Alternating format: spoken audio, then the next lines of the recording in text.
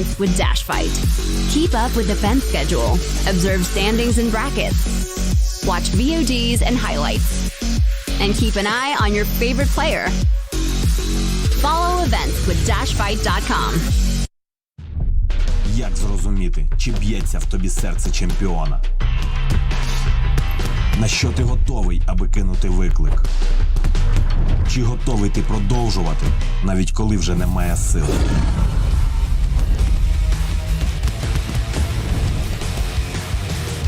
Ти мусиш бути готовим. Кожен поєдинок може вирішити усе. Відчуй ритм бою. Крокуй разом з чемпіонами. Дивись Ultimate Boxing Night.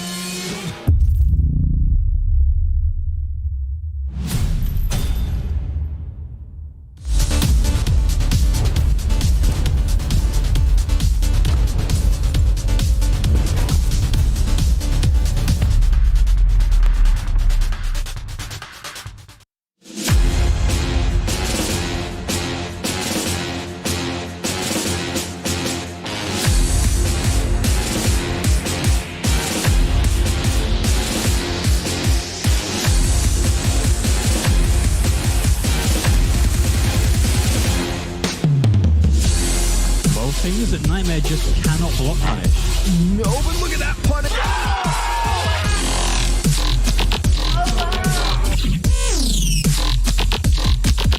Actually, that's a good full crouch BB. Very nicely done, keeping up the pressure, and there's an axe slow.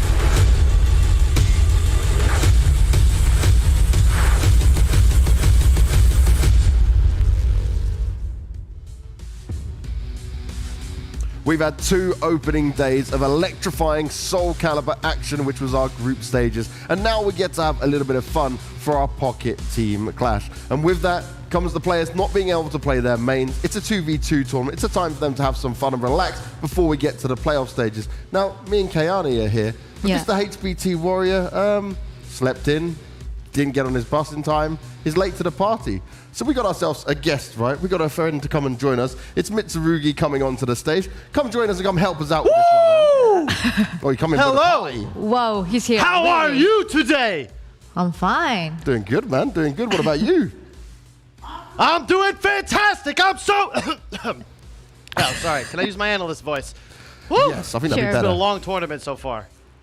It has been a long tournament. You know, that voice, you're charging, you're a warrior, it's crazy. But we've had a lot of warriors take their fights over the last couple of days. Group A and B has been fantastic. But Kayane, I want to start with you, right? Yes. Group A and B. Okay, A was a little bit more clear-cut. B was super stacked. But what were some of your favorite moments? Oh, one of my favorite moments, for sure. Milo's matches. Milo's has been incredible. He was the true hero yesterday. Yes. Like, he was a challenger, and nobody expected this result from him. Unfortunately, he didn't make top 8, but he defeated 2 Evo champion, Kyiv and Blue Gold. That's amazing. Yeah, it's not easy to do Yes. at all. I Now, It was Mitsurugi, really what like about skill. you? Ah, Oh, of for sure. course, of course. For sure, you like He's the skill, only but one. today he cannot pick you today. Yeah, for Well, sure, I'm because ready if Mitsurugi is somebody not wants allowed to. for his skill. Doing some exercise. Oh, okay, he's getting ready. Want to show us some Just more? saying. No, that's all I've got. I'm sorry. I can't show you the rest. Otherwise, you know, I'd give too much away. I want to make it a fair fight for everybody. Still here to compete. Oh, I think I pulled something actually. Ooh. He's not as good anymore. You're getting a bit older, you know. Yeah. I did want to ask though, Kayane. I haven't seen you since I think it was Evo 2019. What are your thoughts? You know, we've got Yutoto, we got Blue God. They Yeah. were finalists. You finished 7th. You got one of them winning. What are your thoughts? Oh, I mean, you mean if they're going to win tomorrow? or today? Both. It's a trick question. Both. Oh, it's such a hard question. I mean, tomorrow it can be a lot of surprise because Akopo beat Utoto yesterday in tournament, and I already think that Akopo could be a big surprise for tomorrow. But for today, I think that Utoto can make it because, as I said yesterday, he's a kind of player that likes to play every character. Yeah. He wants to be the edge master with everyone. So I think that he has pocket character that may be very strong, but skill is also the same kind of person. He likes to play everyone. And I've been heard that he has as well. Pocket as well that he has never used in tournament, so he's allowed to play him. But I've heard that Inferno is allowed Yes, for the tournament. yeah. So that's a new rule that arrived like 5 minutes ago on Twitter. So it can happen many things. Hey, that's good to know.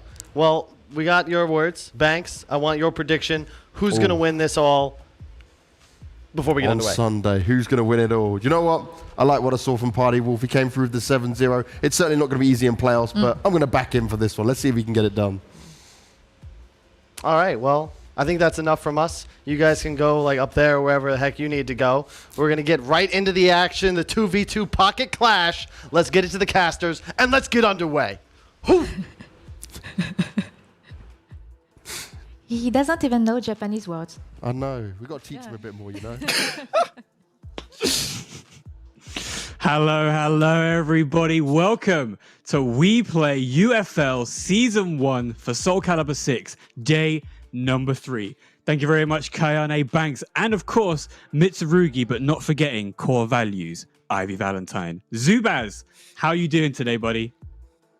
I'm doing really great. I'm really surprised that this event was able to get Mitsurugi from all the way from the back in time in the 1500s. So I'm really impressed by the level of production this event is able to bring by bringing someone who should be long dead. But definitely excited to see this team event today, and it's going to be a lot of fun. A little bit more casual today, but definitely these competitors are still going to give it their all. Yes, indeed. And of course, we've been talking about it for about 24 hours now, but we got to give a massive, massive shout out to our boy Milos. Of course, all the way from the UK, smashing 2 EVO champions. Unfortunately, not making it to top 4, though. What are your thoughts about Group A and Group B and how they might try and perform in the team tournament for today? Well, I think that this event is going to be mostly for fun, right? But there are a lot of players that are in here that are very adept at playing a lot of different characters that even, they may not pick in tournament, which means that they can pick them. So there are going to be those players that are going to have that skill set. So it can be a bit of up in the air in terms of what we're going to be seeing for that. But I'm excited to see it. And the Inferno pick is definitely something that can be pretty tricky because that character is obviously banned in online play and also in tournament play. So you don't see that character too often, but you want to not pick him against one player, and that is Party Wolf, because he has gone on record at leading that character from the game in terms of fighting in a semi-competitive setting when someone tried to fight him online with him. And so that pick is going to be something you don't want to go for. Definitely not. So looking at the first game, it looks like we are going to have the team Skill and Yoki versus team Party Wolf and Pantocrator. Looking at those two first, who do you think is going to be able to take it? It is best of 1, and you're not allowed to use your main or your secondary. Mm-hmm. It's gonna be tough, right? Because Skill, mostly known as a Mitsurugi player, he does have a Mina that he does play, and we did hear some things about it as well. Party Wolf plays a plethora of characters. He's very, very adept with a lot of the cast. Yoki, mostly known as a Mina player, and I'm not sure if she has anything else under her sleeve. Pantocrator, he does have his Siegfried as his main, but he does play a couple other characters, maybe not to the same level, but he does have some that he is proficient with. So it's going to be, I think, I'm probably have to give it to Party Wolf and Pantocrator, just because I think they have a more diverse character pool than the other team. But if Skill has the skills, maybe he can run right through. And then just looking down the list of these other teams that we have Sane and Shenchan, Linkors and Dexus. Linkors and Dexus, the two Siegfrieds that we know very, very well. What do you think their pocket characters are? Because we know that Linkors has a few, but I've never actually seen Dexus play anybody else except for Siegfried. Yeah, I've never seen Dexus play anyone except for Siegfried also, but Linkors definitely plays a lot of characters in this game, so I don't think it's going to be too much of a problem for him. Dexus is going to be kind of a toss-up on which character he's going to be going with, though, so not too sure what he's going to be picking. Okay. So looking like our teams are just going to be getting ready on the floor, deciding which characters they're going to pick. I do wonder, though, we have teams like Kyiv and Kura. Nightmare and Killick, very opposite, which they cannot pick. When we're talking about secondaries, we very rarely see these character loyalists pick anybody else. But do you have any insight into any of these players, into characters that they might enjoy playing in a team tournament? Because of course, today is just a bit more for fun, less stressful, whereas tomorrow we are going to get into our playoffs and our top 8. I do know that Kyiv does play Amy a bit, so that is a potential pick for Kyiv to go for. But it's mostly for fun. So a very fun day indeed, as we see position, skill, depending on who she picks. And then looks like first up, we're going to be seeing Pantocrator take on Yoki.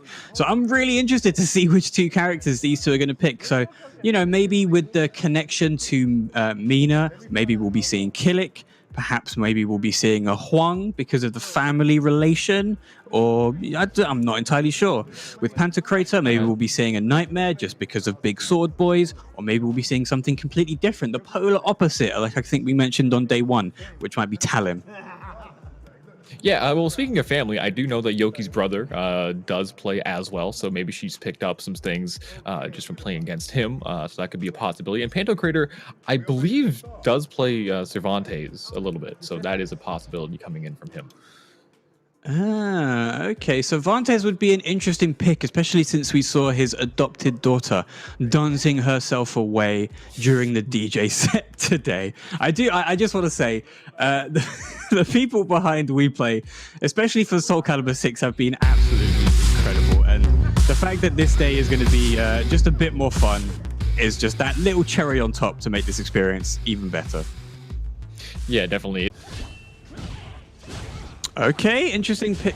Meter Please versus Party Crater. I have a feeling we know who each team is. But interesting pick on the Grow for Meter Please by Yoki. Yeah, no, Grow considered to be a fairly basic character, so he can be easier to kind of work around with, but that reverse ledge is going to get blown up by Pantocrator. But you can see they have no idea what they're going to be doing on Oki, so they're just letting their opponents get up for free, just pressing buttons like crazy now. And just like that, Yoki able to come back in, but the resist impact coming in from Pantocrator and going to be able to bait it, finishing it off with that 2-2K. All right, we know some of the good moves. They probably had a bit of a prep talk before this. A little bit, yeah. It does look like Yoki understands some of the tools that Grow has available to him, because 6AA, incredibly strong tool. 6XP plus K on launch is sometimes pretty good to get a bounce back, which is pretty decent. We're going with these offline 1As from Yoki, trying to make that work happen. Great interrupts, though. The fundamentals are still here from both of these players. Look at some wall conversions are going to be happening, but again, nowhere near optimal. Great duck, but late on the punish. That muscle memory is just not built in at all, but Yoki gonna get the lethal hit there. Great stuff from her. All right, and we've got the round counter set at 1 apiece. Yoki sitting on a little bit of meter here. I do want to see Yoki try and attempt to grow Soul Shot. Oh, very nice break attack from Avengerstan. That's a lot of damage on the board. But like I was saying, yeah, I do want to see. There we go, popping that Soul Charge. Going to go into full anime mode. Oh, the duck on the high, though, coming in from Pantocrator. That's still going to be there. That character knowledge on the defensive side will still be there for these players. Yes, indeed, because you do have to remember that while these players may not play these characters, they play against them on a regular basis. So some of the counter picking and the matchup knowledge is still going to be there. Yeah, you can see from Pantocrator definitely going for those wall rising Bs because of that Siegfried muscle memory that he has. But Yoki going to be taking round number 3. And I just realized that the round count is first to 4 rounds for this first to 1 set. Yes, indeed. Being a best of 1, it's much better to go for a first to 4 round count, just to make it a bit more interesting, you know. Plus, we don't, somebody isn't going to get a bar at 2 rounds this time. They're going to get it at 3 rounds, which is, you know, a bit more tactical. Do you want to save your bar 2 rounds if you have it, if you're not confident? Oh, it doesn't go for the combo, decides to go for the unblockable instead. Yep. This is what we love about these team tournaments, everybody. Just the complete nonsense that happens between 2 players. Yep. And there's lots of side steps coming in from Yoki. Pantocrator maybe not totally sure of what the step options are going to be from Cassandra, so letting Yoki just walk all the way around him. Okay, good duck. There's a soul charge. Are we going to see a Beyblade come in? Of course we are. No RI, even though Yoki's sitting at 2 bars right now. Oh, the pressure's just too much. Panther doesn't know how to follow this up. You can see him laughing down below. He definitely is unfamiliar here. Okay. Gonna get the whiff punish with the wall rising B, but gonna try and mash a 2A. And there's the soul charge into the Steed of the Night B. You're gonna be able to clean that one up with the whiff punish. But look at laughs all the way around. All these players having a great time with this team tournament so far.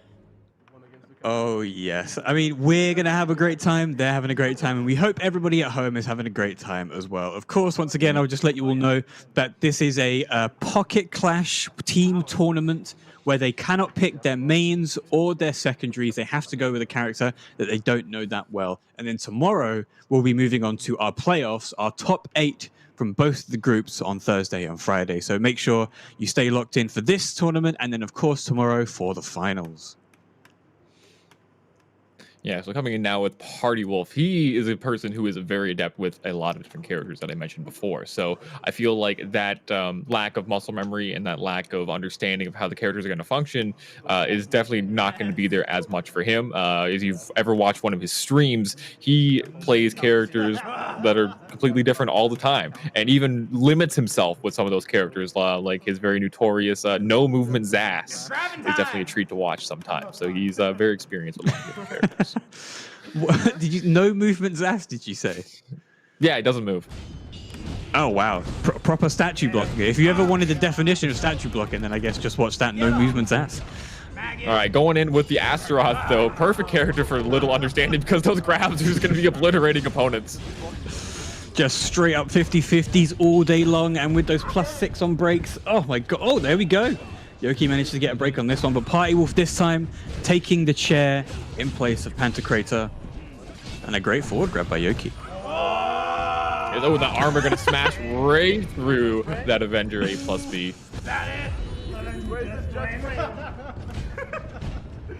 We are on the World's End stage.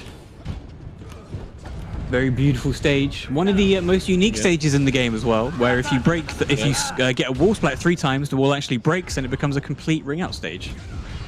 Because it does, but Party Wolf putting on the pressure right now with Astaroth Soul Charge is going to be one of the best in the game because his damage potential is just incredibly high. Oh, nice block on the 1A. Can't hit those offline. Oh, he's hitting him against Pantocrator, but Party Wolf is a different beast entirely and gonna get the reverse ledge hit. What do we got here? Gonna be a winning it out throw attempt? No, just gonna go with the 3K to close that one out. Party Wolf up 2 rounds to 0 against Yoki right now. So considering that Party Wolf is on Astaroth right now, when we know, he really enjoys playing Asta. If Yoki ends up losing this, what do you think her partner's skill is going to be going with? I don't know. I'm going to be focusing on this match right now, Dan, because I've been super surprised by every single pick. I can't believe you asked me that question. Let's go! Oh, goes into the Soul Charge Beyblade for Astaroth. Yeah, gets the punish with the Obsidian drop. That's Obsidian drop. Get it right, Dan. Yeah, but it looks like a bomb. I'm calling it Titan Bomb. Titan Bomb's the other one. All right, coming back into this one now. Look at swinging it for the fences, both these players are. But Yoki does have a huge resource with that guard break potential, but Party Wolf not going to let it happen. You can see in the tense moment, a little sigh of relief from Party Wolf down at the bottom of your screen there. With that little cheeky grin as well, getting hit by Avenger A, just trying to laugh it off, but he knows he is in pain after getting hit by them offline lows. But Yoki still with 2 bars. Nice whiff punish with the CE. Not going to be a kill just yet, but it does do a hell of a lot of damage with one of the best animations in the entire game. Yes, it does. Oh, and the run up, kind of just obliterate that grab, and perfectly timed. That was a little bit later. Probably would have got air grabbed out of the air. Yoki trying to do her attack grab into the command grab, unsuccessful. Trying to do 2A+B. Yoki, you absolute mad lad. Good break on the grab though. Fight will probably trying to go for that wall splat.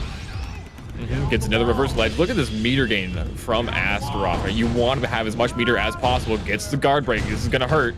We're going to get the wall here. Not quite. There we go. Yoki once again using that soldier. Oh, what a crazy call out from Party Wolf. Absolutely that was incredible. Getting dunked. And this is the first time we've seen Astaroth in this event, which, you know, it's kind of funny. They went against Grow, which is considered to be his worst matchup by far, which is a pretty common opinion because of Grow's ability to just break his armor consistently with moves like 6-6A, but Yoki, that lack of understanding, which wasn't there to be able to abuse that against Party Wolf. But Astaroth is a pretty unique character in this game. He has a unique thing about his grabs, where if he can grab you in the air, even without doing the air command grab. It's a unique property to all of his grabs. So as we saw with a lot of those 9Ks earlier on in this event, that does not work against his grabs as like they do against every other character in the game. Okay, a little bit of knowledge drop there from Zubaz. All right, so now we got Mr. Skill himself coming in second, I believe, during Group A on Thursday. And now we're about to see him take to the stage, fighting Party Wolf, giving him the death stare. Who are we going to see him pick? Oh, he's going for that as well. Or is he just trying to bait him with a button check? Hard to say. We did hear from Kayane earlier on that the Aswell is a character that he does play and has been practicing up. So looks like he's locking into it, and we're going to be going with the ugliest Aswell color you could have possibly picked, Skill. And he's laughing about it. He knows how terrible it looks. But of course, Skill does not look terrible. Look at that man, the wholesome, wonderful Frenchman who is a Mitsurugi player. I'm hoping he tried to run up on stage but was denied because Mitsurugi is too high profile for him at the moment. He wanted to get his autograph but didn't give it to him. All right, we're on the Huang stage once again. Oh, That's there's a a whip good punish whip coming punish. in from, Skill gonna get that sword toss, faking him with the break attack cancel into the 3B lethal hit. That Aswell classic mix-up. 6B counter hit. Are we going to get Party Wolf going for the tech trap? Yes, he will. That is a hell of a lot of damage from one 6B counter hit and a good back grab by Skill. So Astaroth definitely hurts whenever he does hit you. Not very fast, but in moments like this, look at this damage. Going to be forcing it into a mix-up situation and hits him with the bull rush. Astaroth is hitting like an absolute truck.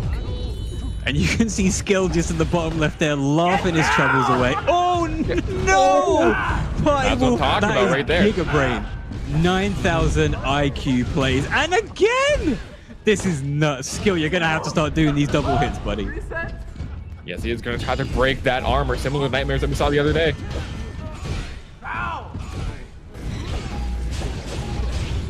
Trying to get that 2-2A lethal hit, unsuccessful, but Skill gets a knockdown. What's he going to follow up with? Absolutely nothing. That's a good trade for Party Wolf. Doesn't get the grab, though. Yes, he is. Oh, he dropped the 2-2B punish there on the whiff. Party Wolf going to close it out with the 2K. The cheeky 2K.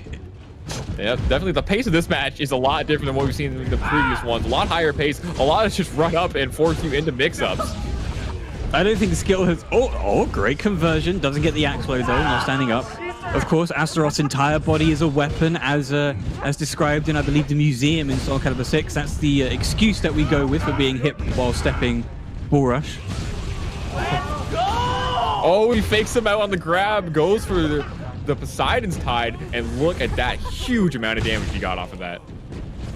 All right, we're now on Almighty. Here comes the absolutely honest neutral from Party Wolf, though. Nice Beyblade into the pickup. And now Party Wolf is one away. Oh, hits him with the mini bag.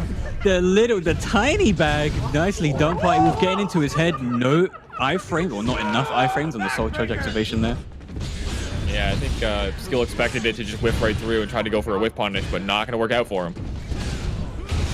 You can just make out Party Wolf's cheeky little grin there, knowing that he shouldn't have done 2 REs in a row, but that's a good axe low for Skill, trying to even up that life bar. He does have a bar to use. Is he going to go for Soul Charge? Maybe a CE with punish? We'll have to wait and see. Yeah, and a little quake around Astaroth's feet there means he does have his 6k lethal hit ready to go. You tech enough of his throws and he gets a lethal hit condition off of that.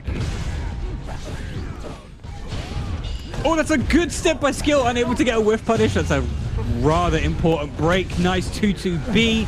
Gonna go for the Axway follow-up, but it doesn't matter because that's probably gonna be the kill if he gets this in time, though he doesn't. Not if he drops and a the nice combo! 5B. Nicely done by Skill. Party Wolf doesn't have that muscle revival. There's that 6k lethal hit that I was talking about. Just hits him, dumps him right in the face with that knee. No fear. But get okay, nice with the dunk.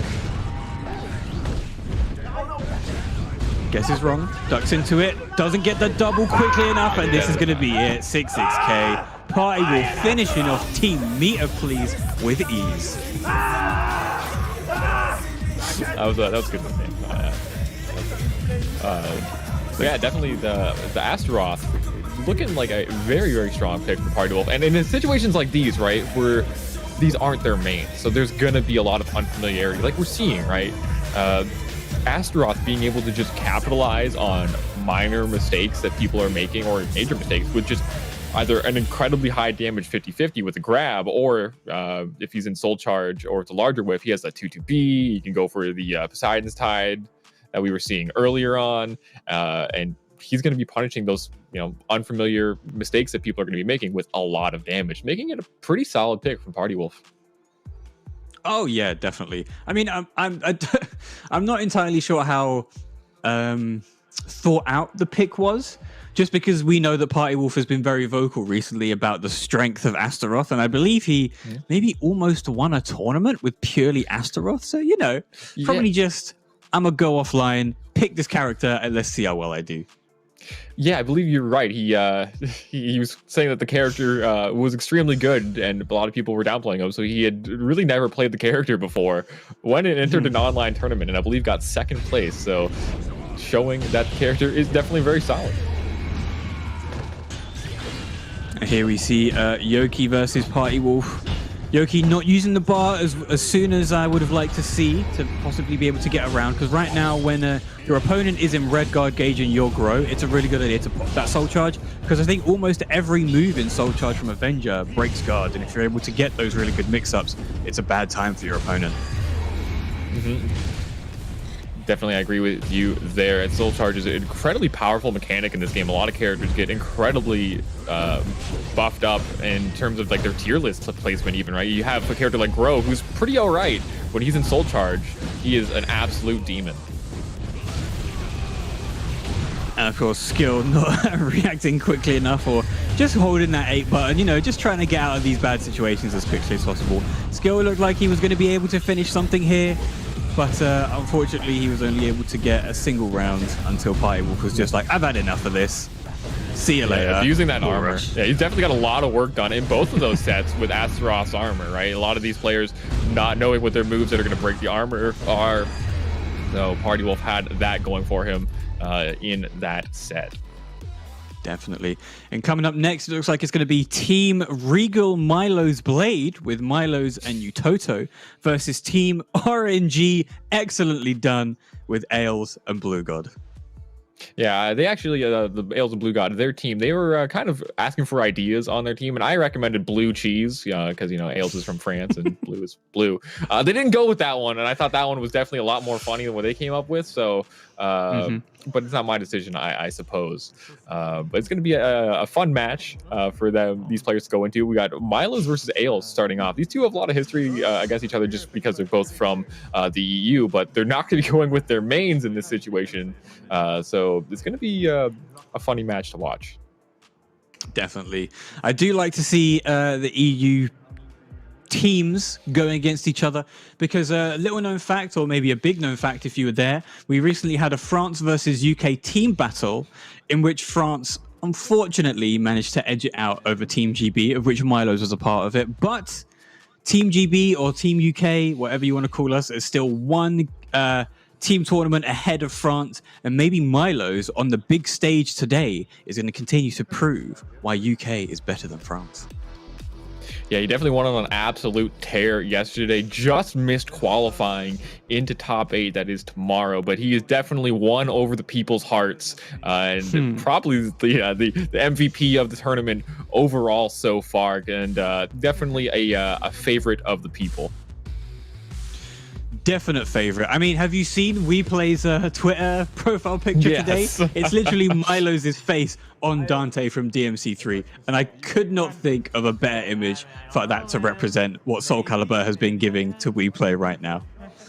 Yeah, definitely. It's been an absolute fantastic event in terms of everything that has been going on behind the scenes. Everyone in the production team has been absolutely amazing and a pleasure to work with, and they definitely understand the humor that we want to see. So they've been doing a great job across the board.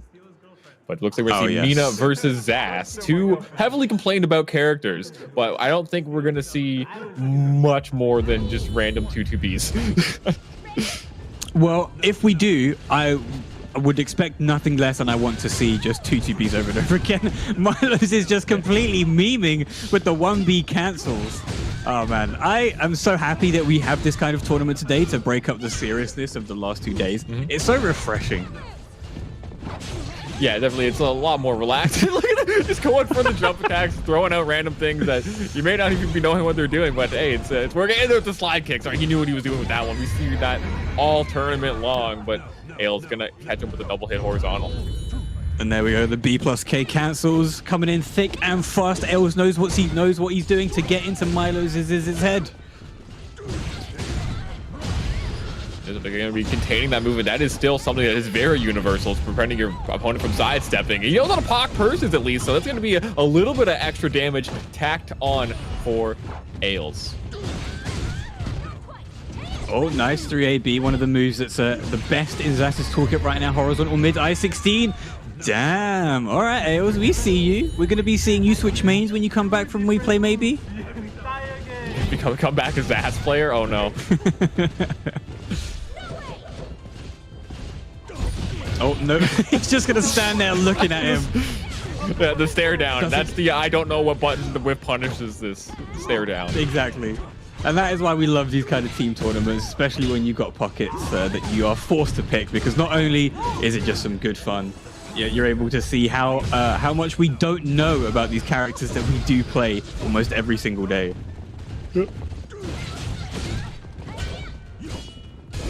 Okay, you got the soul charge going in with the 1A series, but he's going to be hitting him with that 3AK to close out that round. And I like these taunt cancels, trying to get his opponent a little bit in the run-up critical edge. He knows how to use his meter. That's a good 1B, but it doesn't matter because Ailes is going for these hard reads right now. Milo's not stepping. That's 2 Kool-Aid packets applied. Thank you very much, Boom, for that. Oh, doesn't get the A+B though. Gonna get the throw. Does he know the okay? All right, he got the launcher low mix. He probably knows that. I would like to see maybe Milo's try and go for that full crouch low, but maybe not gonna get the opportunity to even attempt it. Good step on the 1B.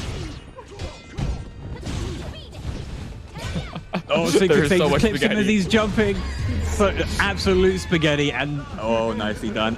Ailes takes it 4 rounds to nothing over Milo's and gives him the G spam. Yeah, definitely. An interesting set. A lot of taunting, kind of back and forth from both those players. Definitely a lot of fun that these players are having. But next up, we are going to have Utoto, who is someone he considers himself to be the edge master of SOULCALIBUR. So he has a lot of characters he can play, and I wouldn't be surprised if he can play every character in the game. So does that mean that Utoto just has to pick a character and stand there while his opponent beats up on him? Because if he's an edge master, he is a master of all the edges, and that's kind of unfair for his opponent. Well, maybe he has to go with Inferno for that reason. Oh, yeah. We did get confirmation that Inferno is allowed. And if he doesn't have an Inferno, then maybe we'll be seeing the first Inferno of a SOULCALIBUR tournament in 2.5 years. Yeah, like I think this will be the first time it's ever been ever happened. Other than like I think there was maybe a couple Inferno only tournaments that may have happened, but this is the first time we may see Inferno in this regard. All right, we're getting the button check. All right, dibs on who he's going to pick. Yoshi. I have no idea. Say Yoshi. Take a guess. No? Oh, no. He went for Taki. Well, okay. No. No. He's gone for killing. He's giving us the jukes. Is he going to go with his teammate's character? I think he might do, because maybe Milos can give him some tips. And he did manage to do pretty well yesterday, so I do imagine... Yep, he's going for the color 4, of course, the grade Killick. Silver Fox. That's the Milo's Keelik. Yeah, the Silver Looks Fox, like Milo's. exactly. Yeah. He's got Milo's haircut and everything. He's trying to rock his teammate. Yeah. Modeled after our very own Milos, of course. And I didn't even see who Ailes picked. I wasn't paying attention. He went with his ass again. Oh, he went with his ass. Okay, fair enough. All right, and we're on the Kaer Morhen stage. Very, very good for Zas, but not a bad shout for Killick as well. Yeah, not as good as it used to be because his reverse ring outs did get nerfed, but he still can do it. Yeah, pretty decent.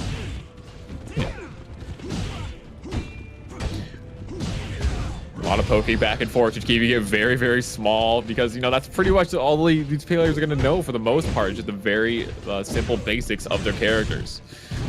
Oh, yes, that's the first foray that we've seen Utoto use today, and I imagine we're going to see a fair few coming in again. Yeah, if he's able to get some rounds in, definitely it's a decent tool that Keelik has to keep your opponent wanting to block low. Nice, okay, Hey, at least he knows too much that of a combo right there. Yeah, that looked like a little bit too much knowledge for a a pocket pick. Oh, nice, he gives him the spam back. Love it. Trying to go for the raw monument. Unfortunately, Utoto, you aren't Milos or Kura, so you're not going to be able to pull those off as successfully. But, you know, he's trying, and we respect that. Yeah, it was successful, though. That sneaky while rising lead coming in from Utoto on the Keelik.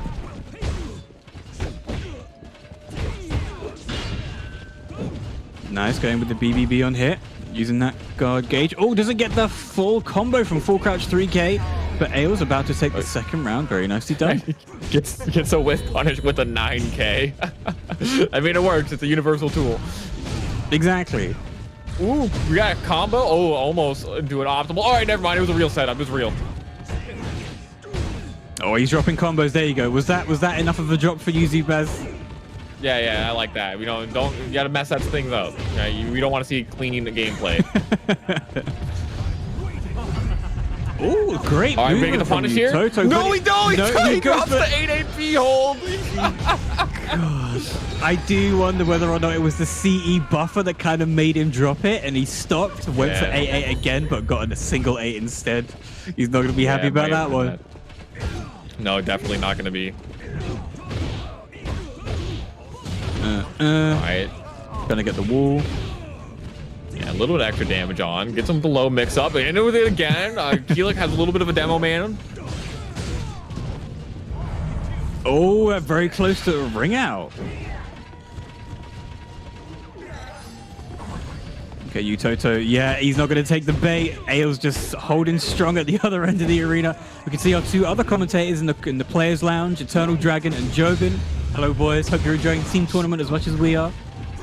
Yeah. Oh, he drops the combos. All right, we expect to see that. That's what we want to see. We want to see drops. We want to see inconsistencies. That's the whole point. And the controller disconnect. He rage quit. The controller DC. Ailes having absolutely none of it. Oh, no. There we go. All right, he plugged it back. Oh, no. He said we're out. We got to check the move list. He needs to check the move list. He doesn't know what he's doing. Oh, what's happening?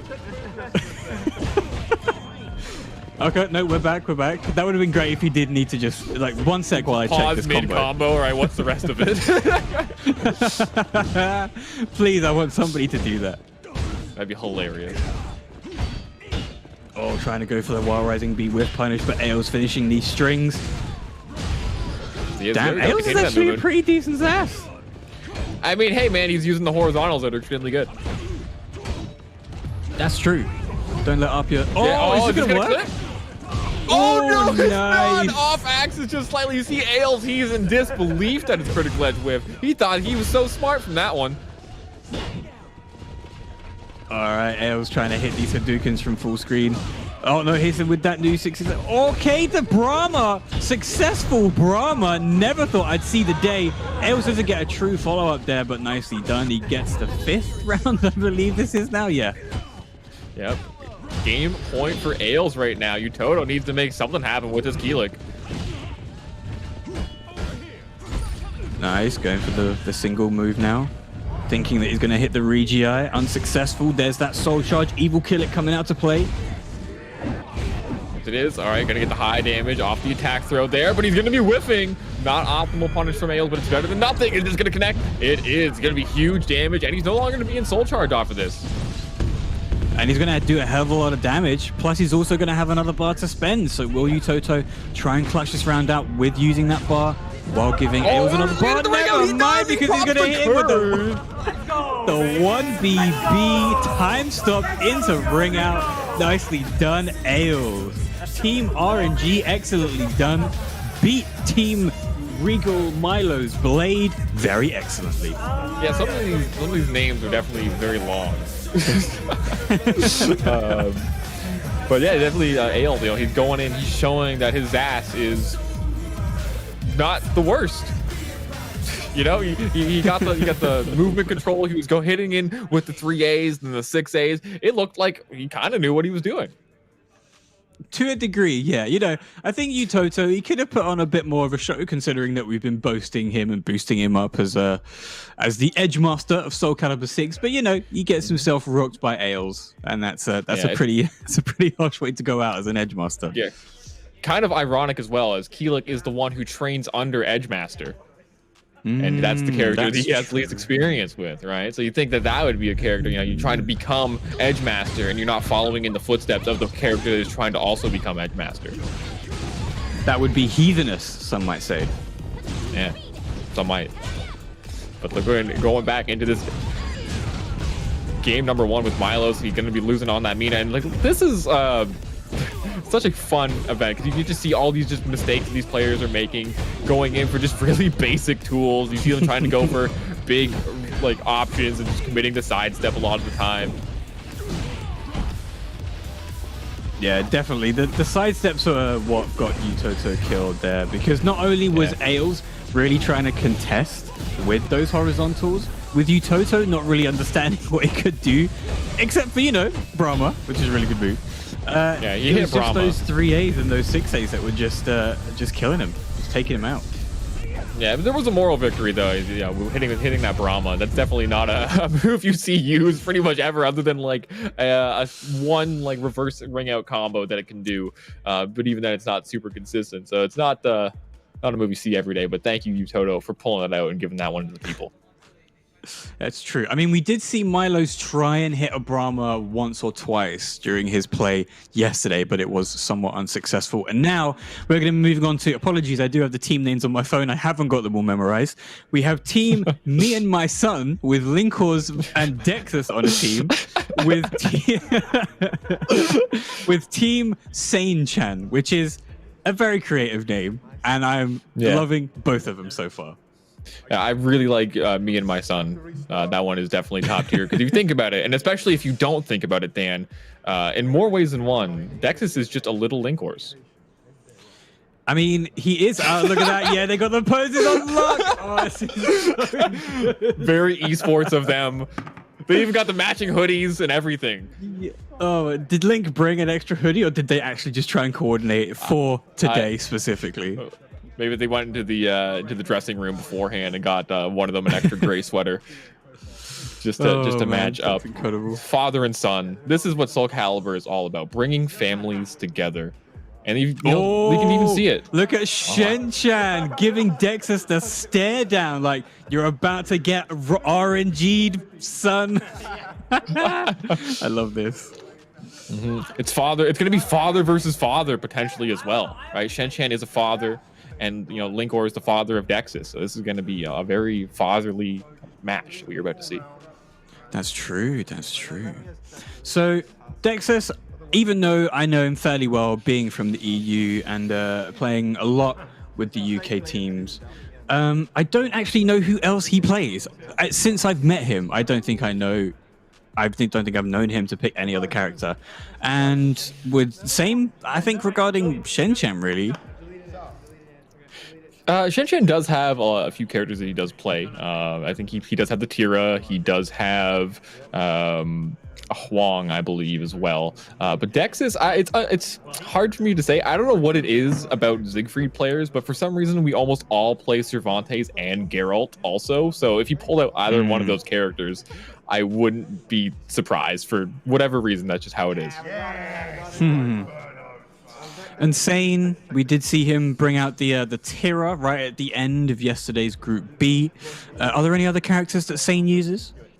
He does have the Setsuka that he can pull out, and other than that, I'm not too sure on other characters that he would have, but the Setsuka could be a possibility from Sane. Okay, and there we go. Character select screen rocking up. I am intrigued. I wonder if he's going to pick. No, Dexys. No. You're not allowed to do this. This is illegal.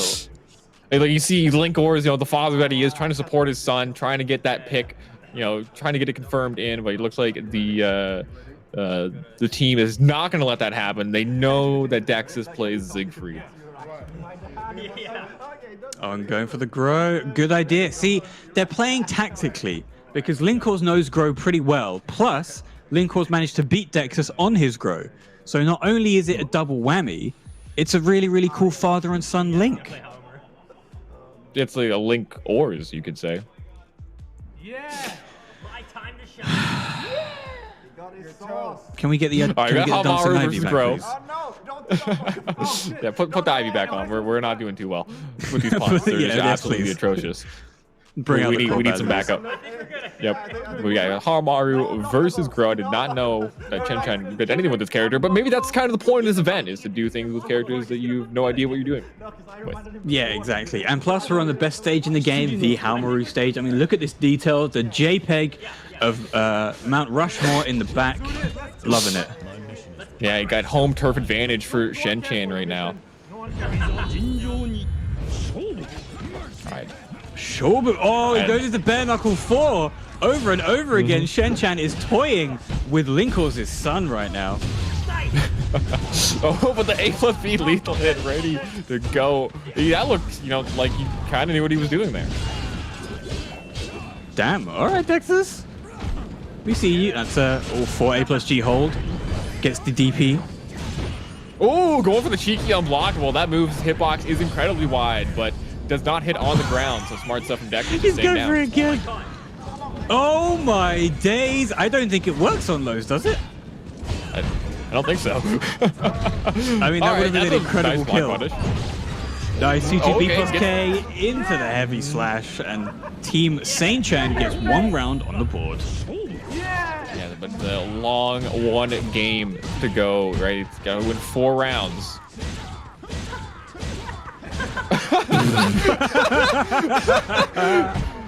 This is like that one time Icy Chains ate 8 AAs in a row. Oh, into the whip punish 2-2-P. Wow, it was all a bait. It was all a bait.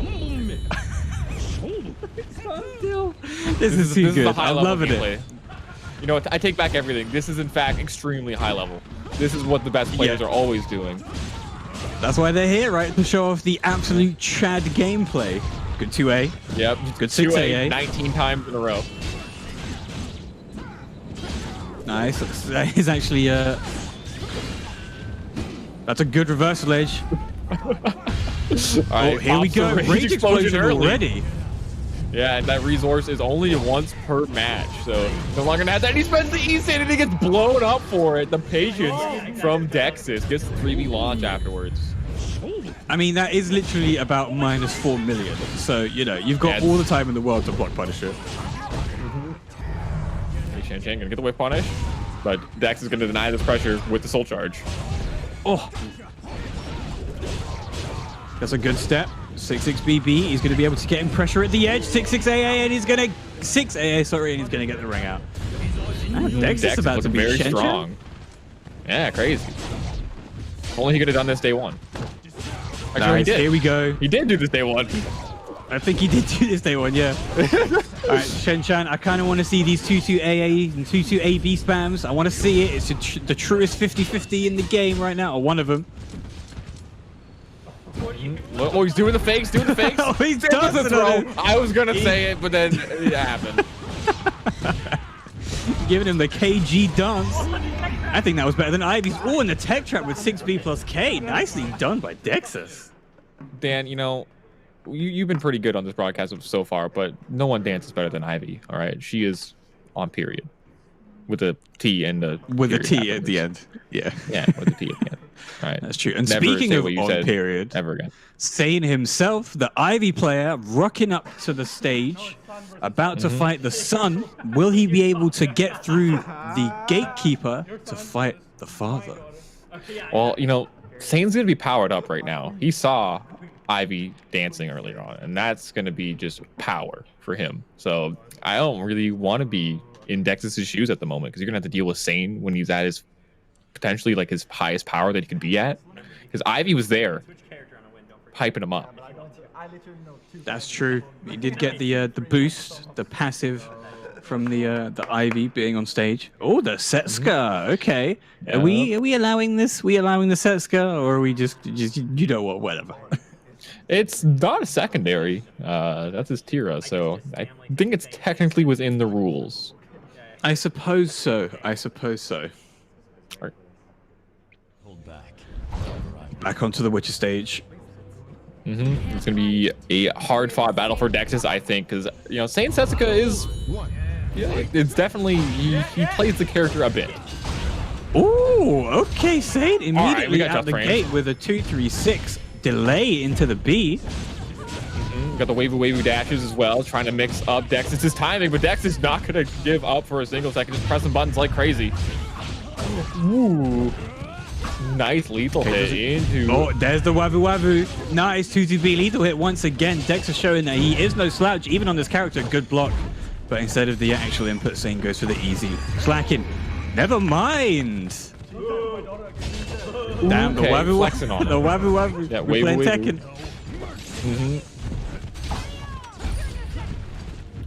Get the whip punish, post GI situation, gets nothing out of it. Trying to get some information there. -12, does it get the block punish? No, that move's a little tricky to block punish as well. So excuse me? That shouldn't jump over. Sane is... That Ivy buff that Sane got is actually ridiculous. He's gone Super Saiyan. He's literally making the game not work. He's gone Super Saiyan. Yes. Super. Gets the block punish there with the umbrella. Into the 3-3B launch, into the umbrella, into the wall. Sane going to be taking round number 2. There we go. The unblockable hits grounded for some reason. And now Sane's almost got a Super Saiyan God mode with one more. There we go. Yep, there it is. Oh, drops the just frame off the throw. That is a tricky one to get, but Sane not as one going to be powered up in Soul Charge. Oh, the great hard read. What? That is insane. And look at that damage Sane gets off that. And that should be it. He doesn't drop the combo. When he does drop the combo, it's all right. The lethal hit gets to the round. Yeah, look at Shen-chan cheering on his buddy, understanding that he knows that Dexus wants to go for those REs. Damn, but never mind Dexus, just he's rolling with these frames right now. Good for a what a mash from Sane. Risking that 6AA ring out, but counter hit it instead. It'll 3B into launch. It gets a sizable amount of damage. It may even take the round. Yeah, grows CE after launch. Doesn't scale that hard, so there you go. And it's gonna be on the board is Dexus with his Grow versus Sane. There will be a lot of people who have a crush on Grow swooning right now, seeing this character on stage. You know, with this haircut he has on, he looks kind of like Milo's. A little bit, you know. Why aren't you all swooning for Milo's? Sim for Milo's, or you get timed out in the chat. Yep, that's the rules. All right, taunting, full screen. It's all neutral. Okay, delaying the Avenger A hold. Gonna beat that GI coming from Sane, but Sane still has a life lead. Doesn't have to really do anything. 44 seconds, and Dexus pops the soul charge. Anime mode initiate, but he is very close to losing this one. He is. Soul charge taking down. Needs to make a big comeback happen, but the air hit gonna deny that combo, and his best resource is gone. Insane gonna secure with a single beat. And very nicely done. Dexus, the son, has been defeated, and now the 7-foot-tall father comes in to save the day, protect the honor of the Siegfried clan. Yeah, you know, he has to step in, right? It's like, you know, you're trying to beat up his son. The father has to come in and stop the fight, right? You know, the children are fighting. The father has to come in, you know, put it aside and correct the mistakes that the children had made, like any good father would. Exactly. One day, I do hope to see Shen Chan's kids on one of these big stages. I hope he's been, well, his kid, I say. On one of these big stages. I hope he's teaching him Soul Calibur at an early age, teaching him how to just frame with Cervantes. IGDRs are going to be the first thing he learns, guaranteed. My pad's not connected. For his second birthday, we taught him how to IGDR.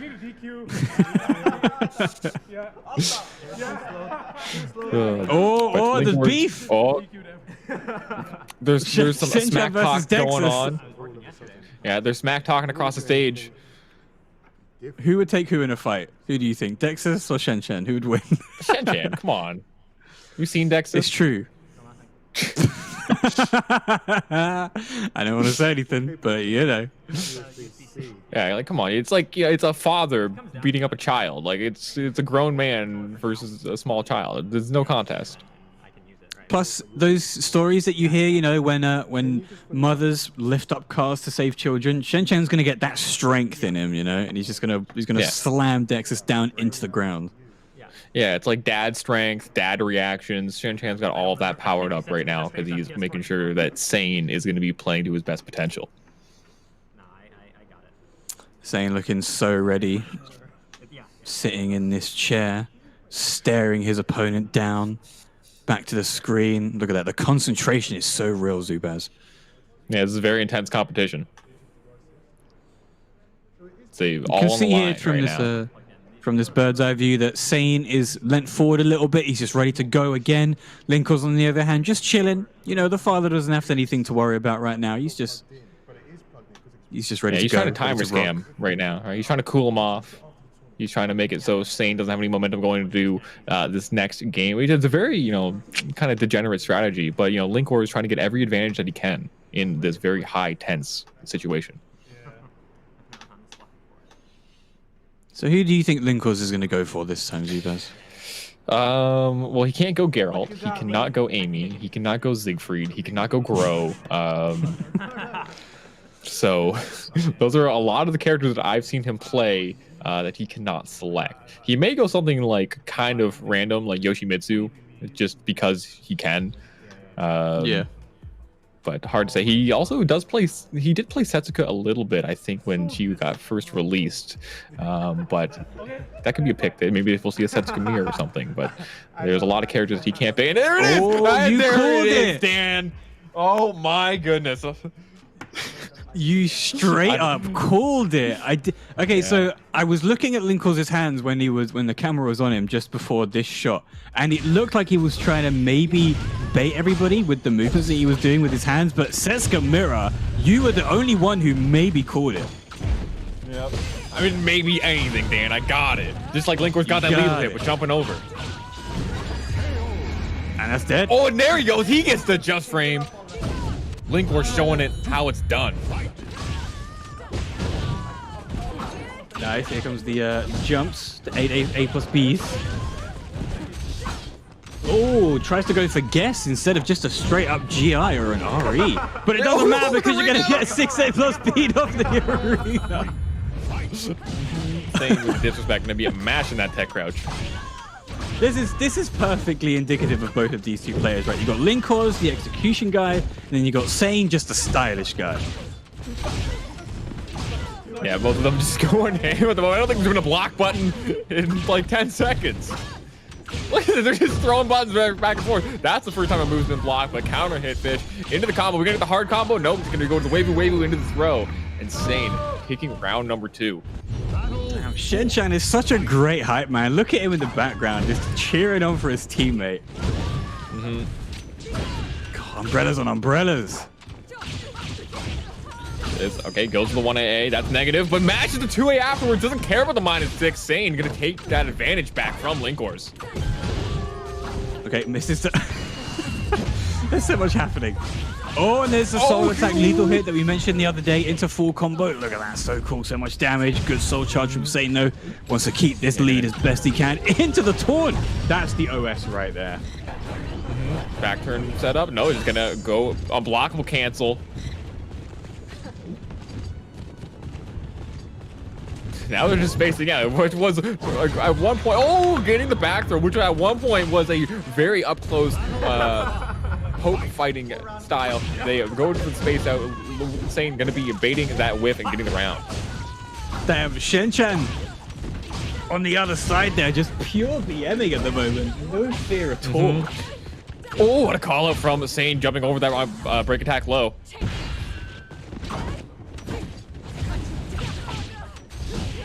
Oh, the jump through the counter.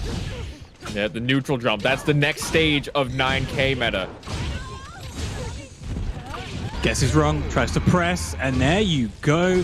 Me and my son gets another round on the... I can't say that name without laughing, Zubaz. It's too good. It's too good.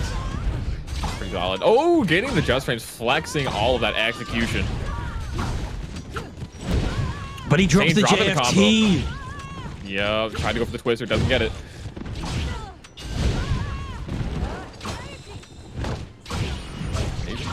Linkors. It's a good back grab. Yeah, doesn't get anything out of it. That 9K. Trying to catch out these neutral jumps that Sane's been going for, but Sane not going to give it to him. 1Bs. Hoping for another 1B. The stare down. Oh, this is pure neutralized fight. And there's a 1B from Linkors on team Me and My Son, evening up the score 3-3. One game all. Who's going to be able to take this game?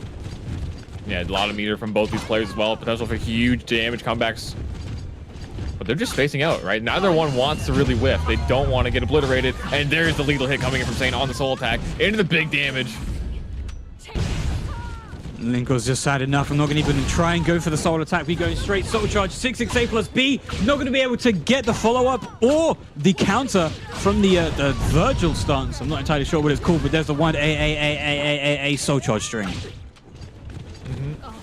Linkors has a life lead right now, using that great Setsuka movement to just back away. Soul charge coming in from Sane, but still going to be pushing Linkors back. Air hit, not going to give the combo, but great Oki situation. And as long as he doesn't drop this, he's got it, but he doesn't get the hard combo with the A plus B. Hits the GI on Wake Up, and Sane going to be locking it down for his team. Locking it down indeed. That was a great pop-off from Shen-chan and Sane. Arguably the second best pop-off after Milo's yesterday in Group B. Yeah, well, that's just pure, pride for his son that Shen-chan is feeling right now. His son, Sane, which, not to be confused with his other son, but, supporting his teammate and just hype stuff all around. This is a very, very fun little side event that we have going on right now, Dan. Oh, yes, indeed. To be fair, calling it a side event is pretty insulting because this is incredibly hype. Like, there's tears, there's execution, there's combo drops, there's laughs, there's everything you want in a tournament. And it happens to be in a team tournament where they can't pick their mains or their secondaries. While this isn't the final day of WePlay, the top 8 of our groups, it's just as fun to watch. And it's a nice little bit of downtime as well. Yeah, definitely a lot of fun happening right now, and I do find it very, very, very nice to watch. Like all of the little inconsistencies or the big inconsistencies with these players, right? Like dropping the combos, going for, as we're gonna see, hopefully Dex is going for 2A like 19 times in a row. I hope that's a highlight we get to see. That was actually hilarious. Yeah, I do really want to see that. Looks like they haven't been able to capture it, unfortunately. That's unfortunate, because that was, in my opinion, one of the highlights of this event so far, was just seeing Dexys just do 2A, 2A, 2A, 2A, 2A. We've got a few guide makers in the Soul Calibur community. Myself, we got Nori, we got a bunch of other people. We are now going to incorporate the 2A meta into every guide that we make. There is absolutely no doubt in my mind that that is such a good tool. Hey, if your opponent keeps getting hit, keep doing it, right? That's what matters. Exactly. 100%. This was the Setsuka mirror between Linkors and Sane. One JFT against the wall. The second JFT to get the ring out from the opposite team. Let's see it here. Here it is. And that was a big momentum shift in this game. JFU, sorry. JFU, not JFT. Yeah, that ring out was definitely a very important game for Sane. They were able to take it 2 more rounds, and after that, Linkors almost made the comeback happen, but unfortunately, Sane just kept it a little bit too solid. Had that Ivy buff going for him. Exactly. Is Sane probably going to take this entire team tournament, Zubaz, because of that Ivy buff? Who knows? Definitely possible. If we see her again, I'm going to guarantee that Sane's going to win it. But if we don't, then it's, it still could be, how long does the buff last, right? Is it a permanent buff? Is it on, does it have like a timer? How long is the cooldown if it has a timer? We don't know that information. That's very, very true. So coming up next, we're going to see our last 2 teams. So it's going to be Akiopo and Woes on Team Wakapos and Team Kyiv and Kura on Team Kira. So, we've got some pretty creative names coming in for the SOULCALIBUR community. Okay, so Akiopo, as we saw yesterday, has a lot of characters that he can pick from. His pool is just as vast as Utoto's and Linkors. Who do you think he'll be going with today to make up for having this vast range of characters to pull from? Well, he played like 4 or 5 characters yesterday. So those kids, that's a decent size of the roster that is unselectable for him. As for how many characters he can play, who knows, right? It could be any character other than the ones we saw yesterday. As for Kura, definitely known as a Keylix specialist, looks like we're going to have Setsuka versus Yoshimitsu locked in. I would have never guessed these 2 characters. Ooh. I am really happy that we get to see a Yoshimitsu. Even though we're not able to see a Yoshimitsu specialist, Yoshimitsu regardless is just incredible to watch. Yeah, I mean, what we've seen from Akiopo yesterday with the characters that we didn't expect him to pick, he was very proficient with them. So I wouldn't be surprised if he's pretty proficient with the Yoshimitsu. I wonder what stage you're going to get here. Wasn't able to make it out just in. Oh, back to the cap. Wow. It seems like this is the random select. We're going to see why stage. This is called Yoshi Islands 2. This is Yoshi's Island 2, and we may see why that is. I mean, hopefully Akiopo understands the combos, because it would be really fun to see. Yeah, we're going to hit him with the bazooka knee. Going into that full crouch hell sweep pressure. This is illegal because he knows how to crouch cancel into the 3B from full crouch 3K. I think we need to reset this right now. Anyone can do that. It's not hard. Ooh, tried to go for the avoiding the puddle wall splat, but Kura not gonna give it to him. Read the team name. Gonna get so mixed up. There's that avoiding the puddle into the wall splat. He's gonna get the full confirm. Not bad. Goes to the unblockable. Ooh. Doesn't get the cancel into the attack to get the full combo though. All right, there we go. Yeah, and that's going to give Kira the ability to take that round. That's where the lack of character familiarity is going to come into factor. It's a good 6K. He's just going to be holding that guard button afterwards. Okay, doesn't go for the execution this time. Just straight up tries to go for the easy inputs, which is fine. Does use a little bit of bar.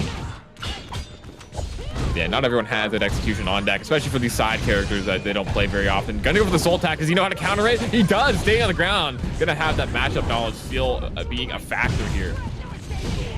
Good soul charge to get the spike, avoiding the unblockable from Dragonfly B.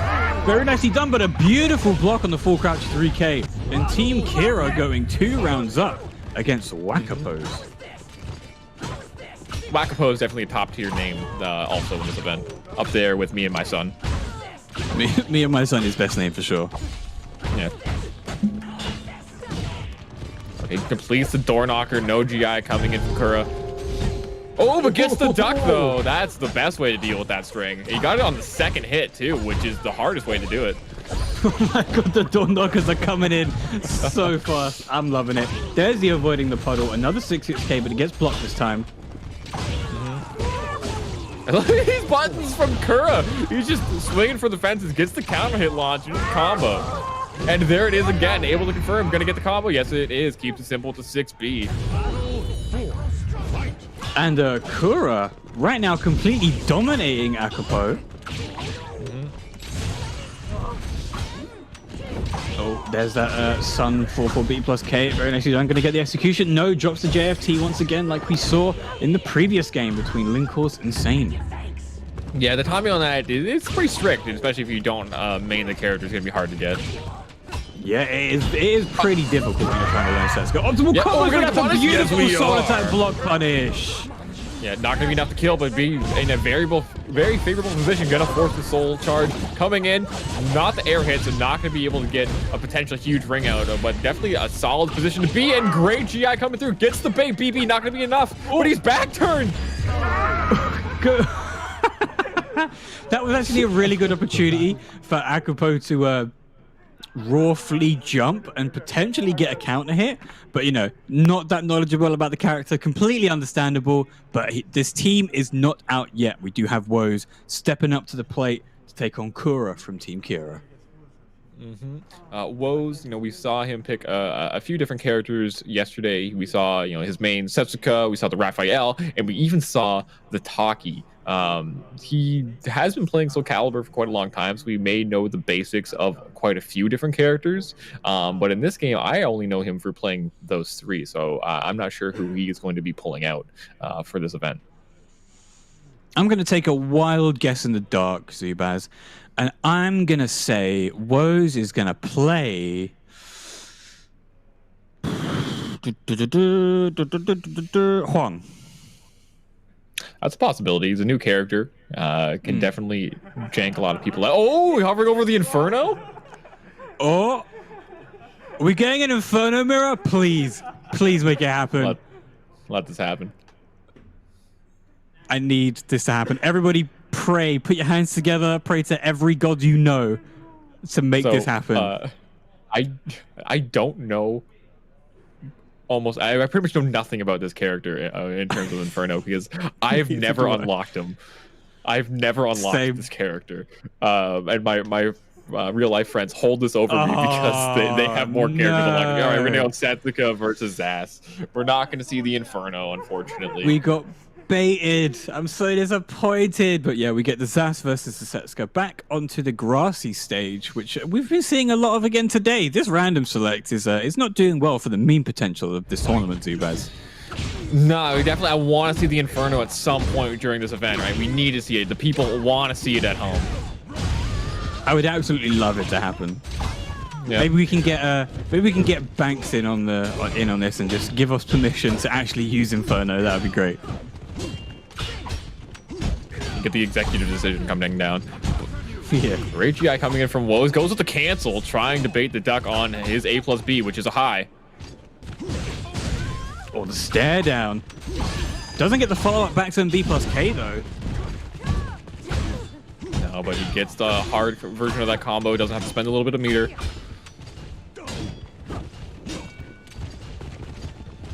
A lot of single posts, a lot of stare downs right now. You can see the unfamiliarity with these people, with these players. Gonna get the curses proc though. Is he gonna be able to make something happen with it? That's a huge damage resource. As long as he doesn't get, as long as he gets the opportunity to use it. He only has 3 seconds left, but that throw is gonna take round number 1 for Kura. Kura looking to take this with a 2-0. That's a great whiff punish from Wakapose. Oh, okay. Manages to get one just frame on the 1A. Nicely done. Yeah, there's not really much other than the extra damage you get from it in this game. That's true, yeah. Yeah, it used to be a Soul full charge. launch.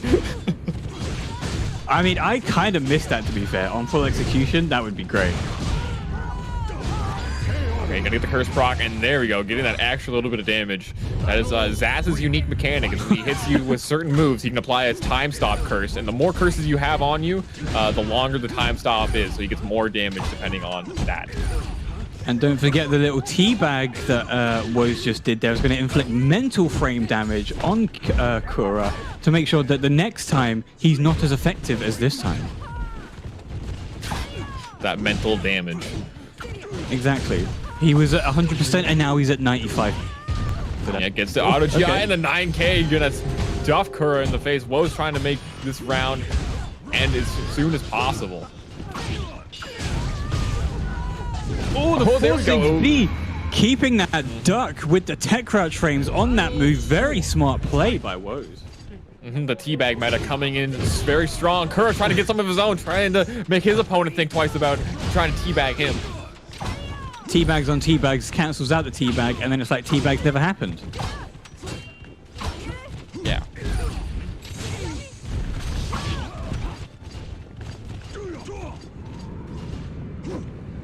Ooh, okay. All right, Woes doesn't want to move from this. No, he wants that reverse ring out. He wants Kura to come in, but Kura very aware of it.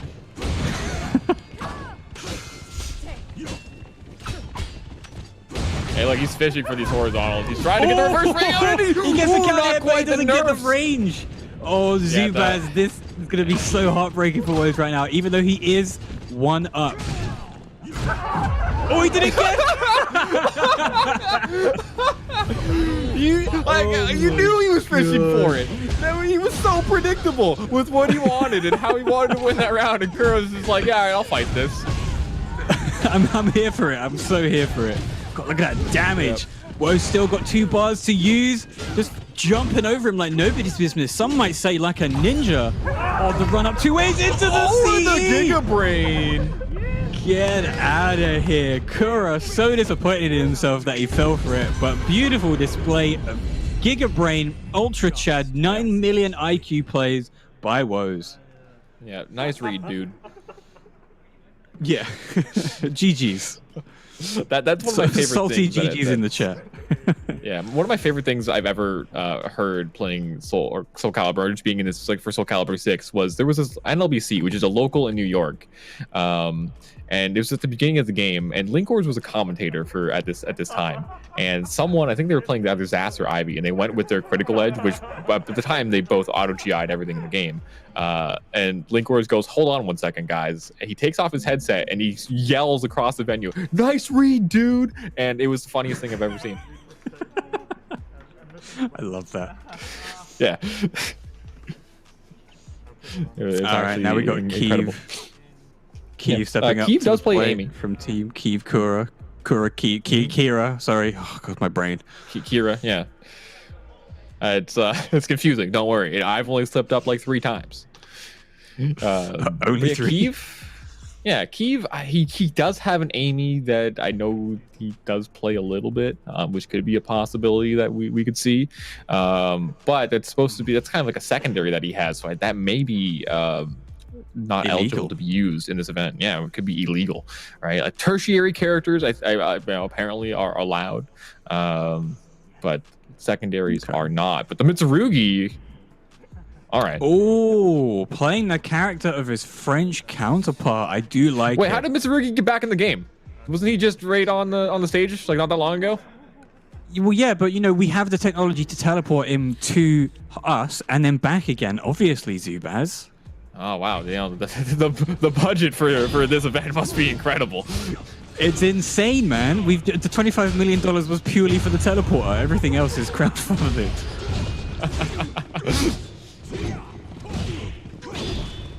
Oh, nice. 2-2K into the 2A. That's a good block punish. Oh my god, the rush down. Boys doesn't know what to do. No, it's just so fundamental, right? Mitsurugi is a very fundamental character. He gets the whip punish with the 6-6B and the 1BB, going to be able to secure the round. And we are on a pretty decently sized stage here. The backstep from Mitsurugi can do a lot of work. Kyiv just straight up wall rising B2B out there in neutral, and Woe's just letting him do it. Yeah, fishing for the second hit. Not gonna. Oh, catches the backstep with the 6-6B. Lethal condition for that is counter hit when your opponent has no meter.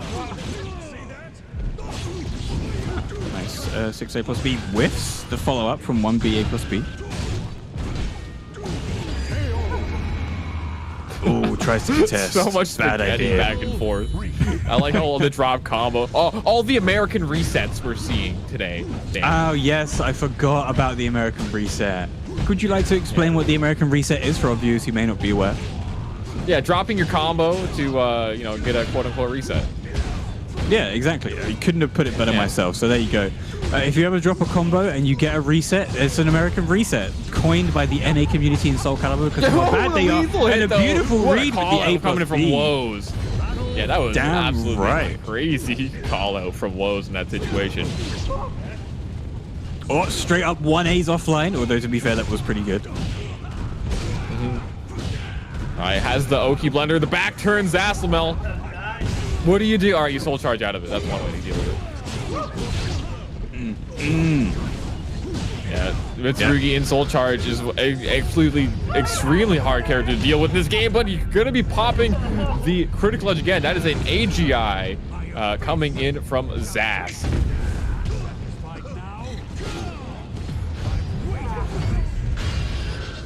Oh, and there's another CE coming in. You've got one Ribena carton attached to him, following him forever until Zas decides to spend it.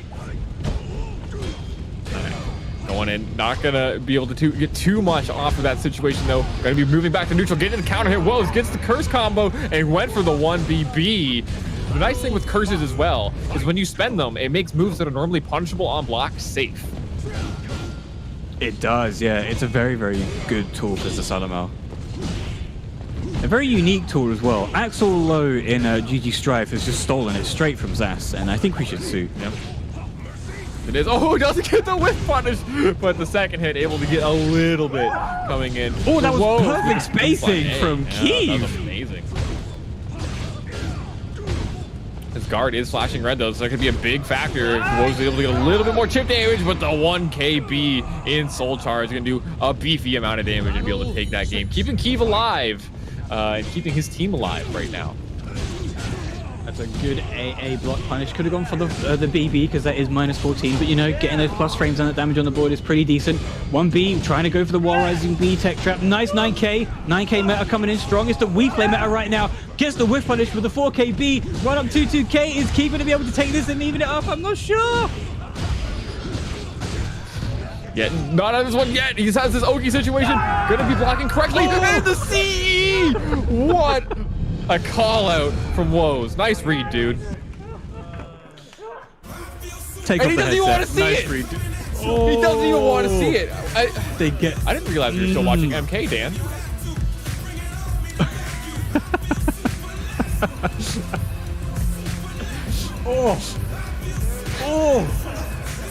Oh, that's a shot and a half, Z-Man. Oh. It's all right. I love the MK community. Deep in my soul. I don't even love play watching Mortal MK. Kombat. It's okay. Oh, I love watching MK. It's a fun game. I like to watch. So don't worry. No malice. No malice. But I did get a little bit of update from James Banks. He shot in my DMs. Let me know that they can pick characters that are not their mains or their secondaries. So they can pick tertiary characters that they want to go with. But I think, Dan, we're going to be sending it over to the analyst desk, which is going to be, I guess HBT. Is he there yet? I'm not sure, but maybe we're going to be sending it over to HBT, Kayane, and James Banks. Take it away.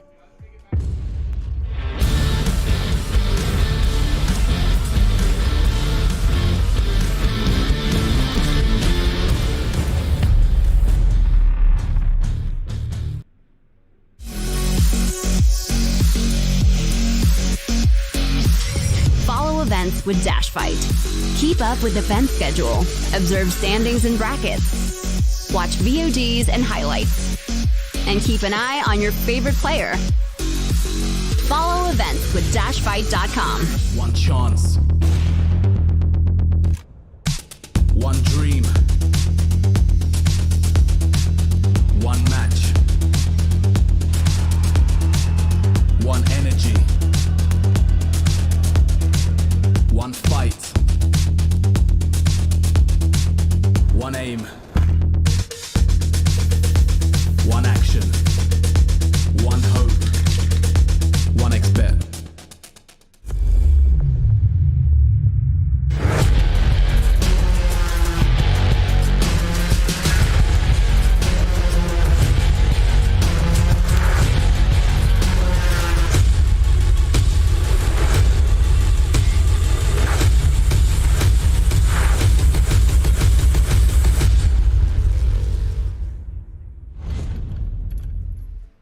I do love me some 2v2 pocket team clash tournament action. You get to see the fun, you get to see the madness, you get to see some people not know what they're doing. Kayana, you're still with me, but you woke up. You're finally here. You have a nice lay-in? I was having wonderful dreams about Milos and his head. Anyway, let's get back to the... You're having dreams about Milos? Oh. Oh, well, I didn't so he's know. not just stealing girlfriends now, he's also stealing the men. He's very impressive. Oh, you know, that's just how it be. That's just how... I can hear everyone laughing in the back Yes, right yeah, now, I can but hear yeah, that too. the man's magnificent. You know, legend is if this man winks your way, your ovaries actually explode. So, you know, keep an eye out for that. What does it do to you then? We don't talk about that. Oh, things happen. Poor Kayana's like stuck in the middle of this, like, oh god, this has gone down the rabbit hole. But we do want to look back at some of these games, right? Yes. And it was a lot of fun. We're going to start off with the Party Creator taking on Meter Please. And it did end up with Party Creator winning 2-1, but it very much came down to, at the end, Party Wolf stepping up. And this seems to be like a man that can't lose. That was amazing to see his Astrov. His Astrov is actually crazy. He made some amazing reads, and the damage that they took, it was too funny. Oh my god, what do you think about that? Like, did you expect that from a This was just as manic as it really gets. You know, when you get grown soul charge, you just get like a flurry of attacks, and Party Wolf has like a super solid Astaroth as well, of course, coming second in an online tournament. But, you know, he was really able to put him to just dangerous use. As a grubbing enthusiast myself, we were able to really see that get put We on could display. hear him yelling in the room. I think that everybody heard that on the stream. People said, who is screaming? Who is yelling at the moment? I said, Party Wolf. You know? He was so energetic. It was so fun to watch. I really enjoyed that. I think what Party Wolf is trying to do here, right, he's not trying to just go for the perfect clean sweep. He's going to play the entire tournament, all 4 days. He's not dropping a game. That's what he's looking for here. That's what he can try and make happen. It certainly wouldn't be easy, but this is what I like to see, right? You get the serious focus when we came to the group day 1 and 2. Then we come on to this, and everyone loosens up a little bit. They're smiling, they're laughing, they're having some banter with each other. Now we get on to Team Sane Chan taking on, obviously, this legendary name, Me and My Son. Me and My Son. That's the best title. That's the best team name. It's incredible. Linkers and Dexes.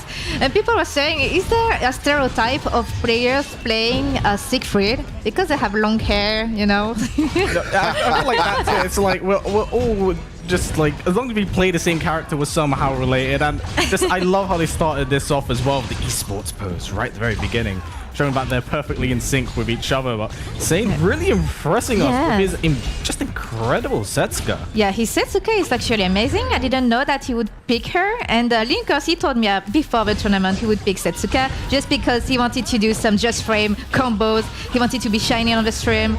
But they were both amazing. I really like this mirror match here. But Sane finally got it with an amazing read at the end.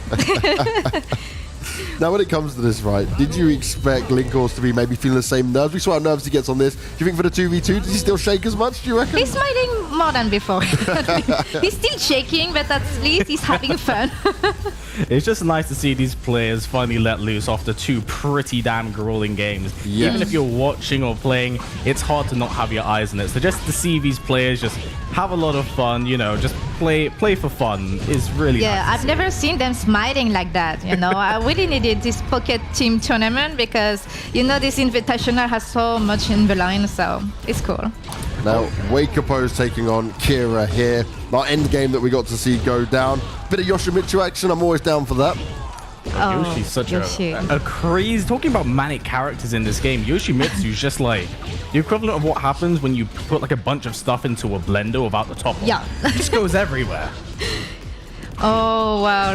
That Zasalamed from Woz was actually very amazing.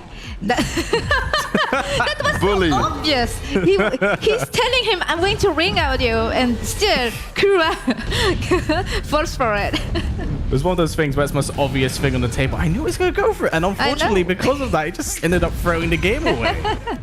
Oh, that was... Oh, I know perfectly why Kyiv has picked Mitsurugi. Is because he has quite lost a lot against Skill.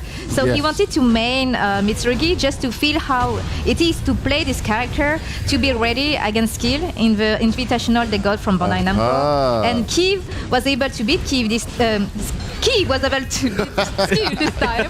That would be impressive, Cowley. Kyiv just beat Kyiv. That's a whole different dimension. Sometimes I call them Skiv because they play so much together. And so I'm messed up. Oh, but it was just really nice to see everyone just having their pop-ups here. Show that, you know, whilst the last 2 days have been really back and forth and kind of grueling, there's a lot of love still here for each other. Now here is our bracket for the Pocket Team Clash, and right now, Skill, Yoki, Utoto, Milos, they're down in the lower bracket with Linkors, Dexus, Kyiv, and Akura. They've all got one match left each, and they have to fight through that grueling lower bracket run. Right at the top, though, we've got Party Wolf, Pantocrator, Ails, Blue God, Sane Shenchan, Akapopo, and Woes.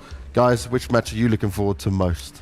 Actually, I think that the Sinchan, Ewopo, I don't know which name they are. I think I'm most excited about this match because their picks are very interesting and they all played amazing for the first match.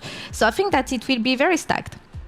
Honestly, for me, it's just kind of like more Astaroth. So Party Wolf. Oh yeah, I'm super biased there. I'm just kind of like, yeet, ring out, just pull out all the scumbaggery. Now's the time to do it. I just have as much fun as possible behind there, guys. Yeah, especially because Party Wolf is yelling so much in the room that you have to be ready for that. It's actually very scary to hear him. And here we are hearing him. The weird thing is, it's like he's reacting to get hit louder than the character actually is in game. So every time you hear it, it's like, ah! No! Every 5 seconds. So it's great to hear, you know, everyone's having a lot of fun. Yeah.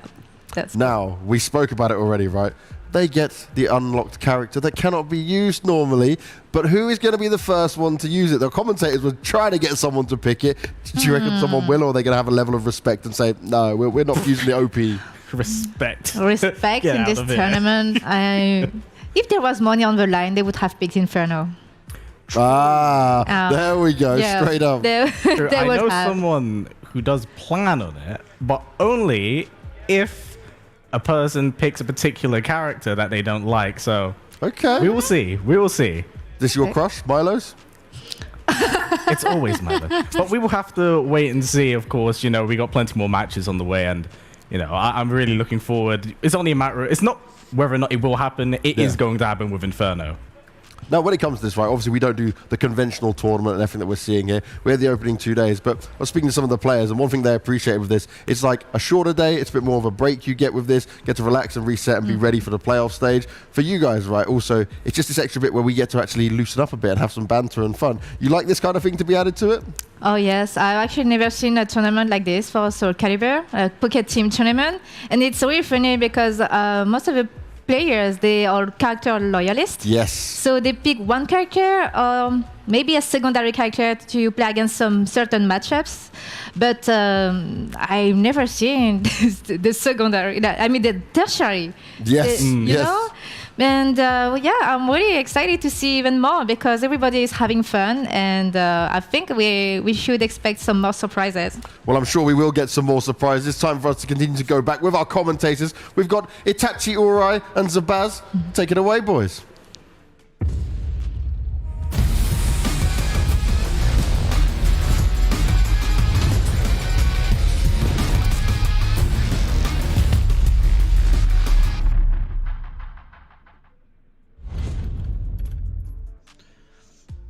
Arigatou gozaimasu, James Banks. Thank you very much, HBT and Kayane as well, for that analysis of the intense team tournament that we've been having so far. But Zubaz, how are you feeling, buddy? I'm feeling pretty good. These games have been incredibly fun to watch, but one thing that's gotten me a little uneasy right now is HBT trying to take my man Milos away from me. As we've already seen, he's kissed me before, all right? You'll never be able to take that away from me, HBT. And I got my eye on you, so you better be careful. Damn, but you know, Milos cannot be tied down by one person. He is a man of many other people. He is the property of no one except the SOULCALIBUR community. But we're going to be moving on to our next game, and there he is, the silver-haired fox himself, Milos, preparing to take the stage against what looks to be Yoki. Yeah, going to be a very interesting match because as we saw earlier on, he picked Mina when he first played it, which is Yoki's main, so she can have a lot of understanding about that character if he goes with it again. So maybe he'll switch it up, or maybe that's just the tertiary character that he is most confident with. Could be. I would like to see that, though. I would like to see it. However, I do know that Milos isn't a fan of Maxi, and maybe I'm projecting, I don't know, but I would love to see him play Maxi, because if he doesn't know, this is like a famous saying, if the player doesn't know what the Maxi is doing, then the opponent doesn't know what Maxi is doing, and that is the absolute perfect way to win a team tournament where you're not allowed to use your mains or your secondaries. Yeah, how could you possibly beat me when I don't even know what I'm doing, right? It's like the mix up. It was like the left and right. Like, which way do I block that? It's like, I don't know, man. I mixed myself up with that one. Like, I can't tell you. The double mix. Exactly. It's the best mix. Oh, we did it! Yes, goodness. We got the Inferno Mirror. Yes, let's go. This is what we wanted to see. On the killing stage as well, Milos has got the inherent buff here. I think Yoki's just messed up with that random select. So this is the boss character of the game, and look how much damage this character does. Here we go. Little tiny hits. Oh wait. Oh, is this just a button check? Is this just a button check? I really hope it's not a button check. Please. I think I did hear Banks in the background scream, or maybe it was HBT. I'm not sure. Come on, do it. Do it. Inferno. Yes. Okay. Come on. That's one. Come on, Milos. Yep. Do it. You know you want to. Give it to the people. Yes. And he gives it to the people. Give it to the people, Milos. Let's go. Oh, and we're on a smaller stage than we were last time. Okay. All right. Easy. They want no neutral. They only want high damage. No. Exactly. There is no neutral to be had here. No. Inferno Mirror. Let's go. All right, starting off with the same way we did last time. All right. So go. Oh my god, this is insane. Knowing how to punish it. One thing with this great character... GI goes for the 1A hold. Let's go, Milos. Yeah. Oh, easy, Yoki. Nice. There's no terror charge this time because he's in like perma Inferno charge. Yes, he is. Yeah, he has access to pretty much all of Nightmare's Night Terror charge moves whenever he wants. And just look how hard this character hits. No wonder it was not intended to actually be played. Yoki is currently just beating Milos one round to another. And what I really want to see is like a top-down view of these controllers just to see the match that's happening on both of these controllers. Yeah, there's going to be a lot of button pressing from these two players. Oh, grabs her out of the 6BB. Oh, but the whiff punish! Look at that one move! Doing half your health bar. How much? Oh, and we're gonna get the hit. Oh, good. God, it just looks so cool on one side. What was that damage? That was insane. Incredible. Oh! No! I don't even think Milos knows what he did. Oh my god. This is ridiculous. I love it. Oh. Nice. 2A plus B. Let's go. Oh, he tried to go for the CE, but it's not going to work on the 2A. Good duck. My goodness. Look at the damage potential of this character. You can hear them from the other side of the world right now. This is so cool. Oh, just keep pressing those buttons, Yoki. Just keeps pressing. Oh god, Milos is getting ruined right now. Blocking. Okay. Oh god, here we go. Inferno Soul Charge. Oh no! Oh, and he's dead. Run up Soul Charge. Yoki takes it over Milos. 4 rounds to 1 in the Inferno Mirror. Oh man, that's amazing. That was an absolute slugfest of damage. No wonder that character is not allowed in competitive play at all, because it doesn't matter how slow he is. He just needs to hit you one time and your whole health bar pretty much goes away. Oh, it's insane, fun fact, man. that move where he flies around the screen, they used to do more damage. They've actually nerfed that. Inferno has only ever been nerfed.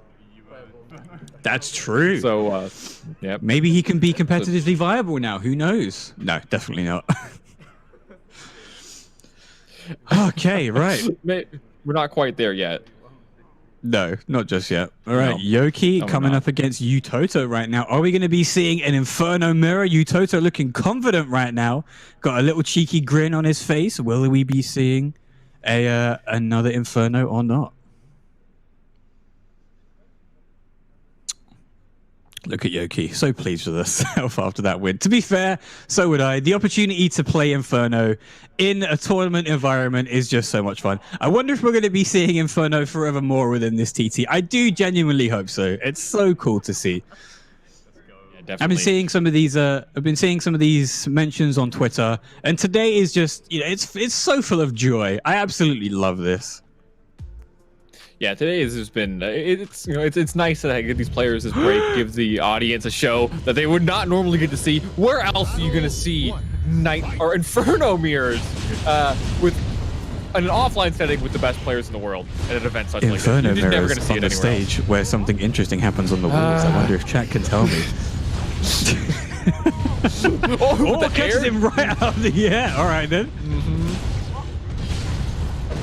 All right, Doesn't now Utoto, a multi-character master, trying to be the edge master. How much does he know about Inferno? Oh no, Yoki. Okay, Yoki has been practicing with Inferno. Oh god, look at this damage. Gets the grab. Yeah, and the Okay, damage nice. that this character does. Wow, every time I'm so surprised every single time. Like, I shouldn't be, but I am. I mean, look at that. That's 1-6 VB, and that's almost half life gone. That's 6-8. It rung out. It rung out.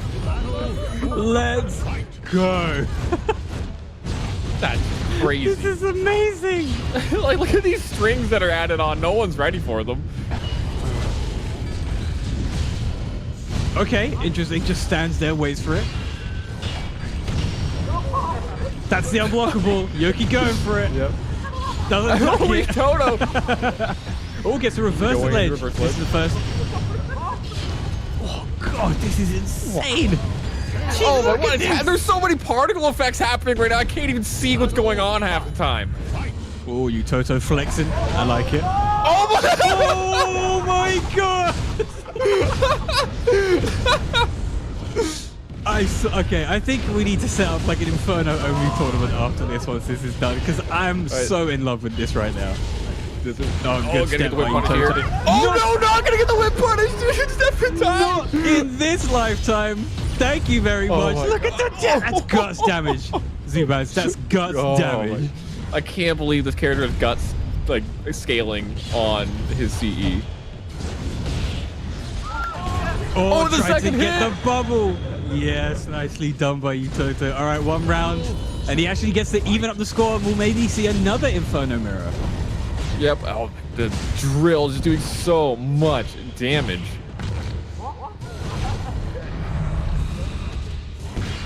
Pick up popping soul charge. I don't even know what soul charge does on this character. He has access to all the terror charge moves. Alright, you get that lethal hit, I guess. Yeah. You can barely tell that they're in soul charge. The only way you can recognize is when the sword. Oh, good block. No, get unblockable. Oh, the back throw. Yeah, just seals it for Utoto. Very nice.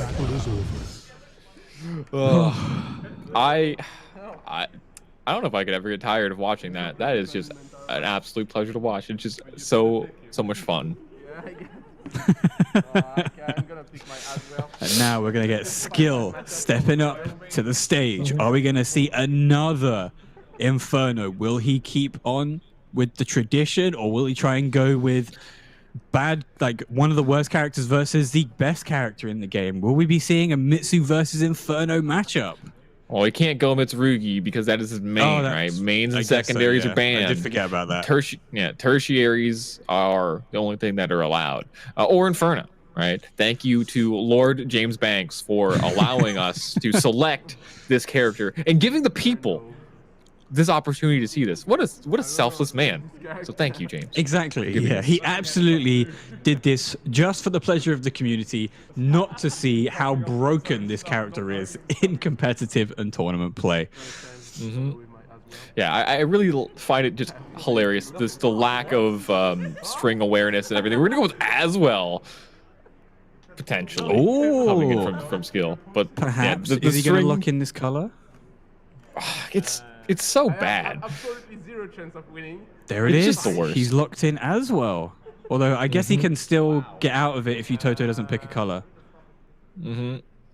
Oh, he's cancelled. Are we going? What are we doing? Oh, okay. Wait. Do it, Utoto. Just do it. Just do it. Pick Inferno. Milo's trying to give some advice right now on which character to go and pick. They're talking about it. They're thinking about the Inferno pick. Yeah, consulting the Silver Fox himself. Pick that color too, Utoto. Go for it. Yes, there we go. Yes. Aswell versus Inferno. Which stage are we going to get for this battle of the wizard versus the demon? What is Inferno? I don't know. I think Inferno is a demon, right? It was originally a sword that just killed a lot of people, and then got like a will of its own because it was soaked in so much blood, and then it kind of developed into well, Inferno became the demon inside the sword, and then it kind of morphed into what we see now. Okay, so yeah, wizard versus demon. That's what I like to see. Yep. And Skill actually managing to get some damage on the board against Utoto, which is a feat in and of itself. But the damage just difference between these two characters is just you're gonna be so extreme, right? Like, yeah, you got this Oki Vortex, but all it's gonna take is just one correct guess from Utoto on one of these situations, and your health bar is gone. And we are in a pretty big stage here, so there's a lot of maneuverability for Inferno. And the invisible dash into the low kick. You can't see it. You can't see the mix-up. I didn't even know that move existed. Oh, nice. Oh my god, Utoto knows the combos. This is unfair. Man.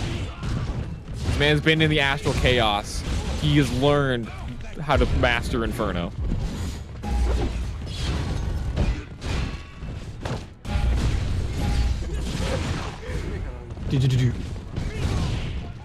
Okay. Oh, the nice 9K over the Axlo. So sick. Yeah, absolutely incredible. Oh, Doc, why are you gonna get the jump over? And are we about to trying see to make Skill? Oh, is he gonna be unblockable? Oh, gets the guard break. Get the block punish. Nice. Nice. Yeah, into the knockdown. Not out of this one. Yeah, into the slide kick. You can't see it. You can't see it. Invisible mix-ups. You know how some people say that things that are unreactable are invisible? Nah, this is what's invisible. The actual invisible mix-ups. Oh god, that's 6B from max range. Got the forward throw, actually. Interesting. Thought it was going to be the back throw, but it looks like he was side turn instead. But Utoto just doing so much damage with every single hit. Oh, man, he's dead. It is. He's dead. He's dead. He's Yep. dead. He's dead.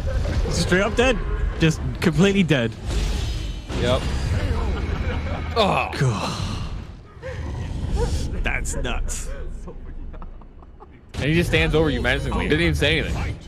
I don't even know if he has vocal cords. He probably can't say anything. No, probably not.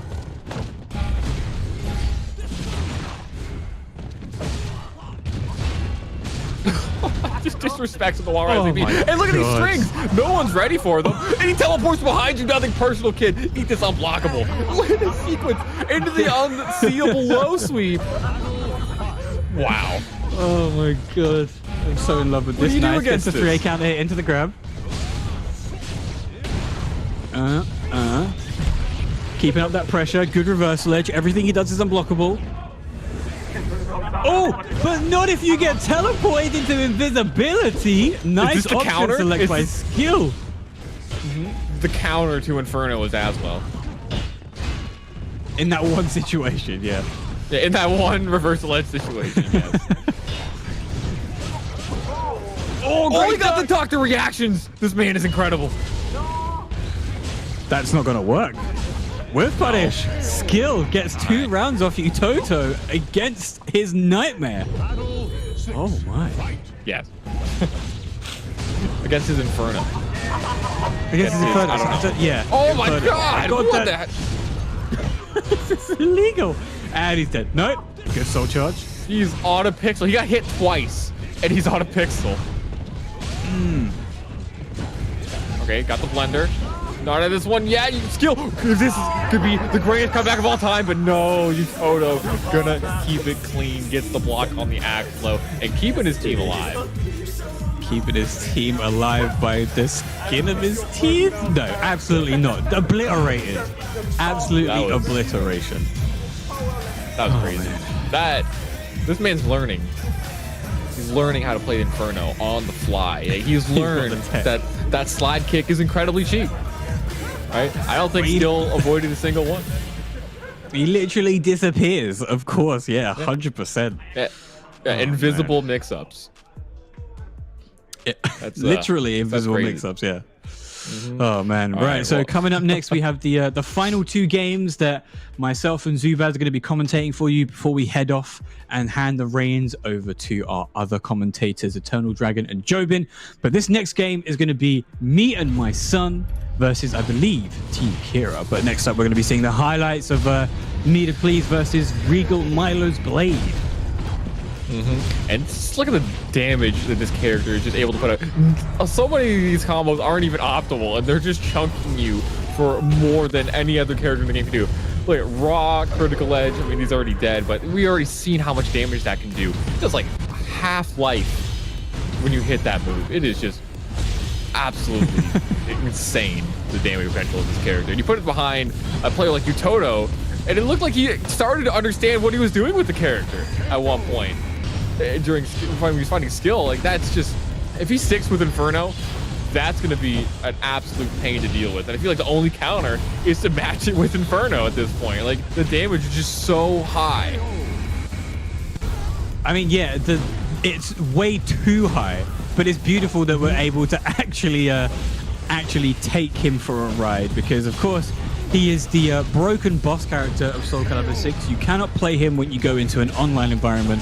And if you try and hack it, you get banned almost instantly. So, you know, GGWP to James Banks for letting us take him onto the stage of history and show what he can actually do. And to be fair, a big GG to Skill for taking, what was it, 2 rounds against Utoto on as well. Like, well done. And he almost brought it back. He was on a pixel. He got hit twice within 3 seconds, was on a pixel and almost brought it all the way back, right? It was just down to 50-50. And unfortunately for Skill, Utoto guessed right. But if he had gone with the other option, the 3B, he probably would have gotten the kill there.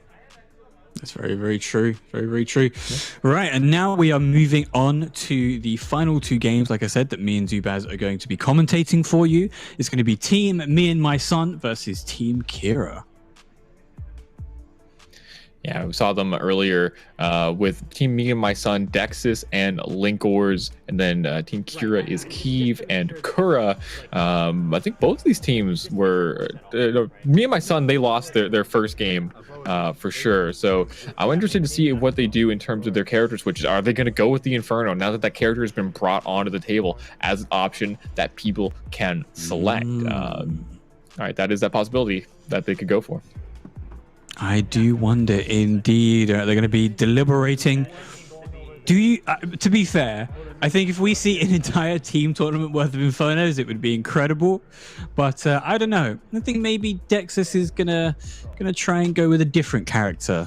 I don't know. I think he's not going to be picking Inferno. I think Kyiv probably has a bit too much respect for himself to go Inferno in a team tournament. And if Dexys is up against Kyiv, I think he's going to try and match that respect. Well, you know, if you think about it, you know, Inferno is just Nightmare at his full potential, right? In terms of he has a maximum power unleashed, and if Kyiv's wanting to, feel that for himself, he could, go full Inferno mode, right? He's going to understand how the character plays to some degree better than some of these other players, just because of that being a Nightmare player. But maybe they got together beforehand and they were talking. Maybe they had a gentleman's agreement to ban Inferno. Who knows? We'll see when we go into this. But it looks like Dexys versus Kyiv is going to be our first match. Oh, yes, indeed it does. I cannot wait. To be fair, Inferno, is really fun to watch, especially when both teams are on a level. But I just will wait and see. I couldn't say anything about which of these characters Dexus or Kyiv might pick. I mean, to be fair, Yeah. Inferno is the closest to Nightmare, so it would make sense. But it looks like Dexus is currently hovering over Cervantes for the button check. No, he's going back to Grow. Okay, there we go. We are keeping it into the base roster right now. Inferno is a no-go for these teams, or at least just for Dexus versus Kyiv. Yeah, it looks like they may have had a bit of a gentleman's agreement not to go with Inferno. But it'll still be a good match. We did see Dexus earlier on with the Grow two-wing Shen Chan, which felt like just so many times, like 20 times in a row. Shen Chan looked like he was trying to go for the 4-4K with Hamaru to go over it, but just didn't have the frames. It just kept getting hit. I wonder if he's going to be able to apply something like that against Kyiv. We shall see. Oh, I saw him hover over Maxi for a sec. Now he's on Killik. Now he's on Mitsu. Now he's on. And yeah, we saw him pick Mitsu earlier on. Wait, oh yeah, Kayane he's mentioned. gone for, yeah, gone for eye patch For Mitsu. Arthur. Yeah, Arthur technically. But as we heard Kayane mention earlier. Yeah. Yeah, as we heard Kayane mention earlier, he's been trying to pick up Mitsurugi a little bit, trying to emulate what skill does and just kind of get like that neutral aspect into the game dialed in just a little bit more. Let's see how it works out. And a very neutral heavy matchup for these two characters until they hit Soul Charge and then they become gorillas.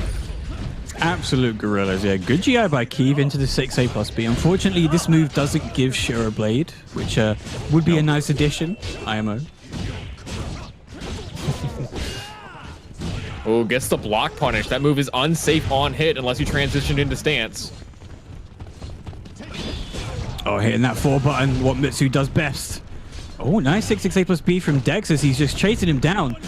Good 4A plus G. Both of them one hit away from dying. Good block by Kyiv. BB's on 1-5B. Very nicely done by Dexus. Yeah. Great stuff. Keeping its composure in. Got that Oki situation and didn't panic when his mix-up didn't work. Yeah, gonna get the hit punish again. Those aren't very common hit punishes, but they do exist. That's a good reversal edge by Dexus. Could have been pretty dangerous if Kyiv decided to go for the A plus B variant on 1B.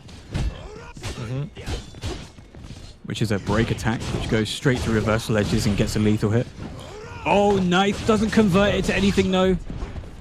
Dexus mixing up these throws. Yeah, has the Oki situation. Doesn't get the block punish. The 1A from Mitsurugi has so much pushback. It's very hard to punish. Oh, Dexus thought he could mix him up, but no. Kyiv holding that G button strong. Doesn't try and fall for the mix. And Kyiv currently not trying to pop that Soul Charge. That's a good one, KB, to finish out the second round. And Kyiv keeping that bar pretty steady. 1 round apiece. Yep. Gonna get the knockdown, counter hit on the 3-3K, confirming into the 1A combo. Great block from Dexus. Just sticks to the BB that time. Even though he blocked it, he could have got a little bit more with like a 3B, but still better than nothing. Dexus applying that pressure with the A plus B. A good 3A plus 10 on counter hit for Mitsurugi. And Kyiv doing some really, really good pressure right now into the 1KB on counter hit. Will Kyiv be able to survive this Dexus Soul Charge, though? As Grow elicits the damage burst potential that he has. Gonna have an Oki situation here. Goes with the 3A plus B. Teleporting around. Gets the guard break.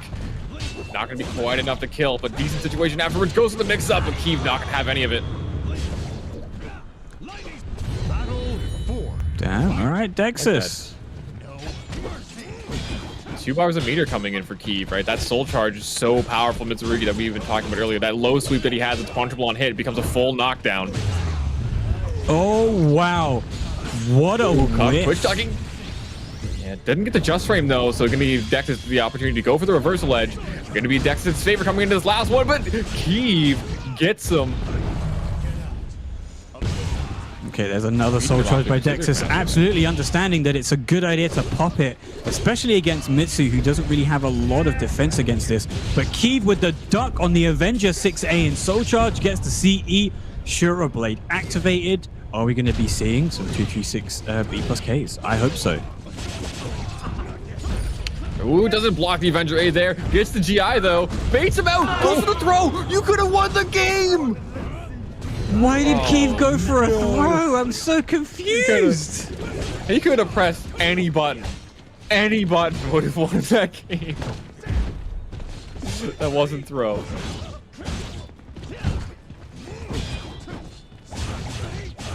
Block again, but it looks like Gro has a super hard time punishing that move because of the pushback. And probably can only get it unless he's range 0 in his face doing 1A. That's a good whiff punish once again. Using that bar now, he knows he's on the back foot because one more round and Dexys takes this game and Kyiv is out of there. Team Kuro could be one teammate down. Yep. Gonna get the run up throw, gets the 3K, no counter hit. Soul charge coming in from Dexys, trying to make this round close as fast as possible. Doesn't want to have to fight him anymore.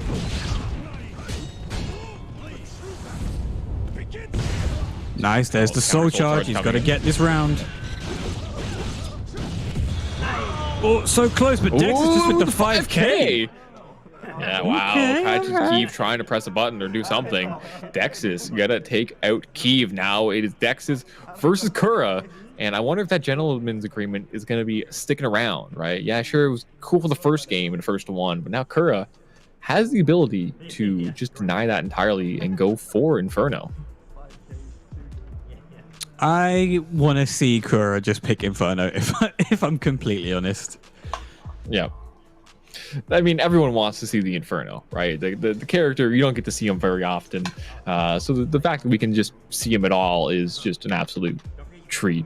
But they're probably going to have some sort of plan coming into it on the characters they were going to pick. And I'm interested to see who Kura's going to go for. If Kura doesn't go for Inferno, which character do you think he could go for? It's hard to say on who we could go for. Maybe he doesn't feel comfortable with the way he picked last time against Gro. Being tertiaries, right? A lot of people, you know, they have a main that usually that they stick to and don't deviate from it. But they tend to play a few characters on the side, so you could have multiple characters that he has as tertiary picks. So yeah, Dex is sticking with the excuse me, sticking with the Gro. I can't see who that is behind the button check. I think it's still Mitsu, right? He hasn't changed character just yet. Yeah, making sure his buttons are good to go. You don't want to take repeat like what Dexys did on day number 1 and forget to set his buttons. That was pretty embarrassing. I can't believe that someone managed to do that. I'd be so embarrassed if I was him listening to a commentator talk about this while he's about to play a match. That must be just really hard for him to have to listen to right now and think about. Yeah, I know. It would be really, really bad for him if he was to watch this back and be able to hear, you know, 2 commentators talk about not button checking before his games, or having to go back after the game's already started and then have the button check and then go back into it. And did you also know, Zubaz, on this stage, you can cut down the trees. The trees move. I did know that. I did know that. Thank you. Thank you, Dan. All right, going in with Nightmare. Taking his opponent, or his teammate's main. I wonder if you're going to have that power up, that knowledge. Nice, going to get the 6-6 with punish into the 2A+B, powered up, and that meter gain from Nightmare is just insane. And Gro with one of the only 3Bs in the game that's -12. Nightmare can't block punish it properly, but that's a good usage of armor there to make sure Gro offense gets shut down. But Dexys is having none of it right now. Nah, it goes for the 6-6B, but Dex is going to tech out of it. One hit away here, but the counter hit, Duff Punch, going to get the knockdown. Nice block, gets the wall rising K punish, but this looks like the 6K coming in, and the Black Gambit. We've not seen that move yet, and that's such a sick move. You don't see it too often because it is a meter burn. Costs half a bar a meter to do, but it is incredibly cool. That's a good reversal edge by Dexys. What option he's going to go for? A. This is going to be Dexys all the way. They take it over, but not at this one yet is Kura. Nightmare, a very explosive character, especially once he's able to get the terror charge and drops to AGA, but Dexys looked like he was on point with that reverse GI. That's a good option to soul charge there. 4A6 for Gro on block is pretty, it's +2, so you know, not spectacular, but pretty good for him in terms of transitioning to a stance.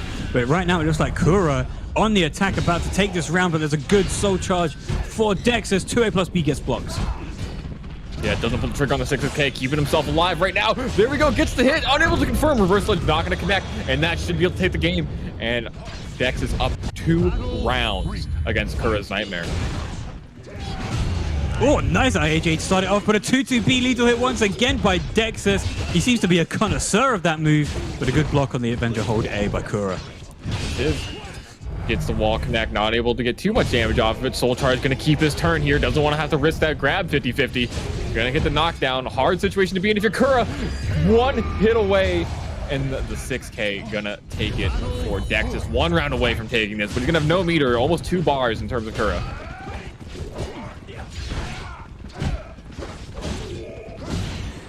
Oh my god, he gets hit with the hitbox on 6BB. Kura's not going to be happy about that one. He does have 2 bars on deck, with Nightmare Soul Charge being a really good option. Yeah, hits him with the soul attack, but Dex is not out of this one yet, but it's going to hurt if he gets the proper combo. Doesn't get it, unfortunately. That's where that lack of knowledge comes into play. And there we go. Kura gets a round on the board on his way back up from the pits of despair, going 3-0 down against Dexus in this team tournament right now. He is, and Dex's guard flashing right now. That could be a huge resource for Kura if he knows how to do the combo to get a huge ring out opportunity. Oh, that's great timing for that soul charge there. Oh, but it doesn't matter when you get jump beat over your 2A plus B. Let's go. Trying to apply that guard pressure. He's going to try and spend the resource now. He's going to have to do it. Gets the wall splat here. Should be enough to kill. And it is. Kura coming back slowly.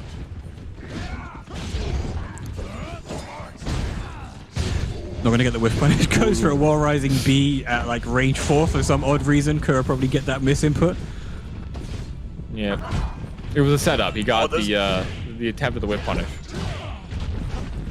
Dexus just wants that 2-2B so hard. Trying to fish for it a little too hard. Still applying that guard pressure. Has a terror charge though, so at this point, any stray hit could be enough to kill. 1 hit away, not gonna be quite enough. And he 2Ks into it, gets the resist impact. Going for the mix-up with Dexus. He's guessing right now, but getting the block punish with the 2K off the Avenger A plus B. That is -16, so that is block punish. Doesn't block the 1A. Dex is going for them offline lows. Oh, interrupts it this time, but reversal edge. The Rexus coming in strong. This is what we wanted to see from the beginning. No block punish this time. Goes to Flapjack. Doesn't get anything off of it, but he's still just dancing around right now, trying to set the tempo. But nice run-up grab from Dex is going to negate that momentum entirely, but getting the lethal hit on the whiff punish on the vertical. Okay, Kura's in a pretty decent position here. He's got a bar, but now so does Dexus, and he uses it for the soul charge. This is pretty dangerous. Soul charge on soul charge. Bar for bar. Yep. Oh, and he catches him with the Avenger A. Yeah, Dexus doesn't go for full combo that time. Could have gone for the follow-up, but instead decides to go for the American reset into Avenger A. Very nicely done. And team My Son and I, or Father and Son, or whatever the bloody hell it's called, takes. Oh, the esports poses. Look, they got it. Look how esports they are. Look at it. Yes. Loving it. Very, very professional. Very cool. Those guys, are they on a CSGO team? That pose looked pretty professional. Well, they've had 2 days to practice, or even more so. That's true. Like more than 48 hours. So, you know, I think they've just been backstage on their downtime, just practicing that pose, because we haven't seen that player lounge camera until yesterday. So, you know.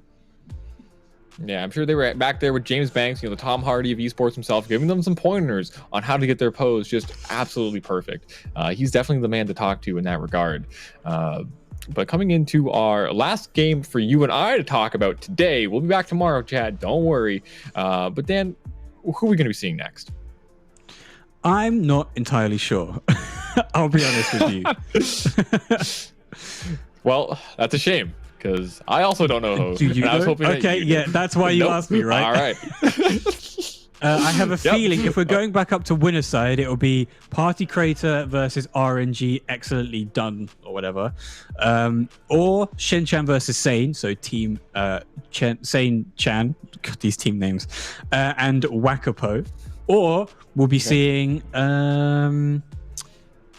Yeah, I don't know. I can't find the bracket anymore. I've lost it. And I'm not entirely sure. Same with me, and I don't really want to like go down and just be on my phone right now, which would be kind of awkward because there's a camera on me. So we'll just talk about Inferno a little bit. Definitely a character that is very explosive, as we've seen so far in this event. The few times that we have seen him, normally banned from competitive and online play. So this is going to be one of the few opportunities that we even get to see this character. I wonder if in our next match, the players are going to pick Inferno because he is on the table. He is indeed. He's very much spread eagle on the table as well. He's been used a few times so far. We've been able to see what he can do in the hands of no experts, but I do wonder if we have an expert Inferno among us. Is there anybody within this team tournament, Zubaz, that you would say knows Inferno the most? Utoto looked very strong with Inferno, right? Definitely got some understanding of the character. We saw him bring out some new moves that we hadn't seen up until that point with the invisible slide kick. And he got some things that looked like combos, so he had that going for him. But if I had to put down on one person that may know the most about Inferno, I'd probably have to say Party Wolf. I think he would probably, for some reason, know the most about that character because he was the first person anyone's ever seen defeat a cheater playing that character online. That's true. I remember that clip very, very well. That was season 1. It was quite like sometimes in the middle of season 1, I think, as well, when Inferno was still not available to be picked in ranks, but they weren't clamping down that hard.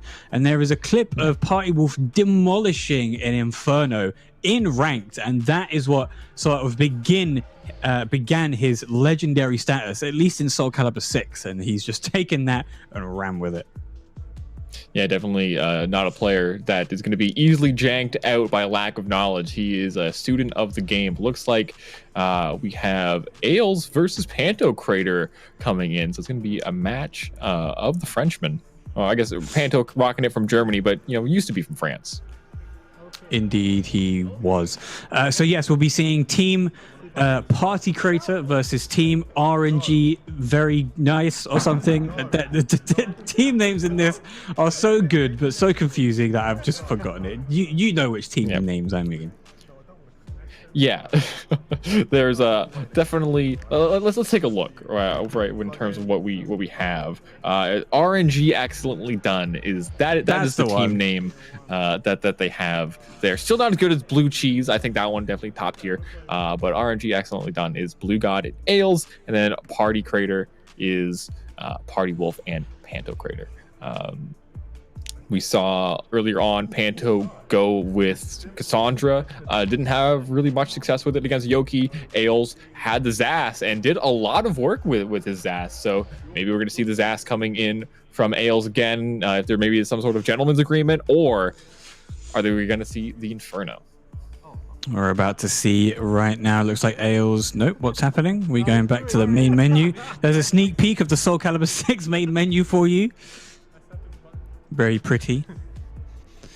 I don't think we've seen that all so here we go. Which is good. Yeah. There's Inferno. There's the Inferno pick. All right. Is Ailes going to match the Inferno? I really hope he does. I don't want to see Ailes get destroyed by Panto and Inferno. Come on. I believe. He's going for Creator Soul.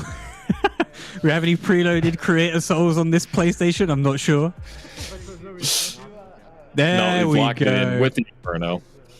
There's the Inferno pick. Love it. Yep. All right. So it looks like hopefully if Party Wolf and Blue God keep this up, we will have our final game commentating together for day 3 at least will be an Inferno mirror. And I cannot wait for that to happen. Yeah, it's going to be incredibly hype. A lot of damage coming through from both of these players. Same character, so it's going to be an absolute just slugfest. And look at this. Just already 2 hits, half life gone. Nicely done by Inferno. Oh my god. Okay. Wow. Inferno, his 3B is actually a break attack, which is crazy.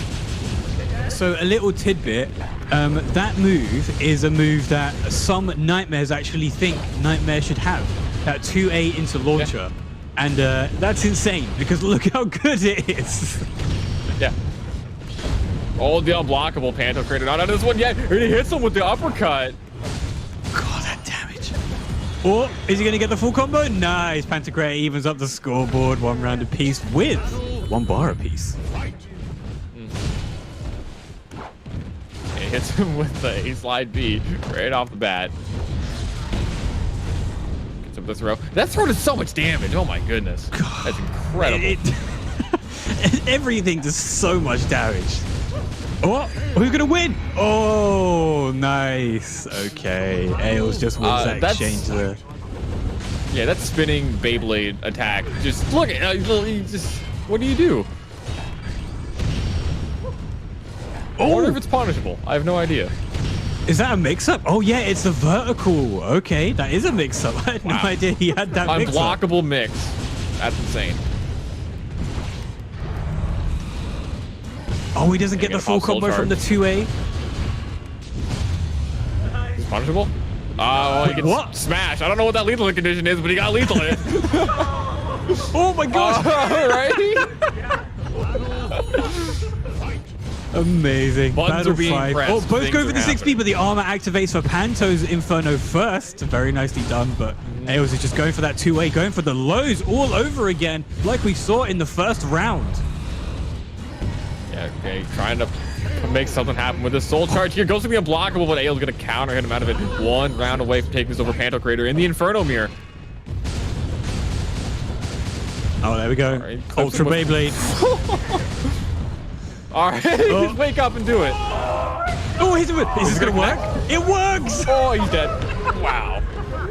Anti-air critical edge. Nicely And done Ails by gonna- Ails taking up Panto. Now, this is Party Wolf going to be going against an Inferno. And as we've already established, he is the only person I've seen defeat another person who is playing Inferno in any environment. So he's going to have that experience to potentially defeat this character with a character that's not Inferno. I don't know if that's what he's going to go for, but he does have that potential, which is going to be very exciting to watch. If he does attempt it, maybe he's just going to go in for the Inferno Mirror, which definitely seems like the right play, but it's going to be hard to say. I would kind of adore Party Wolf even more if he did go for perhaps Cassandra or Killick and takes out Ails' Inferno. Yeah, well, he couldn't go with one of those two, main and secondary, but he did do it with Tira in that Twitch clip from a couple of years ago. He beat him with a Tira. So I wonder if that's what we're gonna go with. Are we gonna get the run back of Tira versus Inferno? But it's gonna be up to him and how he's feeling. Does he want to take that path, or do you just want to match damage for damage and go with Inferno? I know that he can't pick his mains, but it would be so cool to see. I'm gonna manifest it. Oh, the random select on the stage where the Wolves do something spectacular. Chat, can you tell me what happens? This is gonna be pretty interesting. If somebody gets Inferno, this is gonna be mad. That would be crazy if you get Inferno on the random select. Oh, I'm so excited. Just waiting for it to happen. We're just gonna wait for the interest to play. Dan. They're letting it rock. The suspense is rising. Huang. We got Huang. We get Huang and Hilda. Okay, 2 DLC characters. Nice. I'm excited. Okay, so Party Wolf has Huang, Hilda for Ails. Yeah, unique thing about Hilda is she is actually a charge character. You hold down buttons and you can choose a direction and they do different things. So very unique character for SOULCALIBUR. Party Wolf just trying to hit them 1A for ring outs. I wonder if Ails knows how to play Hilda, because if you don't know how to charge properly, it is extremely awkward to do. That's true. That's very true. But her neutral moves are very, very good in this game. Yeah, especially her kicks, very strong. Trying to go for the A+B, trying to fish for something, but Party Wolf doing so much work with this 1A right now. He is a top tier competitor who can hit 1As, I-32 1As offline. It works. Alright, he's gonna get the block punish there. Ails not gonna be blocking the follow-up, attacking on a little bit of extra damage. Nice full crouch 3K into the hold 1K. Oh, he jumps over into the stab behind, cutting those ankles. Slide KB. All right, Party Wolf. I see you using every single trick in the book. You are mine. And the 1A once again. He's up 2 rounds right now, and Ails is definitely looking like he's super unfamiliar with how to play Hilda. Oh, he's just gonna jump forfeit. Okay, He's just gonna right, forfeit. Yeah. Didn't even want to deal with that situation. He knew how it was gonna end. Refresh, new round. Great timing on that 3B. Gonna get the counter hit and do a full combo, spending a bunch of resources on it. Oh, good step. Couldn't. Oh, should have done 2-2B plus K. That's the only move, Hilda move you need to learn. 2-2B plus K. Yeah. All right, 3B in the launcher. Gonna be hopefully able to take this round. Let's see how much this is gonna scale. Oh, no, not quite gonna be almost enough. Kill. Okay, he's gonna take it with the 1K. Not free. Got a round. Right, yeah. Going for that 6-6K again. Minus 12, punish it. Nice. Okay, I'm sure Ails knows that this is that 1K is a 50-50, right? But maybe he's just conditioning. I don't know. Yeah, it's all set up. Maybe he just doesn't know. I mean, he doesn't look like he doesn't know how to charge. I would be surprised if he doesn't know that there's a string attached to it. That's true.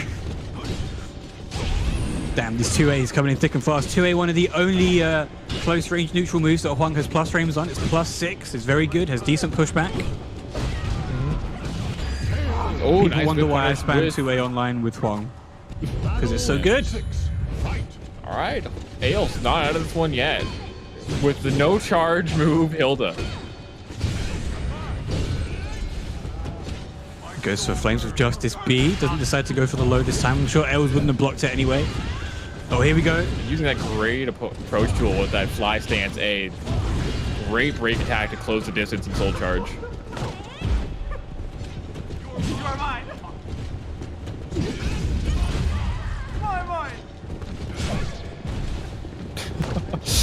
There is just so much jank happening right now. It's hard to even like mention anything. And he just runs up and hits him with the launcher into critical edge. That's one way to end it, Party Wolf. I can't even just try and describe, Dan, what we were watching. It was like run up 2A, back away full screen. Run up 2A, back away full screen. Like, I don't know what you say there. That's not a strategy I've ever seen before, but this event bringing out all the stops. And he's going to curl up into a ball in shame because he recognized that he does not know anything about Hilda. I mean, he apparently doesn't know anything about I-32 lows either, Zubaz, because he was getting hit by so many of them. It's kind I mean, you know what? I don't even need to say it. Ails is feeling all the embarrassment for me. And of course, yes, indeed, WePlay. I see you atting me in the chat. Please do ban Boom. Party Wolf is now going to be up against the RNG excellently done teammate Blue God. Who is he going to pick, Zubaz? I wonder if they're going to go back into the random select that they did on the last one, or maybe he's going to go with Inferno to try and just secure a win. I would like to Party see Wolf selected. Oh, he's going for random. Is Blue God going to give it? He can't go for as well. He's going to go for X. He's not going to go random select. Come on, do it. Random select to finish it off. Finish off Zubaz a nice set. Yes, here we go. There it is. Watch him get his main. Yeah, right. Wouldn't that just be the worst? Like you random select, it's like character you know nothing about versus their main, or one of them gets Inferno. I hope one of them gets Inferno. That would be hilarious. Cass versus Aswell make it happen. Oh, they're just skipping. Yoshimitsu versus Tira. And okay, yeah, Tira is going to be. Party Wolf does play Tira. That's true. Yeah, this is going to be pretty much a good time for Party Wolf if he's able to remember what Tira does. Yeah, definitely going to have that ready to go. At one point, he thought about picking up Tira as a secondary, so he's going to have that knowledge of the character. I mean, I do wonder, because I know that Party Wolf has been slightly doubting Cassandra at the moment. Oh, but he drops the follow-up, and that's an easy win for round one. Yeah. You can see Blue God raising his hands, saying, like, I don't know the timing on that. Yeah, right. You can see both of these competitors fiercely staring at the screens for this high-stakes winner-takes-all team tournament. Nice reversal edge coming in from Party Wolf, holding it down just long enough. Not to get hit. Gets the sidestep.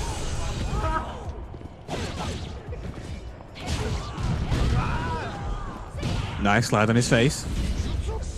Good soul charge by Blue God here. Yeah, he has access to all of his meter burn moves for free. Oh, he missed the 4A. That would have been a great counter hit. Yeah, that move on counter hit is incredibly good.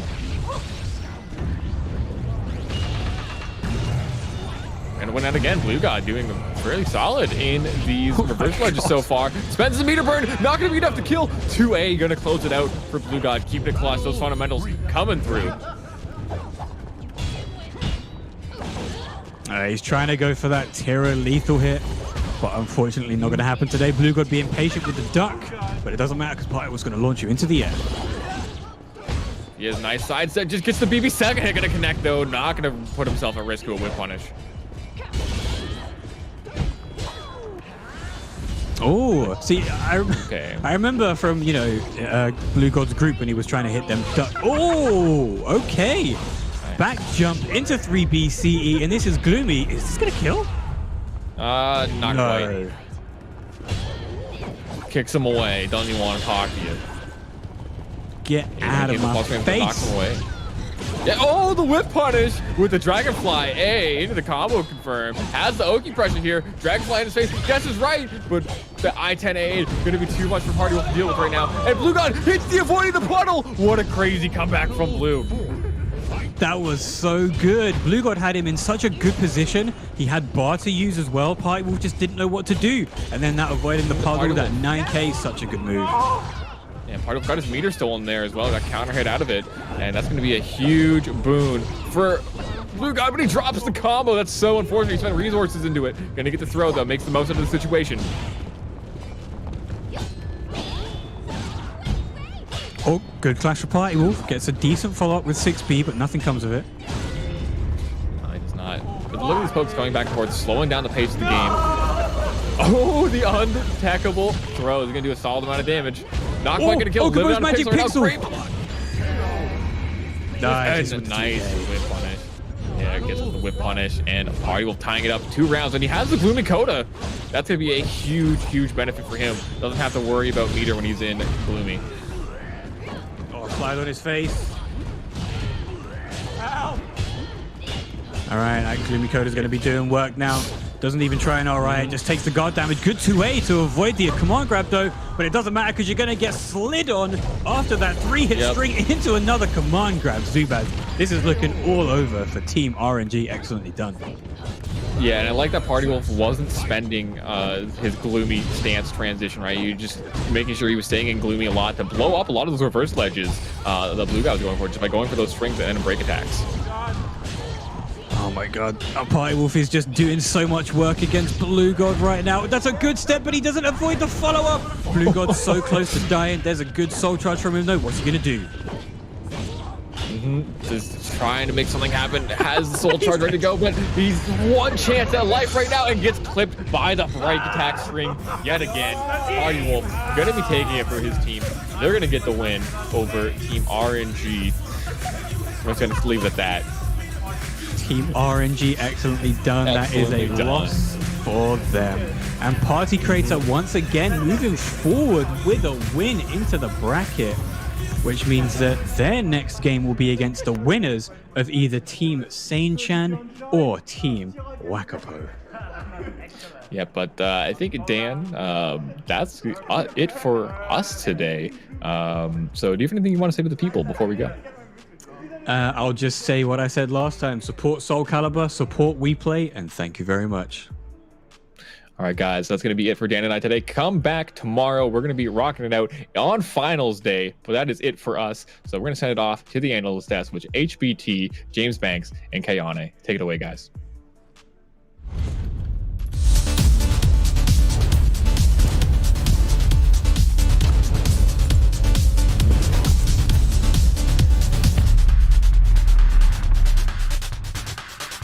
One chance.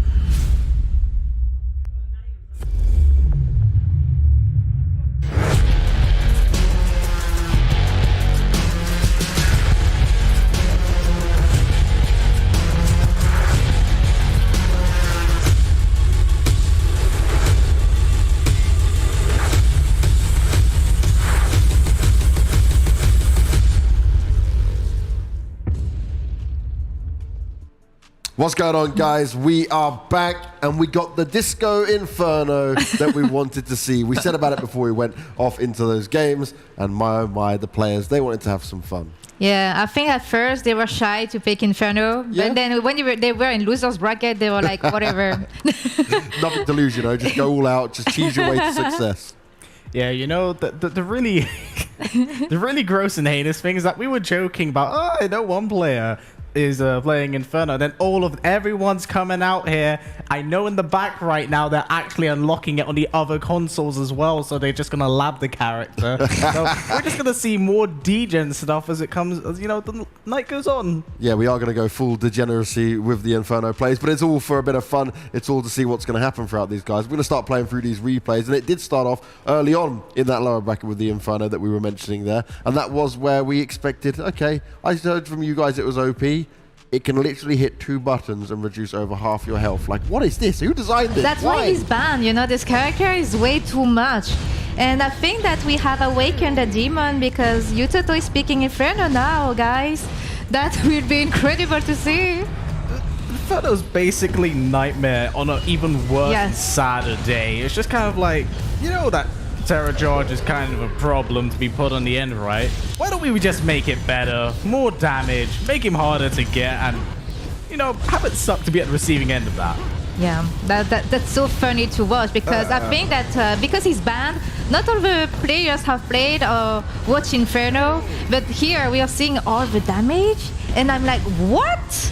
When he's flying around and doing his shit, I'm like, I said the word. I couldn't find any other word in English. I'm sorry. You're allowed it I'm being because bad. you said it in a good way. You're allowed it. We'll do that. I tried to find, but I can't. Oh, wow. The really big thing is, like, this is character we rarely see, right? So now we're at the point where it's just like, what are we looking at? Why is this so much damage? Yeah, even skills as well. When you watch this, you feel bad for skill. Now we go on to me and my son taking on Kira, and I do actually have a son, so I'll just make sure that we're saying that it's not my son playing. It is good old Dexus and Linkballs coming in there to try and deal some damage with it. And once again, they found some nice success. Dexus made the job, you know. I think that Gro is a character that actually really fits him because he is really aggressive in his style. You can't deal with that, Kyiv, I'm sorry. Kyiv is too patient, and against Dexus, Gro, it's not enough. The thing is with a character like Gro, he's very solid fundamentally up until he hits Soul Charge. But, you know, before you can really get going, you have to start conditioning your opponent, getting them to respect, you know, your buttons before you can start doing stance transitions. It's like pulling off damage like that. Oh, Party War is the person that can play anyone and be good. Even IS doesn't want to play against Party War. It's too much. Oh, man. That's just straight up giving up. It's like, don't want to deal with this. Don't want to deal with this at all. But that's the terrible end of the random select. Yeah, and I really like this, right? They dropped in, they hit the random, and the random, though, could have spun it into someone's favor a little bit more than the other. Not only was Inferno available, but they may have potentially have gotten their mains. Didn't work out that way. It works. Does it work? If they have random, but they have their main, does it work? Oh, yeah. That's a rule. We have to consult our tournament admin, won't we, to understand how it works for the 2v2 rules. We didn't expect the random pick, so yeah, you're right, County. We'll check on that. Whoa, okay. Could be interesting. Yeah, but actually, as we're talking about that, another thing about the round select is not really knowing who you're going to get, and it just seems like this played to Party Wolf's favor, where we were just able to loop restrain back to back, and Blue God just had to eat that damage. He certainly did. Now, that does see, though, for our upper bracket match at the moment, for the upper bracket final, Party Wolf and Panto Crater, they could go all the way. But they will be meeting the winner of our next match that's coming up, and it's Sane and Senchan. It's going on Akapo, taking on Woes. Well, I'm so excited for this match. You know, I've been a big fan of Saints and Woes Setsuka. So, I don't know. I didn't expect Sane to be so crazy with Setsu. Yeah. Yeah, and you know, with his craziness, his aggressive style, you can't predict what he's going to do with any character. So I think that he's quite good with her punishments, and I can't wait to see his matches. The real question to me is, do we play properly or do we just play Inferno and get the win to progress like further into the bracket? I'm hoping they've got like some sort of gentleman's agreement out there, you know, like they discuss it beforehand, they shake hands on what's going to go, and then someone just snakes them and lies. I want to say that, but this is Soul Calibur, a game that encourages throwing people out of the ring and stealing. Yeah. So, you know, like there's respect there, but there's also like, they would shake your hand and stab you, like right in front of you. Not from the back. They'd want you to know. It's like, this is how we're doing this. Pull you in, stab you down, and then leave you there hanging. Yeah, that's what we do. It's been like 20 years. It's been like that. Kayali just said, like, we just accept this now. Like, this is normal. I have to deal with this all the time. Normal deal. Normal way for it to go. The 2v2 tournament, though, right? Again, just for everyone at home, they may be looking and going, what the hell's going on? It is just a bit of fun. It's a bit of a breather for the guys while the tournament is going on. It's time for us to laugh and joke about all of it as well. And the one thing we're going to laugh about soon, right, is soon on the mic there's going to be Jobin, an eternal analyst, not possible for him to say Dragon.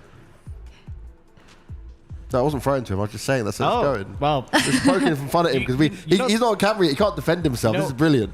I imagine the entire time, like from yesterday and the day before, he's literally like been gripping a table, looking in the mirror, saying, "Analyst, analyst." So, you know, totally not calling him out right here, but let's see what goes on. Well, look, we had some poking fun at you. I've got to poke some fun at him as well. In terms of like the word analyst, right? I don't understand why he struggles with it, but I know Jobin's been trying to educate him, teach him on how it should all be done. I'm just saying, I totally love how this is an actual section right here. But yeah, you're not wrong. You're not wrong. Kayali, just teach Eternal Dragon for a second. Say analyst. Say analyst and just teach Eternal Dragon. Analyst? See? There you go. How can you not get it right, Eternal Dragon? I'm confused. You don't just have to say that? You can't say it. No, that's the problem. You can't say it, but English is your language. You know what? I think we should get some more games going because the fire is just too hot. And I really don't think the Eternal Dragon can handle it anymore. So, Jobin, you best give him a few more lessons, mate.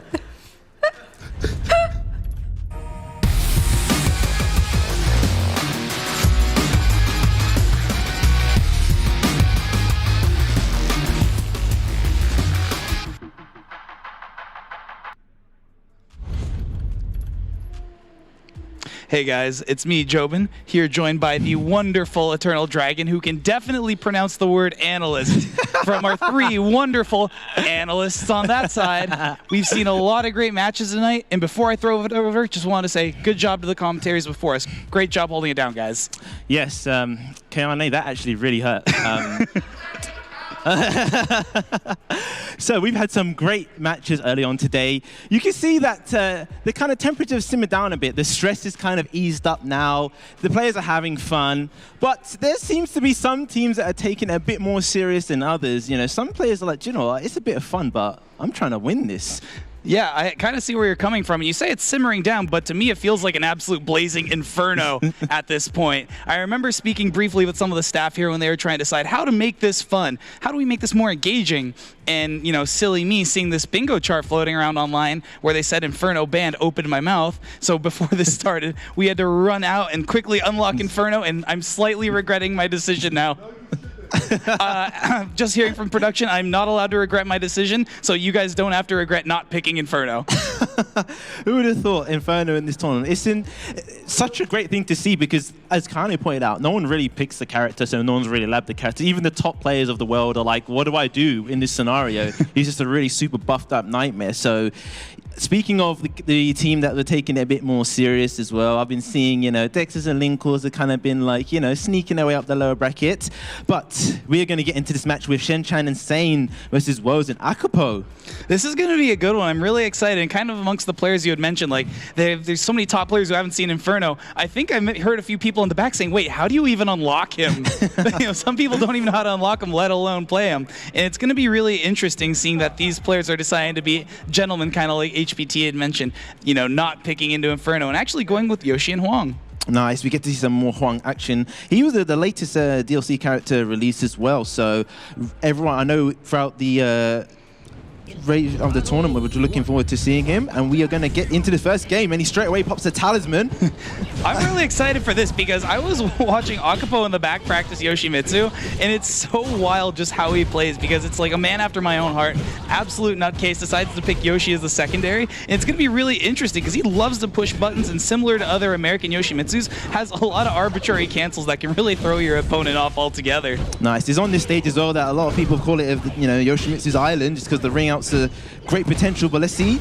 Oh, great interrupt there. That's what I love about Akapo is he's just no fear. Great 9K, getting the launch. But this is like you mentioned, we haven't seen a lot of Hwang so far. Yep. Nice. He gets the full crouch mix as well. Oh, there we go. Double KO. That's going to be a little bit of trauma for Sane because that particular move, every time he's been up against Yoshimitsu in the training room, he's been getting hit by it over and over again. And now it's time for Team Sane-chan to get hit by even more of those suicides. I think you did that to him, didn't you? I wasn't going to take the credit for it. But, great stuff there overall by Chen-chan, really shutting him down.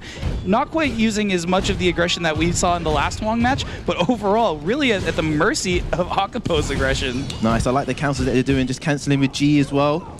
Spacing around.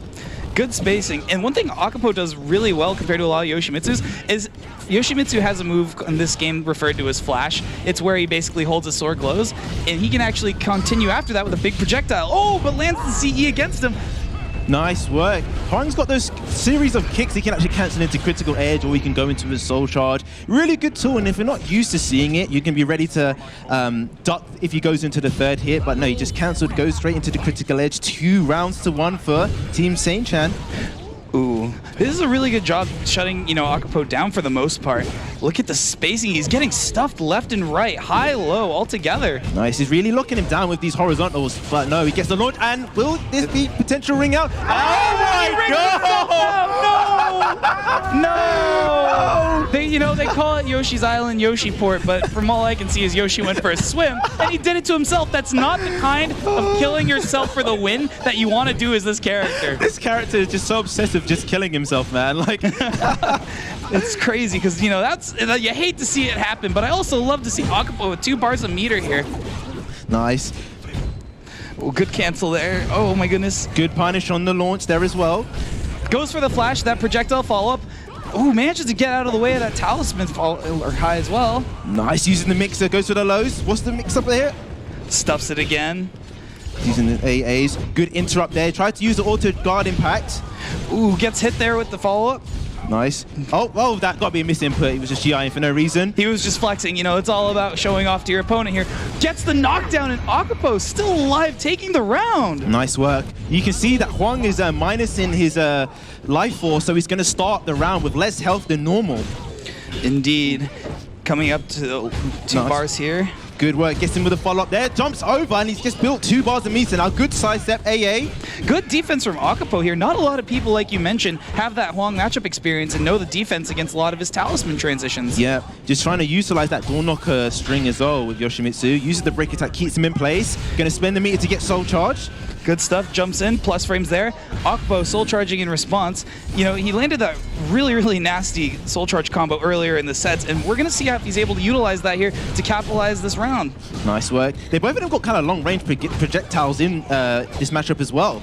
Definitely, and I think Hwang's is a little bit nastier compared to Yoshi's, given it fizzles out, but doesn't matter. And Akapo is able to catch him waking up. Excellent work. We're going to the final rounds. Let's go. He's got a little bit of less life. He started with less life force, but still, he's not great deficit at the moment. Gets him with a flying knee.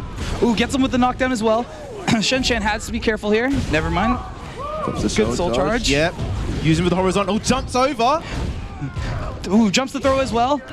Good stuff there. Great interrupt, stuffing him. Gets caught out again. There's the flash that you mentioned. Oh my God. To be able to take it. And you have to be, look at that. Look at this camaraderie. A good high five. Quick trade off there. Man, Woz has got to be so proud of his teammate right now. Look at that smile.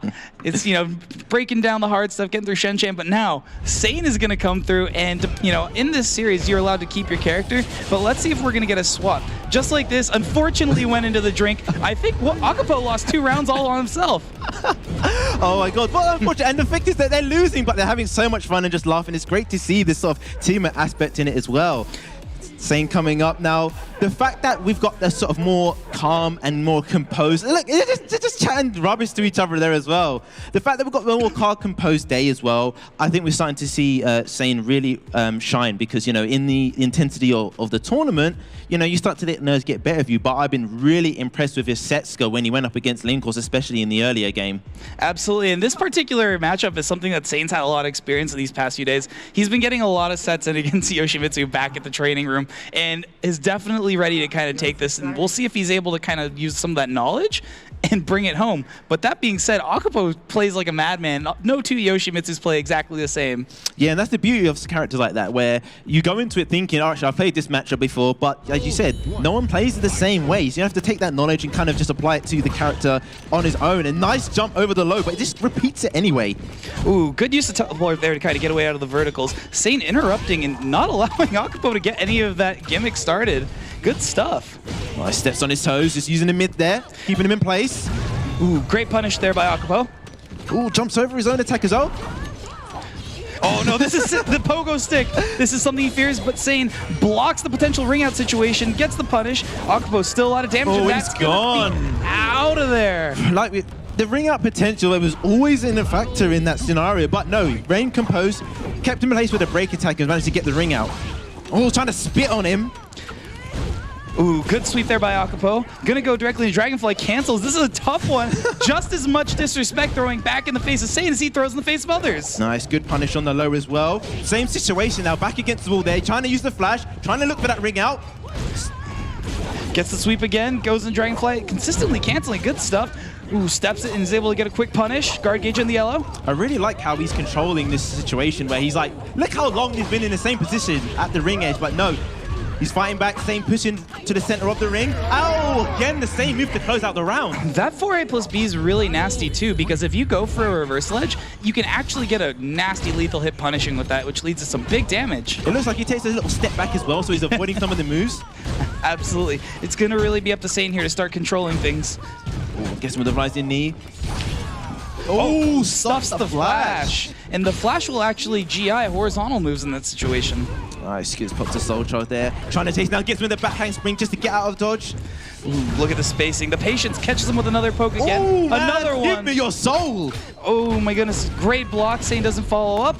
Wow, man. Look at Akupo looking so deadly right now. Absolutely. Sane kind of afraid to push buttons, which is a really weird sentence to say. Yeah, look, he's trying to end it with the same move again, but no, just gets him a counter hit. This might be costly. What's the mix-up? Still a bit of pressure there. Oh, he catches him out. Oh, jabs him in his toes. Shen down there, walking around. Look at that smile coming to this. He's got the dad buff. He's passing it on to Sane. Nice work. Good block on the low there. Nice scouting that out. Gets him with the throw. Good stuff there. Ooh, gets the launch. Doesn't commit to the empowered version. No, he doesn't. They're using the flash though to use some of that meter. Guard gauge back in the yellow. Ooh, good movement and punish by Sane, reading that whiff. Yeah, really like max range of that. We've got this bad situation now for him. He's blocked. No, don't fall for this. You know better. Goodness gracious, Sane. He gets hit by the sweep. Sane still holding up. Catches with that break attack. We've seen him so lethal with tonight. Oh, door knocker. He tried to finish it. But no, Sane just wakes up and smashes him with the umbrella. Sane is holding on for dear life. Talk about literally throwing shade. This guy is good, isn't he? Good punish there by Akupo. Nice work. Great situation there. Pushing back towards the center of the ring now. Ooh, interesting GI there. It's got to be careful. Guard gauge in the yellow. Akupo does have the meter to burn, but finishes up with a 3BB string to hit him. Yeah, he didn't actually try to sidestep. He tried to interrupt, got caught, jumps over, but still gets the punish anyway. Stops the pogo. Ooh, ducks the first part of the A. Oh, steps the wall rising A. Sane is a madman, but Akupo ready to respond. Yeah, that's a brilliant step, but he's got Oki now, but he's good staying up. Oh, Sane! He knew! He knew! He's looking up! Yeah! There we go. Oh, man. Oh, my God. Oh, my God. And huge lethal hit punish. Sane was waiting for this whole moment. Yo, he had to do it, man. He's getting beaten up. Spencer's soul charges to create some distance there. Oh, he's in the air, though. Great stuff there. Solid conversion off that. Jumps the sweep. Bit of meter here. What's he going to do with it? Sane knows to stay on the ground, not get hit by the unblockable. Yeah, he's been really good with his Oki stuff, just to stay on the ground to avoid it. Oh, doesn't do anything that time. Gets hit again. Interesting. Doesn't want to get hit with the pogo. Scooting on out of there. Smart stuff. This could be the final round here between these two players if Akupo is not able to secure it. It's just poking away. Being a bit more tentative now. Even alive, he uses the flash.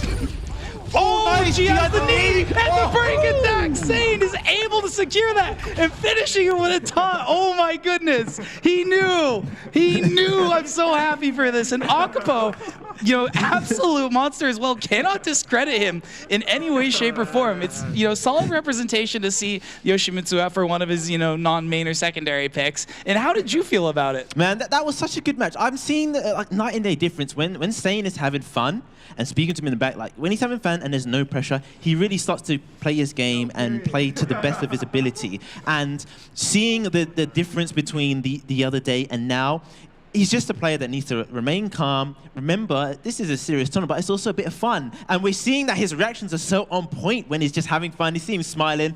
This is such a close game. And we are going to have the Setsuga Mira, quite a popular character, actually. Yeah, you know, I think it's kind of interesting and fits within, you know, the rule set. You know, we don't want people using their mains, secondaries, tertiaries. So that being said, like, Setsuga kind of, when she came out in the DLC release cycle, a lot of players didn't quite have the time to commit to her. So now, this is the perfect time. We've had, you know, a few months in lockdown to kind of give to it. Maybe not our main picks, but still, she's so fun and is really rewarding for the players who want more of a technical experience. Yeah, that's right. We've seen players that gravitate towards that, didn't really have something that gelled them for a while. We've seen quite a few Setsuga mirrors there, but Woe's Setsuga main going to Zasalamel. Let's see how this match unfolds. Let's go. Interesting to see how this starts out. Woes was so scary earlier in his matches with Zos, and if Sane's able to keep up, it'll be really impressive, because for both of these players, for both of these teams, this is going to be what sends them down to lower bracket if they lose. Yeah, all match is going to be critical here now. Got 2 curse stacks. Again, just using that break attack to lock him down. Oh my god, good interruption by Sane. Has to be so careful in this matchup with that guard gauge. And he's got the threat of the lower zone. No, hits him with a throw. 3 stacks now. Good GI there from Sane. Ooh, Sane catching him, but unfortunately gets caught with a foot in the face. Good punish by Woes. A nice, yeah, good. He had the 3 curse stack, didn't actually need it. Good spacing and with punish, and have that pump to your face. And another one. Sane's gonna have to be so careful in this matchup. He can't whiff as easily, especially with Zasal now who can control that same, or, you know, along to mid-range. Oh, but gets caught with the unblockable setup. Staying on the ground as well. Oh, he tried to get him with the back throw, but it wakes up, and he's just going to get the wall. Yes, he does. There it is. He gets the wall, gets the relaunch, and catches him. Wow, Sane. Coming into the third match here, has 1 full mechanic and 2 more to go. Really want to open up some of those tools later on. Nice. Good work on the duck, but he breaks it. Oh, and the second hit of that scythe just catches him. Oh my goodness, careful Sane, back against the wall. This pressure from Woes is really smart, choosing to stagger it instead of keeping it consistent, knowing Sane will look for those parries and GIs. Yeah, you know, we already know how strong Zas is a 3A, his mid-buck string series is so good at locking people down. It's the threat of it as well. Oh, good punish there by Sane, able to get that stun. Back up against the wall, side swap, and is this going to be out? No, not quite. Oh, good turnaround there, completely reversed the position, but now this is where Zas is at his strongest, and he knows, get away from that ring edge, go to the center. He's got some curse orbs on there as well, which is going to make that CE all the more lethal. No, chooses to use the curse orbs. Oh, nice duck and punish at the critical edge of his own. It's going to do a gripper damage, but I don't think he's going to be dead just yet. Indeed.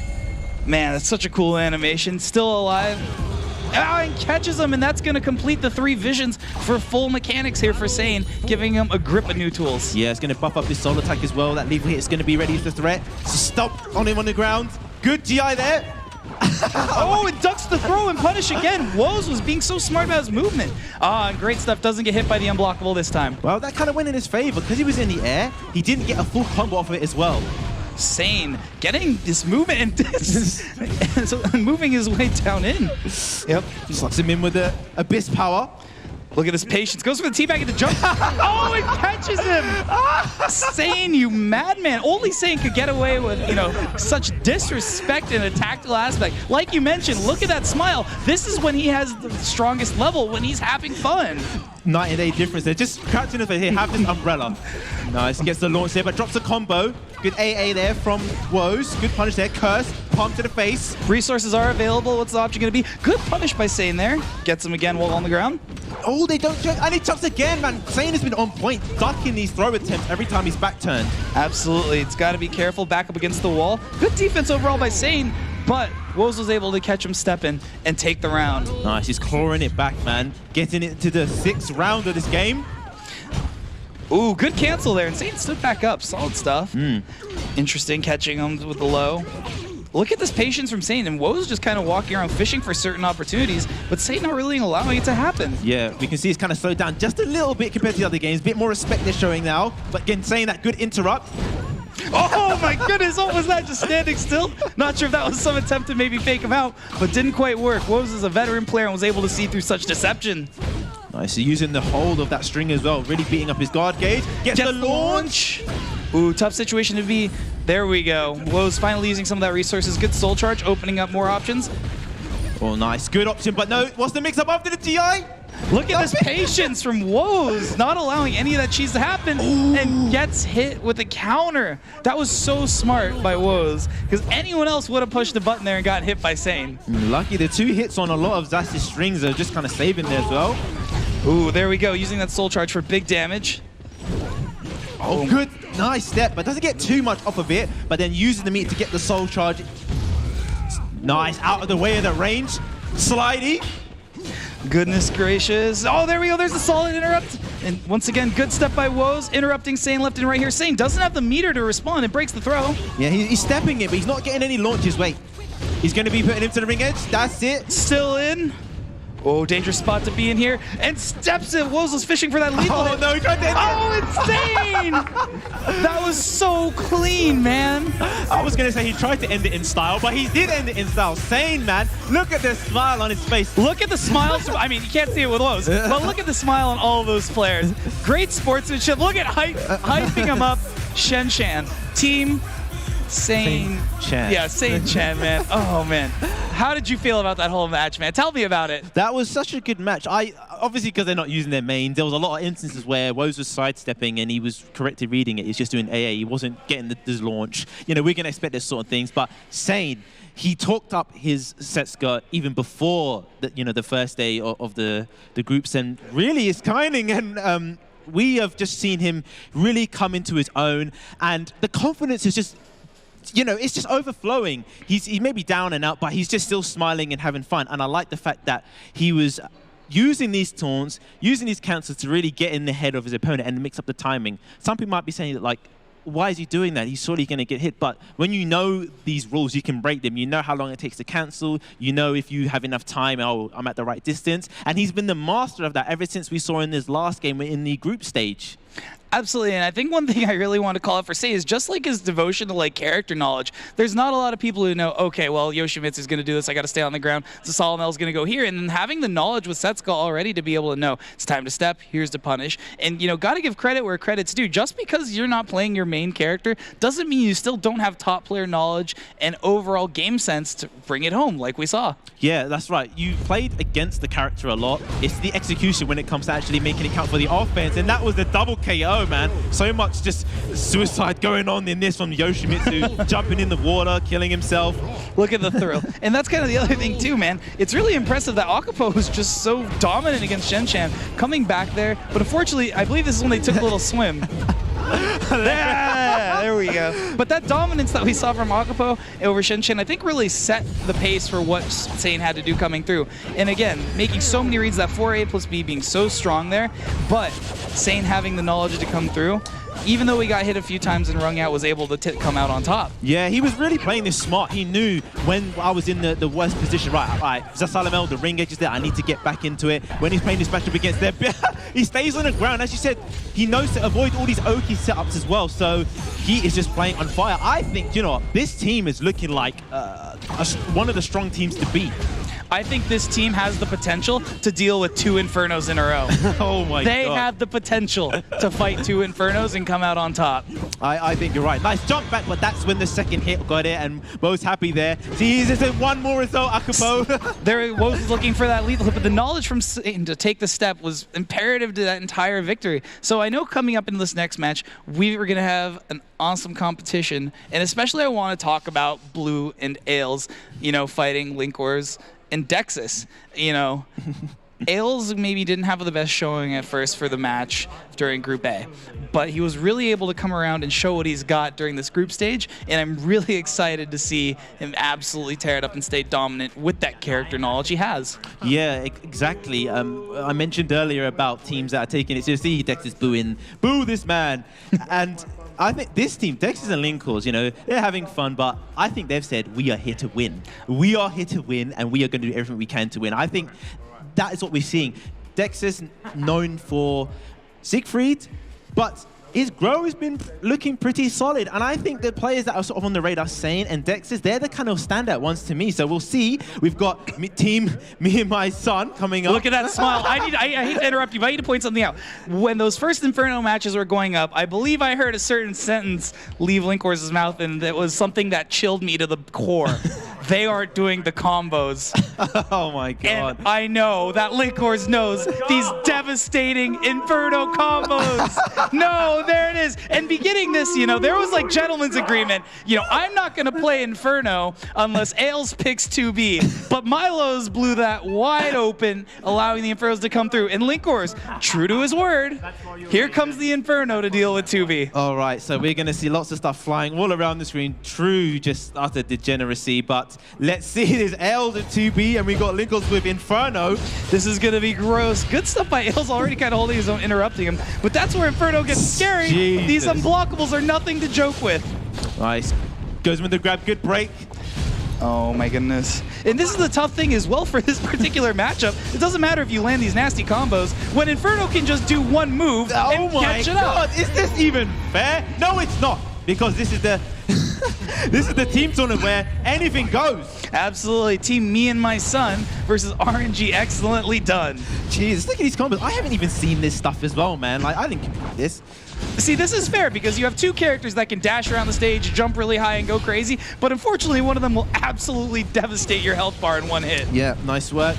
To be sort of one of the more like normal kind of characters in this game. Good, uses the bubble there. Oh, big damage! Here comes the combo! Oh my god! My goodness! It's getting juggled like...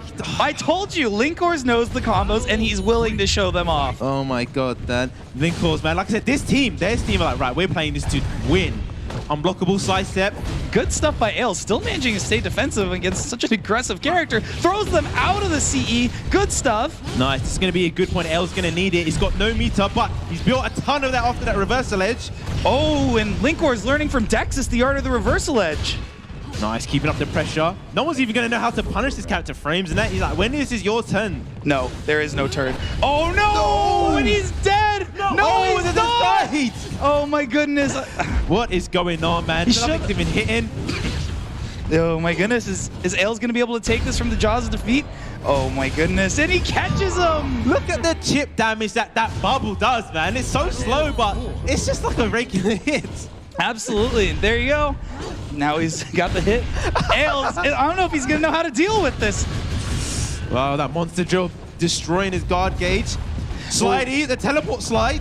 Gotta be careful there again. Is he gonna do it a third time? No, he mixes him up. That is so nasty. Is he just gonna be stuck in this loop? And he is. Wow. Oh no, Ailes just putting up his hands. Okay, goodness.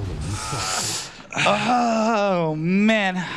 So, now we're seeing that there's a player that actually knows Inferno stuff. This is going to be tough now. What does Blue God do? Does he just like do the same straight up and just try and YOLO it? Because surely that's going to be your best chance, right? It takes a monster to beat a monster.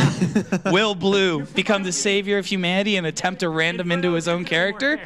Or will Blue commit to the dark path of Inferno? Wow, this is an interesting match. So this guy is just flying around the screen. I understand Ailes picking 2B, you know, it's like we're going to see a lot of movement that is not typical to the game, but the guy just runs up your face and does a bubble, and he takes off some of your life anyway, so man, this is just crazy. You want to know the most disgusting part? Let me know, tell me. That wasn't even Inferno's most damaging combo.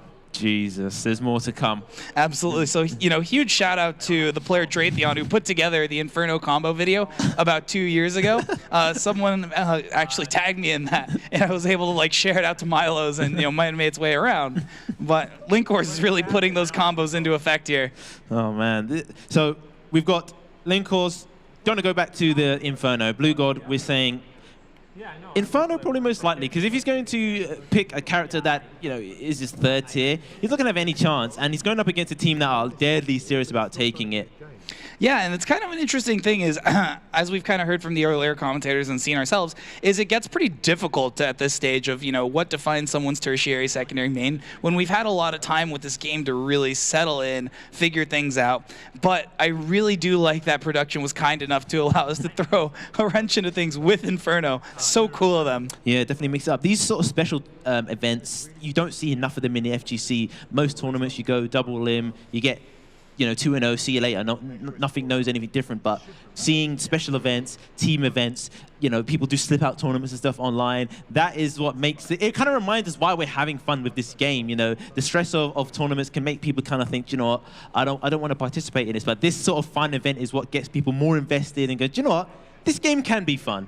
Yeah, and you know, I really agree with you. You know, Justin make note, these are all top players having fun in the midst. Like, this might be fun silliness, but they're still playing at a very high level, and they're still able to have as much fun, smile, and play along. So if you're watching at home, you've never played before, maybe had some hesitation to check out SOULCALIBUR, or any fighting game for that matter, this is an awesome event put together by WePlay to show just how accessible things can be. It's fun, everyone can have a great time. Top player to new player, this is a game for everyone. Yes, and I like the fact that with the team tournament where they can't use their mains, we're seeing a real showcase of the whole roster, because in some tournaments, you know, you might see a certain selection, and if you're new to the game, you're thinking, who resonates to me? Who am I going to pick up? Because we're seeing these top players who are character specialists, you're getting to see how to play that character optimally in tournament-ready scenarios. But you're also getting people who have got secondaries and this team tournament go, do you know what? I haven't seen anyone use this character. So even the third-tier character for these top players is going to be still competent. So this is these sort of other sort of things on the side where it's just showing the strength of the game. It's getting people into it. And I've been seeing so many people message, they've been messaging us saying, you know, I want to get back into it. People in other games who've been playing other games and even Tekken that's going to be coming up next week, of saying, do you know what, I need to get back into this. I forgot how fun this game is. And as you said, pointing out, WePlay for bringing this in. It's these players are really doing a service, showcasing just how fun this can be. Absolutely. You know, speaking of the players, we really have to give a huge shout out to Dexus and Linkors for coordinating their outfits today. You know, I don't know if it was intentional or not, but come on, me and my son, we're going to show up. I saw Linkors in the back zip when they first walked out. Both had their outfits zipped up, ready to roll. And, you know, on the same side, Blue and Ailes, you know, there was a lot of jokes, like Ailes kind of had that funny outfit on, but you know what? He was about to substitute out for Blue to take this to the win. Right, but we're not seeing Inferno though, so okay, it's a bit more regular SOULCALIBUR. Less disrespect there, but let's go. I think you might see that come back out if there's a potential loss there. But good punish there and solid combo. It's going to be really interesting to see this Setsuka play, because I know it's something he's been working on. Nice. Good reversal edge. Built some meter even though he's about to die. Ooh, my goodness. Just one hit away here for Blue. Interesting choice with the Xianghua. Yeah. Gets the side tip to the back, doesn't get much off of it, just looking for a big launcher, but spends the meter early to try and steal back this round. Oh my goodness. Oh, unfortunately gets the low to end it. You know, one thing I didn't notice was Blue was passively chipping away Linkors that whole time. There might have not been a major combos, but slowly closed that life deficit. Yeah, that's right. I don't know about spending the soul charge and running up in GI though. You know, lost a lot of situation, but then doesn't really get the benefit of the round. Oh my goodness. Good disrespect there. Oh my goodness. Gets the crouch throw for some big damage back turn. Another throw, solid break. Now kind of putting him in that awkward situation. Gets the launch. Doesn't quite get the combo there, but went for a catch. Nice, yeah, almost died, but yes, now he's spending the meter early to try and claw back his round. Good spacing, trying to look for a launch there, jump over the low. One hit away there, wasn't quite able to secure it. Oh, and stops any potential mix-up situation, and just as they were going in the stance, hits them with a quick shin check. Nice work. 1-1. Just using a lot of these two ways again, just to keep him in place, out of the distance there.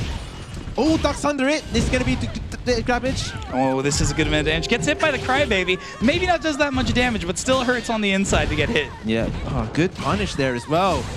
Oh my goodness, good spacing there. And that's kind of what we talked about, is those empowered mechanics are going to be so strong for Blue. For Linkors. Doesn't deal with what, like, you just in stance in front of me, have this umbrella in your face. Indeed, indeed. So gonna space things back out again. Blue, good punish. Makes the hard read for the throw. Nice work. What's the mix up there? Just backing away if they get the counter hit. Bit too away from the range. Gets him caught there. Big damage there. That move has been the MVP of Setsuka for tonight and a little bit yesterday as well. Yeah, we're getting really a showcase of this, what this character can do. Nice, but no, this is going to be a good launch. He's got 2 bars meter though. Is he going to spend early to get rid of pressure? Stabs on the ground. We're going to see here, back up against the wall, gets hit and just mixed. Unfortunately, Blue not able to get anything started there. Yeah, he was a bit stuck. He was just getting locked down and getting pushed towards the edge as well.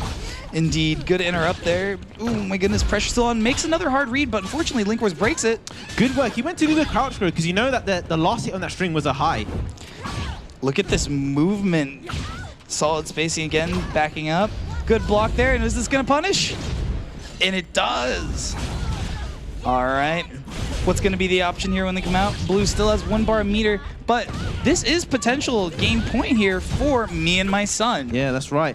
1 more round to take it. Good sidestep. Doesn't get much off it, a bit too late, but no. Blue's going to launch him anyway. Delays the string. Oh, nice work. Loads of damage on that. And Blue just absolute disrespect there at the end. They got a really decent Changhua. Oh, interrupted the launch there. Interesting stuff. Blue really slowing things down. Good throw. Nice. Good punish. Oh, finally catches him. Good sidestep. He gets him in the back throw. Good damage there. Blue fighting back. Nice stop, but that AGI stops the retaliation. Indeed. Good choice there by Linkwars. Gets caught running in. Gets mixed. Oh my goodness, still in. Ducks throw. Goes for a crouch throw in response. Oh, I like the fact that he didn't spend the meter. He's trying to win without having to spend a bar to have 2 in the last game.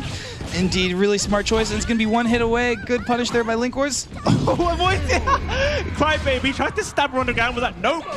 My goodness, that was just so much scramble situation. And Ailes, not sure if you guys can hear him, popping off in the back, cheering Blue on. Nice. He goes into this last round. He's built 2 full meters now. Using the throws. Good soul charge, wanting to take things back. Oh my goodness, this is so tense. Oh no, he whiffs the launch. Oh, big break attack there and good launch. He retaliating with his own soul charge. This is a lot of pressure here for both of these players. Game point for me and my son. Good ducks. Stabs her on the ground. Linkwars has been using those wall risings to great effect as well. Good 2A check to shut down a lot of Blue's movement. Now you can just waiting for a big whiff now. You can see he's just playing the sort of longer game. No, again, good low check. Gets launched. Gets mixed. Interrupts the mix-up in response. Throw. Oh my god, 1 pixel left. Just Sunny screams and he gets him. No, and Blue got hit with just the magic pixel there at the end. I mean, me and my son regained some more respect by doing it with not Inferno, but excellent work to that team. Linkwars and Dexys, man. We talked about this is one of the teams that are taking it serious and they are out there to win. Absolutely. And you know, that's kind of it. Linkwars said, if I see 2B, Inferno comes out. And what happens? Ailes pick 2B. Look at that. Look at the smile on Dexys. From them to the other team, never talk to me or my son ever again. I love how it's literally like, watch me this while I do this, son. And look, he's just so happy with his dad as well. And they're going to have a little pep talk in the back that this is what you do. And look. Oh, no sports boy. Oh, give him the fist bump. Where's the sportsmanship? Oh my, there it is. Oh man, what good fun, what good fun. So overall, was this kind of how you expected things to go between these two teams? Do you know, I thought it was. Dexys and Linkwars is, like I said, one of the strong teams out there to beat. I was really impressed with Blue Changhua, though. You know, he played really well. There was only specific matchup things that he wasn't sure if he wasn't content in spending his meter to get the critical edge after some launches. But, you know, he played really well.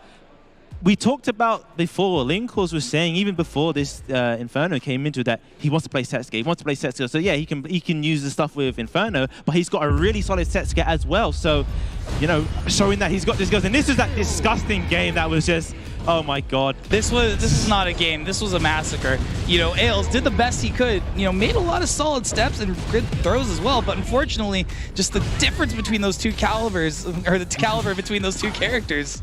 Nice jumps over the low there. That's the thing. We saw a lot of times where Blue was getting the right steps, but he wasn't able to launch off of it as well. Going opting for the back throw, which took it out so many times. And that's kind of one thing you spoke about as well, is Blue's discipline not to use the meter, and especially a situation like this where it really hurt him a lot.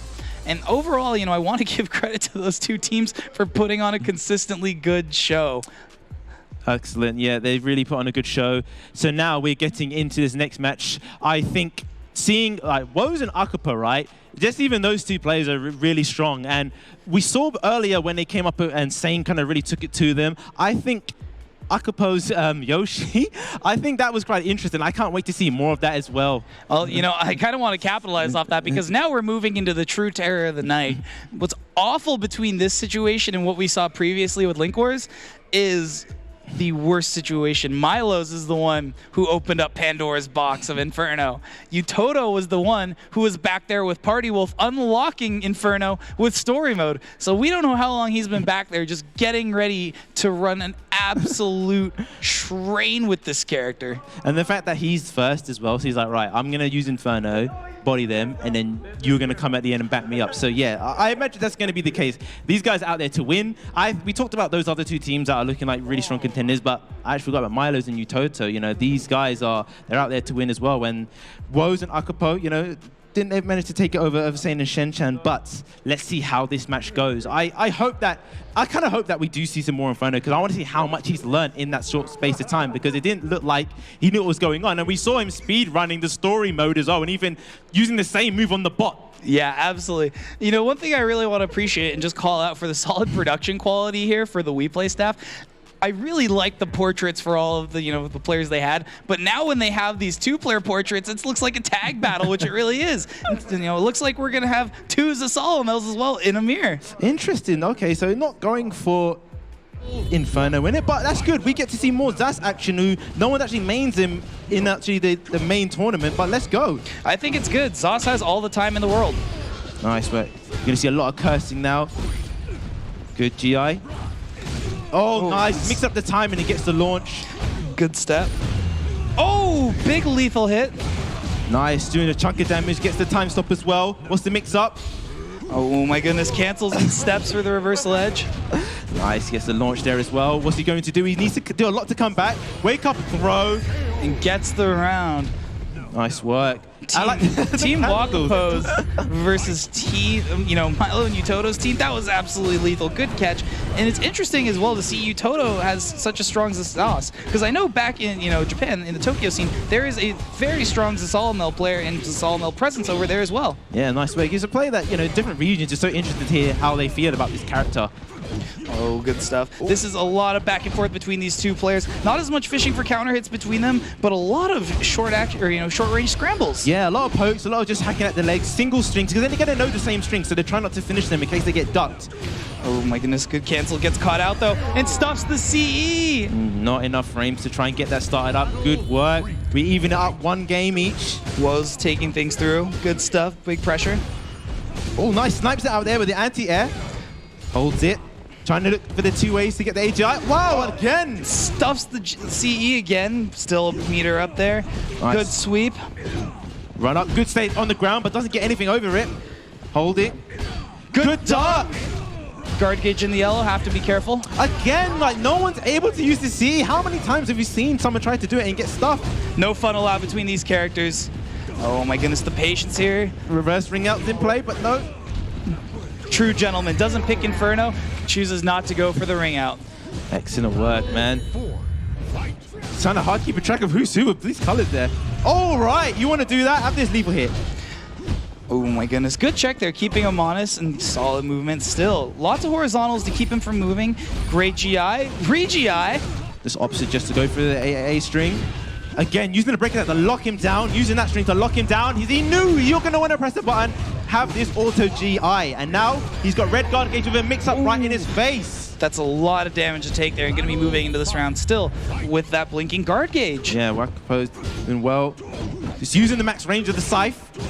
Oh my goodness, look at the spacing between these two players. Gets caught out, back turn, gets caught in the mix, back turn again. Good defense there from Woz. I like that he jumps over, and that is going to be a reverse ring out. We haven't seen that many, but that's what you expect when Zasalamel is on the screen. Absolutely, gonna go and take a swim. Coming into this with 2 bars of meter for both these players, they're gonna have the potential for a lot of resource burn.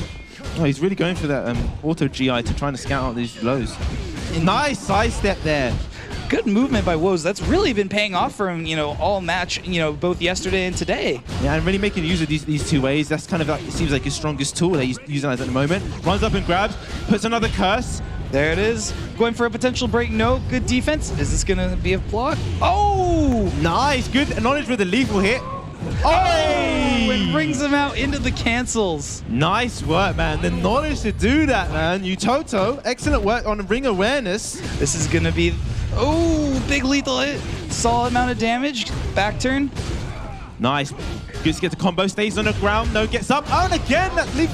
No one's landed that so far. No CE, no funnel out. That's why they have this meter still. This is not a good situation for him to be in. They're standing at max range. They both got one curse. They clash. Oh my goodness, still. Woes has to be careful, has curse orb on him. Now returning the favor. Back to you, Toto. They're using the same thing. No one's ducking it yet. No one wants to get hit by a mid. Smart choice, honestly, at this point. Man, they're really destroying his god. There we go. We finally get one. It's not. I don't think this is going to be enough to kill, but this is going to put him in a really precarious situation, given the fact that he has that blinking guard gauge. Yeah. But we might see a CE in response. Oh! Nice work. Just use it, man. 3 hits in a row, breaks the guard, had a curse applied as well. Excellent work, man. That was a really entertaining Zas mirror. Absolutely. You know, I don't know if you guys can hear, but Akapo is just cheering Woes on. After that win behind him, solid applause, coming from that side. And on the other side here, it's going to be your fellow countryman coming to save the day. Milo's coming up. So I think with all this Inferno talk, I think Milo's was someone that definitely didn't know with Inferno. So I think he might go for the Song Mina, which is a character that he knows and is actually his true tertiary character. I think the Inferno hype for him has died down a bit, and seeing that, and this team wants to win, I think he's going to go for the Song Mina in this match. I agree. I think no matter what he picks, Twitter and Twitch chat will be very happy. Someone's going to meme something. He's gonna look at the camera. Someone's just going to start memeing him straight away. Oh no, they're shouting at each other, saying potentially no Inferno or Inferno. I'm not sure what the option is here. This is... Oh! Someone's doing something. I heard a groan. What's it going to be? Oh, no, he's hovering between them. Oh, what are you doing? Stop hurting us like this. This is the worst 50-50.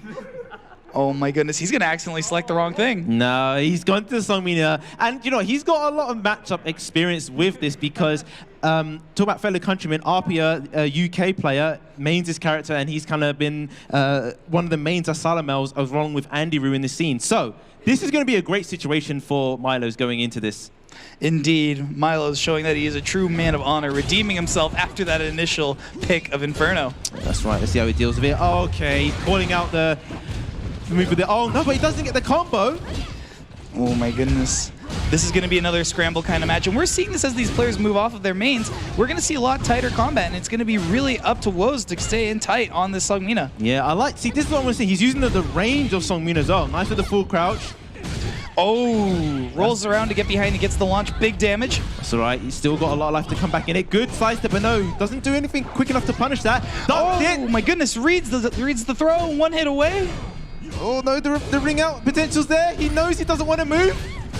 Oh, he's still in. No, but unfortunately gets hit.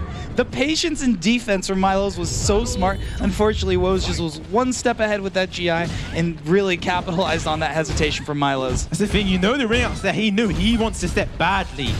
Yeah. Oh goodness, gets the hard read on the break attack. Wow, I'm actually impressed. Milo still remembers combos to Song Mina. Nice work, more than 50% gone off of that lethal hit. Curse is on, gets caught, getting to some dangerous territory here for ring outs potentially. Nice. Doesn't get anything off of that. Just trying to back away now. Use the distance.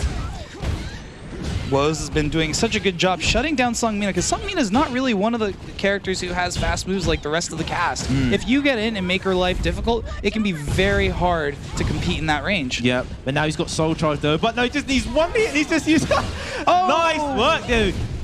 Oh, you're open, but he misses. Still 1 hit away. What's the option going to be? Is he going to wake up and do something? Oh my goodness. Oh my god, man. I just didn't know what was going to happen. The same situation, down to the last pixel. Milo's opted for the mid, but no, Woes does not duck. I think Woes really picked up a lot of that from Sane and is realizing you can get away with putting a lot of pressure on your opponents and kind of, reacting to those showdown situations.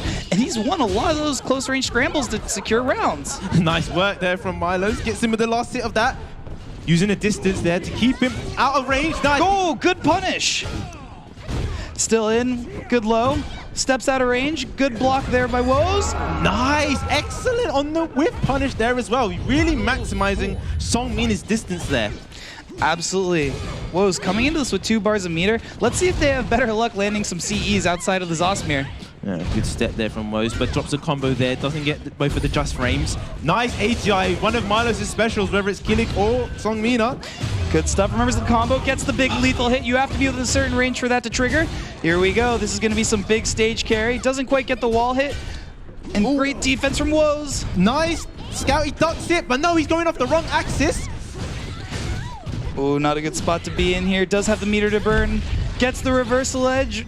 Channeling his Dexus energy.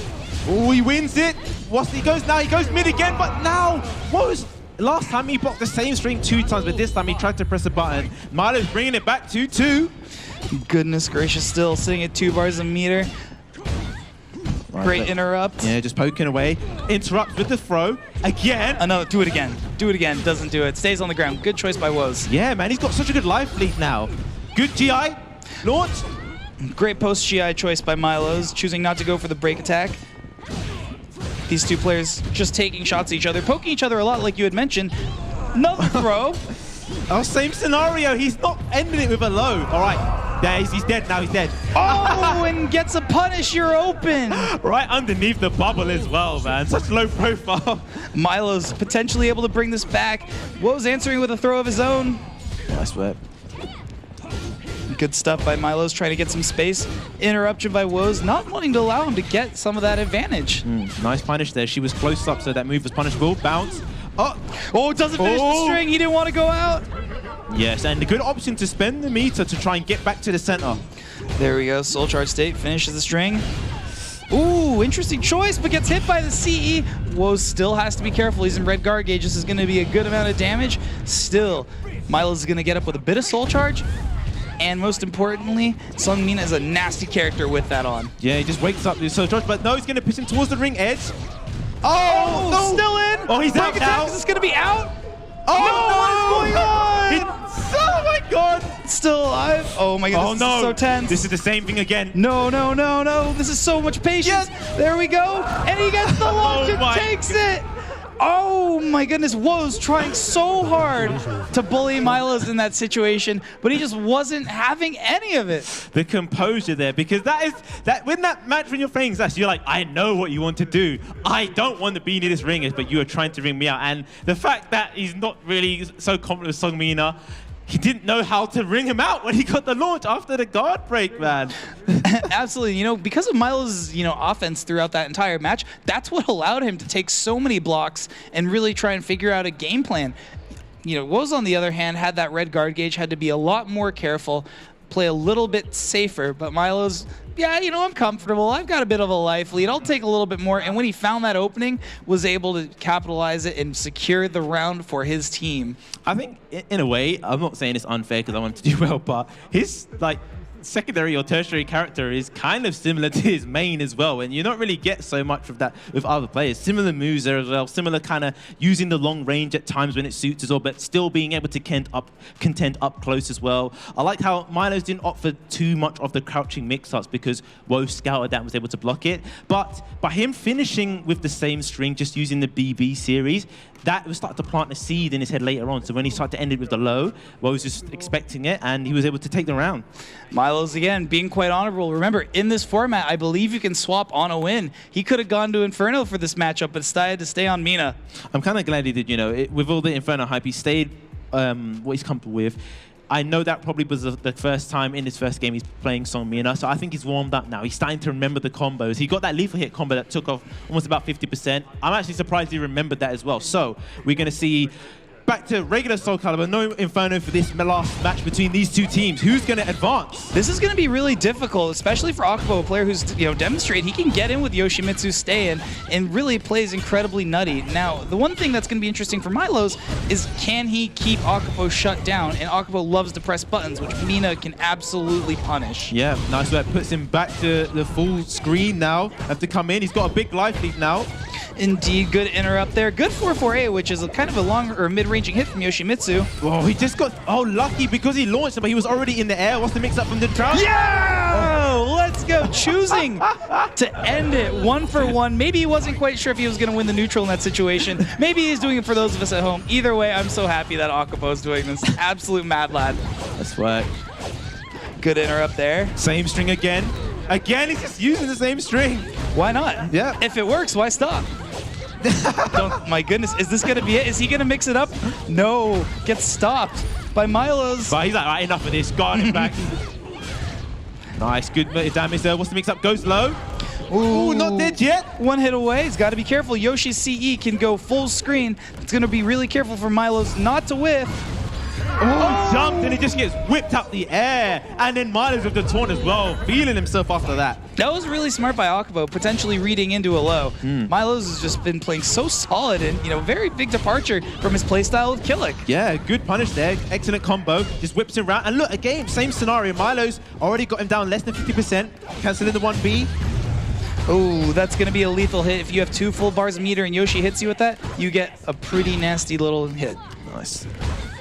Oh, now slowed down just a little bit. Ooh, yep, there it is, another door knocker. There's the delay. Good punish. Just using the same string, just now mixing up the timing, delaying the strings. Good duck and punish there. Here we go, into stance. Gets him with the low. Oh, and there we go. That's what we saw earlier. That 4A plus B, that move where he kind of takes a step and hits, that is devastating if you are able to stay away from a reverse ledge and get a big punish. I love the way he ended it in start as well. He could have ended it much more easier, but no, goes with that lethal hit. Oh my goodness, good block and punish there by Akapo. Not a lot of people know you can punish it at that range with that particular series of moves. Yeah, using it kind of at the wrong distance, but nice. Gets him, puts him back to sort of medium range, but he's run back in on him. Flying knee. There it is. There it is. You can see James shouting, use your meter, use your bar, whips him. 1B, the break attack. Oh no! Spits that acid in his face. Unfortunately, he isn't able to get enough damage to kill, but fakes him out with the solid kick to the chest. Oh man. Something we always say is that it's okay with 3K. It's a very good move of Yoshimitsu's. And another lethal hit. Oh no, it's going to get a damage. What's the mix-up? Oh, look, why is this guy? Oh my goodness. This is what we were talking about. These players are having so much fun with each other, and you can't help but love Akapo for so much of his gameplay. Oh, good launch. Pulls him back to full screen now. Like Banks says, use your meter. Oh, no! Interrupts the suicide. That would have hit. Nice work. Gets the launch and relaunches him. Destroys that guard gauge as well. Good force block scenario and steps it. Milos is on top of it. Akapo a little bit too bloodthirsty here. Now, doing on the final game now, both of them pretty much got full beat Mart Eater. Guard gauge in the red from that force block setup. One more hit's going to do it. And Mina's a character that will absolutely destroy your guard gauge with so many of their setups. They're built for it. Big launch. He knows he's going to be looking for it now. But now he's that's to consider about his own life now. He's trying not to block. Oh my goodness, look at this spacing, 9K. There we go, the meter's finally used. What's going to be the option here? This is going to be tough now. He really doesn't need to commit to anything. It's all up to him to come in, but he has got that critical edge, which can close the distance very quickly. That's a dangerous spot. All that Milos has to do is stay back. If he gets too close, he's in potential ring out range for Yoshimitsu, which, could backfire if he rings himself out again. Exactly, I respect this, He's made him have to come in, but he spent the meter now. Oh, that's going to be it, and he's got it! Oh, Milo securing it, knocking Akapo and Woes out of the tournament. Look at that smile. Look at smiles all around. Great stuff between these two players. It was really interesting to see just how Akapo was kind of taking a page from Sane, how Woes took a page from Sane, and we saw a lot of those cancels and just general, mental fake outs. Yeah, it really messes with your timing when someone's canceling in your face like that. And now I'm seeing Milos is getting way more comfortable with Songmina as the tournament progresses. He's playing it like a character that he's been playing for a while, where initially it was like, oh man, I haven't used this character for such a long time. So it is heating up, and it looks like they're gonna have to be coming back down and playing again. Linkor vs Dexys. This is what I was saying about two of the teams that are taking this seriously. 4 strong players in this next match coming up, and I'm just really impressed with the team of Utoto and Milos. They really started to get a nice connection going on here as well. I agree, and I can't get over the name me and my son, my son and I. It's so good, and especially Linkor's kind of has that really disgusting, I don't even want to call it pocket inferno. The man knew the combos with that character so long after this whole time, and now moving forward, what's it gonna be? Looks like actually we're gonna be tossing to our 3 wonderful analysts on the other desk there, the wonderful group we have. We'll pass it back to them.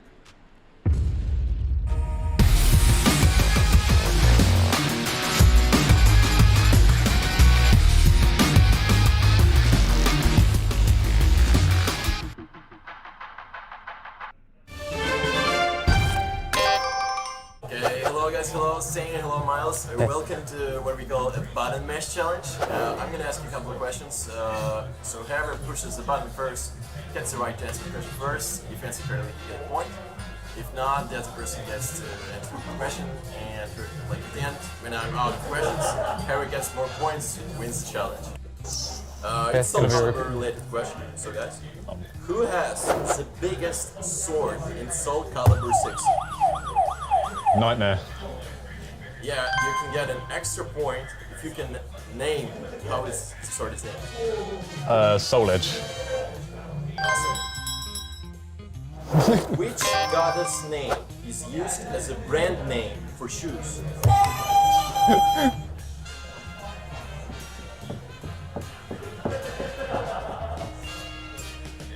Don't know. I don't know. Okay, just hit the button. I don't know. Okay, it's actually Nike. What? Oh. There's a goddess named Nike. Serious? Which animal lives the longest in terms of age? A whale. That's a correct answer. Point goes to Miles. Much easier question. How many planets are there in a solar system? 8. You got a point. Next one. How many years does Shaolin training last? 8. A lifetime? That's a good one, but it's actually 3 years. Not that big of a deal. Oh, that's it's less than a uni degree. What is Darth Vader's real name is? I have no clue. Oh. I don't watch Star Wars. Is it Anakin Skywalker?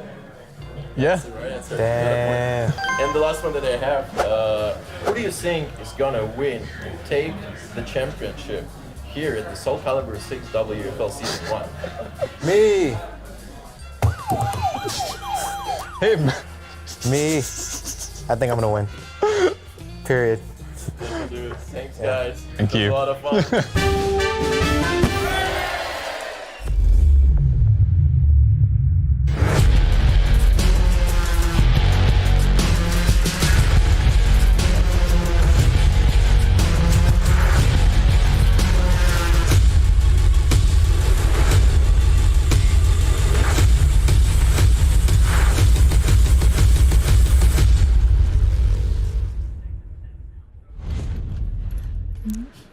So from the look of that, Milo's is not only handsome, but he's smart as well.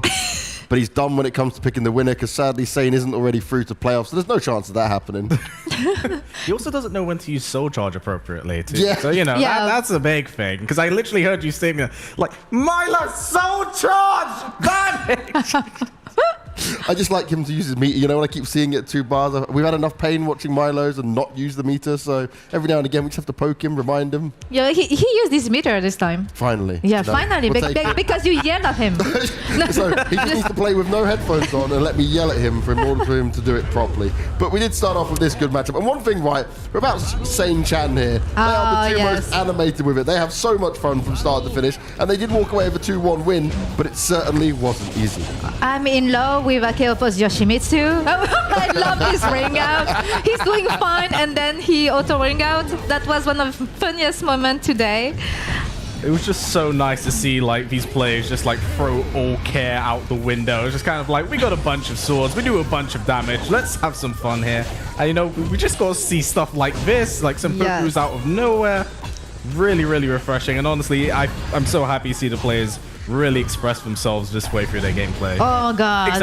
Except that. But that's the Yoshi thing, you know, it happens all the time. It happens twice. Yeah, but he really wanted to do that. He has that in mind and didn't want to do something else. Oh, I actually love this match too. It was insane. A really weird thing to point out is actually Zaz and Setsuka's been really popular picks all day. Is it like characters that only seemingly work offline? But I think it's such a strong character to have as a secondary because it's so annoying and he can ring them so easily. That is very, very true. But in saying that, why not we just... Oh my god. But why would you pick Inferno? You're strong enough. You don't need that character. My man got curb stomped several times. He just kept going. Oh, you know, yesterday was Shangfa's birthday. So happy birthday to my girl. Yeah, of course. I'm happy that Blue got picture. Finally, we got to see some Shangfa's matchup. Yes, but unfortunately wasn't quite able to seal the deal here, as Papa and Son do get that big win in advance. But again, we just see Zaz and look, just the mirror matchup we saw into the denial CE on a constant base and the mad disrespect just existing at all times. Oh god. I think they agreed that Yutoto would pick the Salamel to go to a mirror match because he's not supposed to play a secondary character. And Yutoto already picked the Salamel in tournament. So I don't know how it happened that he could pick this character. Like, I don't know, because they wanted to do a mirror match, maybe. That is true, but here is Milos once again bring out the Mina, and actually get a lot of like mileage out of her. I haven't seen him play Mina properly in a long time. Yeah, but she's using a spear that maybe he thinks that it's a kind of gameplay than Killick. And actually, at the beginning of the tournament, he was not feeling that confident with Mina, but right now defeating Akaopo's team with Mina, that was amazing. But double kill, but then he wanted to do that twice in this match. And I think he lost it. Yep, there's that one. He should have not done that in this match. 110% threw that game away, but you know, fight for that highlight reel. It is all about those highlights for sure. And it was a lot of fun with these guys. Yes. And it continues to be fun as we do have a few more matches to come our way. We're going to take a look at the bracket that we have here. And right now, it's all about this little lower bracket run because we're going to have our upper bracket final next, see who's going to drop on down, and then we get to see who might have a chance of how it all goes out here. Oh god, that's the strongest team are here. Party Wolf, Pantocrator, Saint Shen-Chan, wow. I would say Party Wolf because of it. I think he's today on fire. He's super on point, but in talking about players on fire, Zane's like, he's playing out of his mind today. Like, you know, as pointed out by our commentators, when he doesn't have to worry so much and it's all free form and it's just like he is fighting for the highlight reel, he's having fun, he's able to really like show the creative uses and tools that Setsuka does have, especially once she lands her free visions. Now one thing, right, when it comes to this 2v2, they're having a lot of fun, but what they don't know yet is the prize that's on the line for these guys. They'll be able to grab themselves the Soul Edge each, one of our plushie Soul Edge, just as a bit of fun to add to the winnings, didn't it? See, Kaeli straight away jealous. You have your 2 PS5s already. Yeah, but I want my Soul Edge plush. You want everything, Kaeli. Look, she's just like, but I want everything. But who would not like that? Well, do you know what? Maybe we'll send you down there eventually. You know, we'll let you battle it out. We'll see if we can surprise them with it. But in that, who do you think, right, out of these rest of the games left, is still going to pull out the Inferno? Because we're showing some players have given the respect, others have said, no, you know what? There is no respect. Party Wolf. You think he's going to go straight in with it? But why not? Okay. I would love to see Saint picking Inferno, actually, because he's unpredictable. And I don't know. Everybody playing Inferno right now, they're all unpredictable. But imagine in the hands of Saint. I can't believe that they're unlocking it on the setups back there at the moment. That's what's wild in this. They've gone that keen that it's like, okay, if Inferno is fair game, we will learn everything we can in a close amount of time. Not just that, they know that the Soul Edge is up for grabs themselves now. So, you know, pull out all the stops, get yourself a nice Soul Edge to bring back home and prove to everyone that you're the ultimate scumbag. The ultimate scumbag with it. Do you know what's going to happen? They're all going to go back home and then be like, do you know what? We might just play this some more. We might just keep this going. Keep the memes alive, you know. See, we'll do the ultimate test. Who can take down Inferno, right, with your main? That should be the next one to go for. No, even me, I tried. Sometimes I play some exhibitions in video games, casual events, and everyone that picks Inferno that don't know how to play Soul Calibur, they beat me with my mains. Really? Yes. They are unpredictable. People that don't know how to play the game, they do some crazy shit with the character, and I don't know what to expect, and I die. Yeah, I guess because you're looking, right? When you know what you're doing, you expect X, Y, and Z to happen. You go, oh, that would be normal. And instead you just get hit and you're like, what? Why? Why are you doing this? Stop pushing buttons. It's like they've just done 4 bricks of cocaine and we're like, yeah, I feel amazing right now. Press. So, I wouldn't expect anything. It's just better Nightmare with more buttons and like invisibility and like every touch is 60%. So I don't know, man. Go wild, guys. Go wild. Go wild. Now, okay, we know what our upper bracket matchup is, right? The lower bracket run is going to have to be attempted in all of it. Now we've got the little amount of teams that are left. Who do you think each is going to take it? Starting with UK, Arnie. The deck system. Oh, really? Yeah. Me and my son. Yes. I think just because of the title of the team, I really want them to go far. I'm going with Milo's, man. I think they can get it done. Milo's, we need a British win in something. We do, but also we want to remind you, Dexus does currently live in London, so it is kind of a 2-win. Kind of. It's a half win, I guess. I live in Ukraine. Does that make me Ukrainian? I can't speak the language. At least he can get by where he lives. That's true. Okay, bias Milos, but we can't stop like that father-son connection going on. So might mentally link with each other up in the middle there. Well, let's get into more action with me and my son. And we'll go to other 2 guys who are not quite fathers yet, but maybe they'll get there soon enough. It's one that can't say analyst and Jobin.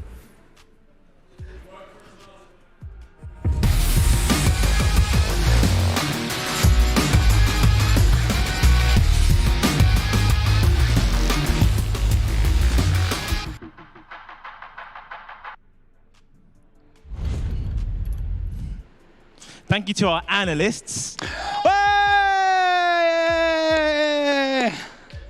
I did it. Right. Thank you to. Thanks, guys. Right. So they get that Soul Edge plushie. Okay. So now the team's like, oh damn, we should have probably take this a bit more seriously when we were like picking Inferno and didn't know how to use him. So yeah. Yeah, I mean, I think, it's really impressive that all it takes for you to compromise your morals and integrity as a professional player on the biggest stage we've ever seen is 2 plushies. I think that would get me too. That being said, it was really interesting to hear our analysts' picks. How do you feel between, the remaining teams? Who are you personally rooting for currently? Do you know what? These 2 teams are ones that I thought were going to go far. The fact that they're both in losers, I'm kind of sad about that. But I just think the tenacity of Linkors and Dexers, there's something just telling me about that team who's going to do it. They have got the synergy down. It's not even about Inferno in this now. It's not even I'm considering that. I just think that Dexter's grow has been so good, so clean. And, whether he maybe put as much time into, I think after this event, he probably needs to be legit one of the characters he uses as well. And Linkors is just super strong anyway. Saying that, I love that, man. It's like tag battle. And Milo's as well. I've been impressed how, as the tournament has been progressing, his song Mina has been improving and he's just getting much more comfortable with the character. So this is a key match. I know we've got that winners finals match, but I think this is the one. And with all that talk about mains and that, they're just going with the Inferno. I'm just going to tell you, remember, Linkor says they're not doing the combos. He knows the combos. Inferno can do some absolutely nasty things, even outside of Soul Charge. So what we're going to see here is either going to be the fastest match of the night between these 2 players or an absolute slogfest. There are plushies on the line, Eternal Dragon. Oh my god, and we're going to one of the smallest stages as well, so the walls are just going to be a big factor, and they're just slugging it out, man. What is going on? Goodness, I'm not even going to attempt to, get into this as well. Big damage here from that throw. Jeez. Oh my goodness, back up. Good interrupt from the stance in. Gets him with the drill. Oh my goodness, back behind. Ducks. Oh my goodness, managed to step the low. We're trying to commentate. This is normal. What is No, this? we're going to do it. We're up to the challenge. This is going to be fun. Man, what the hell is that? So for those of you who don't know, he actually has an air throw that does a ton of damage. And making the hard read with Linkors going into the air, Utono went to grab him out. No fun allowed grabbing him out of the Beyblade. Oh, okay, right. Reversal edge. Who's going to get this? Oh my goodness. Into the bubble. Not great damage that we're used to, but saying that, another bubble in the air. Good step. He's got the wall behind him. Oh, little buttons, and he's going to be able to take it. You ask who's going to win it? Of course Linkhorse is going to win. He has Dexus on his side. The reversal edge master himself. Oh, it stops him out of the critical edge as well. Nice, good second combo there. Slidey. Into the mix. Big damage here. Oh my goodness, look at all that. Oh my god, I see what he's saying, because like, they're not doing the combos, man, but I am. Another GI. Oh, it delays it with the unblockable! Linkhorse is an absolute monster, and just like you said, those combos will make the world of difference in this matchup. Oh my god, look, it's been like 5 seconds and he's already dead. Nice work, right. Utoto coming back now, slide. Another one. Misses though, but he got stuffed at his own critical edge. Oh my goodness, it's one hit away here, and Linkhorse able to take that for him and his son. Oh my god, wow, these matches, Fast and Furious, just punch him in the face. This is what we asked for. Are you entertained?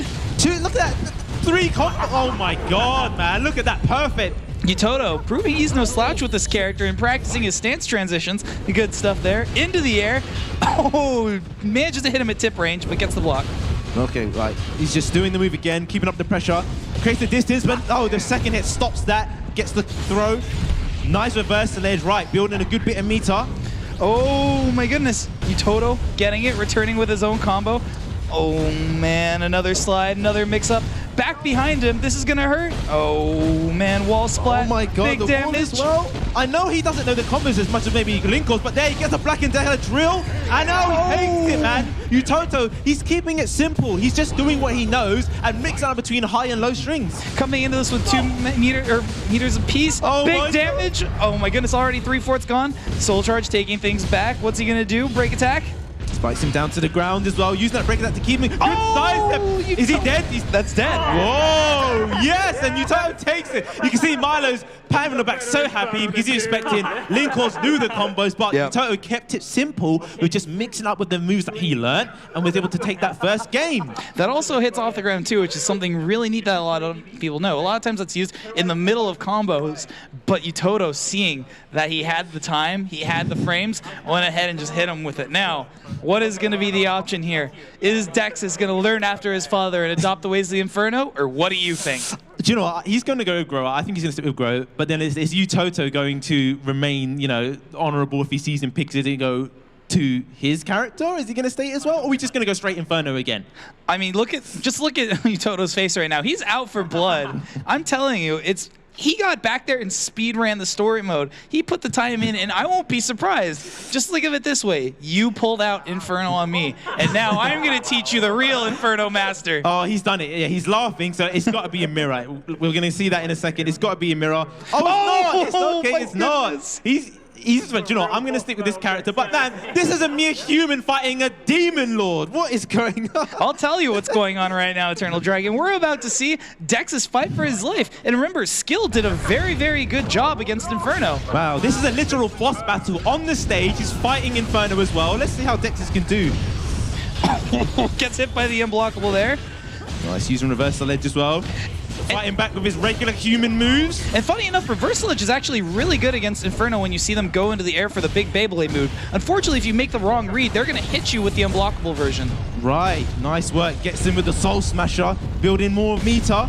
Oh my goodness, I haven't seen that move since SOULCALIBUR 4, I feel like. Wow, mix him up, goes straight with the Black and Dead drill as well. That was game. He did pretty well though. Absolutely. Maybe Utoto's not going to let him get that close again. But just like you said, he got really close. And that's, solid stuff on Dexus. Just using regular stuff. No, he's just using regular moves, but no, he interrupts, and this is going to do a good bit of damage. What's the mix-up now?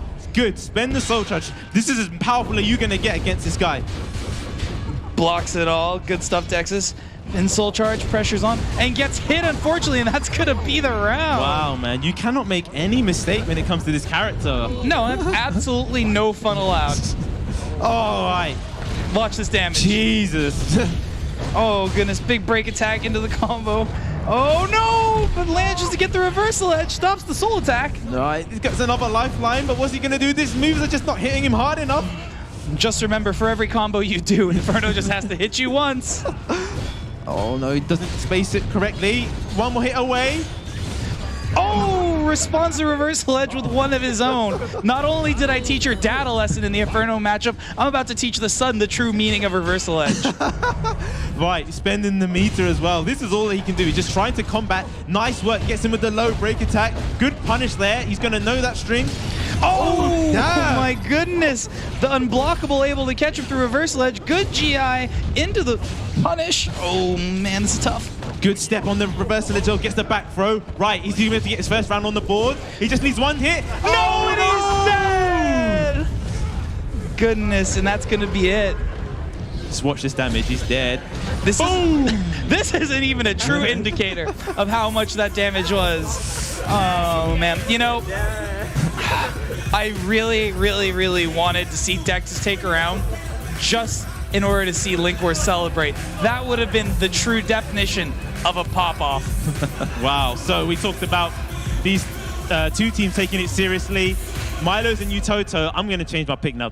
I think they're going to do it. They're going to come from the lowest bracket and they're going to win because I think they're committed for that. Utoto with the Inferno, if need be, Milo's is there with the Song Mina and he's been getting better with the character, but he's warming up. He's getting better. He's learning combos. He's learning the character. I don't think you need to do anything other than put Utoto first and just let him decimate both of them. Absolutely. And, you know, kind of like what you mentioned, and we heard from the analysts as well. Are they going to stay honorable? Are they going to be picking Inferno? What will we see? Because remember, in the pictures that we saw on Twitter in the back, it was Utoto on one setup, and who was on the other? It was Party Wolf. Indeed. So between these two, it's going to be really interesting to see. And actually, one thing I noticed as well in these particular matchups is just how much of a difference did these combos make, in your opinion?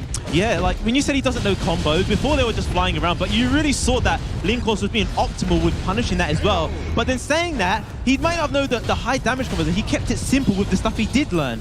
I think everything Inferno does, is relatively high damage, but I understand exactly what you mean. That's a good observation. And Dexys, I want to give a ton of credit to Dexys for holding his own against a character that is so gross. Like him in skill, irregardless of their victory, have been huge MVPs for playing, characters that were Inferno into Inferno. That's right. They picked up more people with weapons, humans against this. I guess they maybe wanted to think, let's see how well I can do in this situation against a boss character being able to be used. But now we've seen that there's prizes, because at the start, no one really said there's anything up for grabs. It was kind of seen as this is just a bit of fun. But now there is those amazing plushes that everyone's been talking about wanting. Everyone's going to go Inferno when they need to. There's going to be no messing around, and we are going to go to our winners bracket match with Shen Chan and Sane, Pyrewolf and Pantocrator, and yeah. Kayane, I was saying that Pyrewolf is doing strong, and one of the team that she thinks is going to take it, not just strong in the games when he was in his group, but also being strong with his Astroth today. That's actually a really good point. Pyrewolf has been playing incredibly well, Sane playing incredibly hot. And between these two players, it's going to be fun to see just how well that Shen Chan can kind of back things up, maybe serve as a buffer while Sane gets some knowledge, or if Sane's actually going to be going first. Because one thing I don't think we've really made note of is actually the choice of who's going to go first in the matchups. Yeah, that's very true about team composition, where initially they probably were just going, you go and I go. But as they got further on into this bracket, they're thinking, right, let me go first, because if I lose, then you can back me up, especially if you've got someone that wants to use Inferno on it as well. So I think looking at this selection, Pantocrator is coming up first. Pyrewolf was kind of, he's been, one of the best players throughout this whole event. So I imagine that's why they're going there as first. So we're having Shen Chan go up first as well. Sane has kind of been the ace in this team. He's been the one that will close it out. So again, they're going to put their, I think, better performing players second, bit like Relay, and yeah, just going to play this one out. This is the exact moment where we learn that Pantocrator's actually had a pocket Inferno all this time. We haven't seen him for a while because they've been sitting in winners. So, we saw Pyrewolf training in arcade mode as well, looking at Inferno. So it could be. Oh, man, look at that team. Look at those smiles. Hit a pose for us, guys. Come on. They're just talking crap to each other as well. Listen, I consider that a pose as well, a combat pose. And look at that. Coming into this match between these two teams, both have been on the fire. Sane, demonstrating solid Setsuka mastery. And Pyrewolf with that Astaroth was just absolutely grotesque. Yeah, that's right. I'm interested in, of all these four, is what Shen Chan, because he went with the Huang last time. Let's have a look at who he's going to pick. I'm interested because seeing Pantocrator hovering on Inferno, I don't get. Is it scary? It is, man. It is, because it's like, this is winners finals, man. Kwang, gone, Kwang. Oh man, looks like they're being respectful here. Opting for Nightmare, the more powered down version. Interesting stuff. What's he gonna go? Huang? Haomaru? Man, they're really teasing us, man. Bigger character. I know, man. This is gonna be a tough one. Are we gonna see it? Shaking his head. Oh, random. Are they going random? He might. Oh, wow. Oh, they both agreed to go with a random. Okay, so I guess this is allowed then. This is very respectful. Maybe one of them will get their main. Who knows? Maybe you could random onto Inferno. I don't remember if that's actually something that could happen, but always there was a joke in the tournament circuit. So if you pick random select and you land on Inferno, is that still going to be tournament banned? We don't know. We never saw it, and I don't even know if it's coded into the game. I really want them to get their mains. I really want them to get their mains. Oh, my goodness. Okay, Nightmare and Yoshimitsu. No one got a mains. But I think Pantocrator on Nightmare, though, from a sick free player, I think he's going to be actually... Oh, my goodness. What is... Nightmare seems to have gained some of Setsuka's mechanics from our screen. I'm not quite sure what's going on. This is the first time I've seen that. New boss character like Setsuka and Nightmare fused? You know, I'm gonna just go ahead and roll with that. It looks like they actually got one of the mechanics as well. I've never seen this before, but we're gonna go ahead and roll with it. Pretty interesting stuff here for, you know, Pantocrator to go with this interesting Yoshimitsu Nightmare hybrid, or Yoshimitsu Nightmare Setsuka hybrid, and I'm gonna go ahead and recover here. How do you feel about the matchup between Nightmare and Yoshimitsu? I think Pantocrator being Siegfried main, this is really comfortable for him because this is the best situation for him. So I think he's going to be really good. Look, see, he's got the blocked and the punish down as well. It's easy, goes for the Soul Smasher, gets that meter. Gets his first stack of his vision, and it's gone again. Sitting on 2 bars of meter. What's it going to be? Great interrupt from Shen-Chan. Good break attack. Brilliant steps there, tried to spit on him, doesn't get it, flips him over.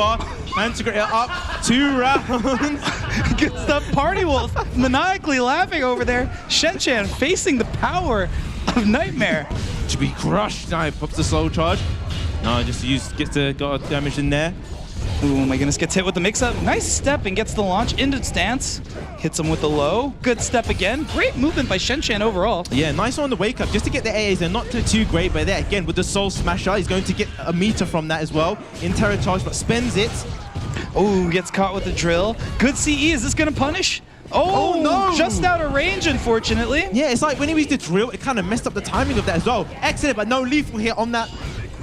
Oh my goodness, good spacing. Good Will Rising punish as well there. Gets the lethal hit, and there it is. Pantocrator coming into this with 2 bars of meter and a potential set point for them. No, nice work, man. The back roll into the lethal hit. Pantocrator doing well. Gets punished with the missed drill, but now he's going to use the Soul Charge to really keep up the pressure. Oh my goodness, this is such a tough spot for Shen-Chan. Gets caught backstepping, no fun allowed. All right, full crouch mix-ups there. He's rolling on the ground. Gets caught with the 3B, that little spin from Yoshimitsu. Doesn't break the toss. Nice, pushing him back. Spacing, nice duck on the AGA as well. Gets the punish. Ooh, nice catch there by Pantocrator. Another throw. Nice work. This is really playing to the playstyle as well, because he's Siegfried, but no, he's going to punish this hard as well. Goes to the critical edge. Ooh, and good catch. What a stylish way to end the round. Yeah, nice work. And optimal because he doesn't just kill him, but he also drains his meter as well. Indeed, and if you get enough soul steals with Yoshimitsu, actually unlocks a special lethal hit off of his horizontal 6A string. Nice work. I think this has kind of gone in against Shen-Chan's favor by opting for the random as well. Indeed. Oh my goodness, this is such a soft situation. Shen-Chan really upping the defense here and being a lot more conscious and solid B-Slide A, which if you're moving or you counter hit, turns into a really cool attack. Nice, yeah, good attack throw there. Steals some meter as well. Pantocrator gets caught out of the air. Oh my goodness, another throw, but breaks it this time. Doesn't finish the string, but he's trying to keep him out there with the highs. Oh my goodness, falls up in the transition, interrupts him. It's one more hit, good roll. Oh, nice, roll under as well. Keeps himself alive in this. Good reposition, Shen-Chan still has a bar meter, breaks it again. Not a good spot to be in. Oh no, interrupts with the AA series as well. Good stuff by burning the meter to commit and extending the move and increasing its damage. Excellent work now, fighting back. Good punish there, but then he just backsteps with the drill straight away. A lot of damage coming from Nightmare. Ooh, interesting GI from Shen-Chan, just out of range there, unfortunately. A few things whiffing there. Oh, nice backstep with the stance. This is going to leave him in Terror Charge, which I believe is now indicated by that vision indicator. Nice! Oh. Get the counter with the bubble. text, but he blocks the low. Good soul charge, taking a step back. What's it going to be here? Potential wall combo? No. Oh, this is going to be a tough, man. That was going to be an impossible comeback there. Shen-Chan just like, what? Pantocrator, though, gets the random select, but is he going to opt for random again? Or is he just, you know what? Actually, but saying that, is that going to be his secondary, and that being a Siegfried player as well? I'm not going to lie to you. I'm a little intimidated for double random select because of the indicator swap. I've never seen that before in my entire life. Like, I don't know if the guys can see it at home, but there was Nightmare with Setsuka stuff on the screen. Like, what the hell is that? The game just going crazy there. You know, I don't want to harp on that too much because sometimes these things happen. But let's just talk about how dominant Pantocrator was there. You know, he's done some awesome stuff. Yeah, Party Wolf, good stuff down there. Team, Party Wolf cheering for his cohort there. But yeah, Pantocrator did an awesome job. You know, we haven't seen him, show his dominance throughout the series, but this is what we love to see. And like you mentioned earlier, the players who maybe didn't, perform as well in their group stages really coming to life and showing, the community. It's like, I'm here for a reason. I might have, not had the best games, but I am a great player and reestablishing that. It's right, and not having the great games wasn't because of skill-wise. It was because of the gravity of this tournament as well. But Shen-Chan. I take it all back. I picked Inferno. I take it all back. Nice words. No, I'm just kidding. It still stays.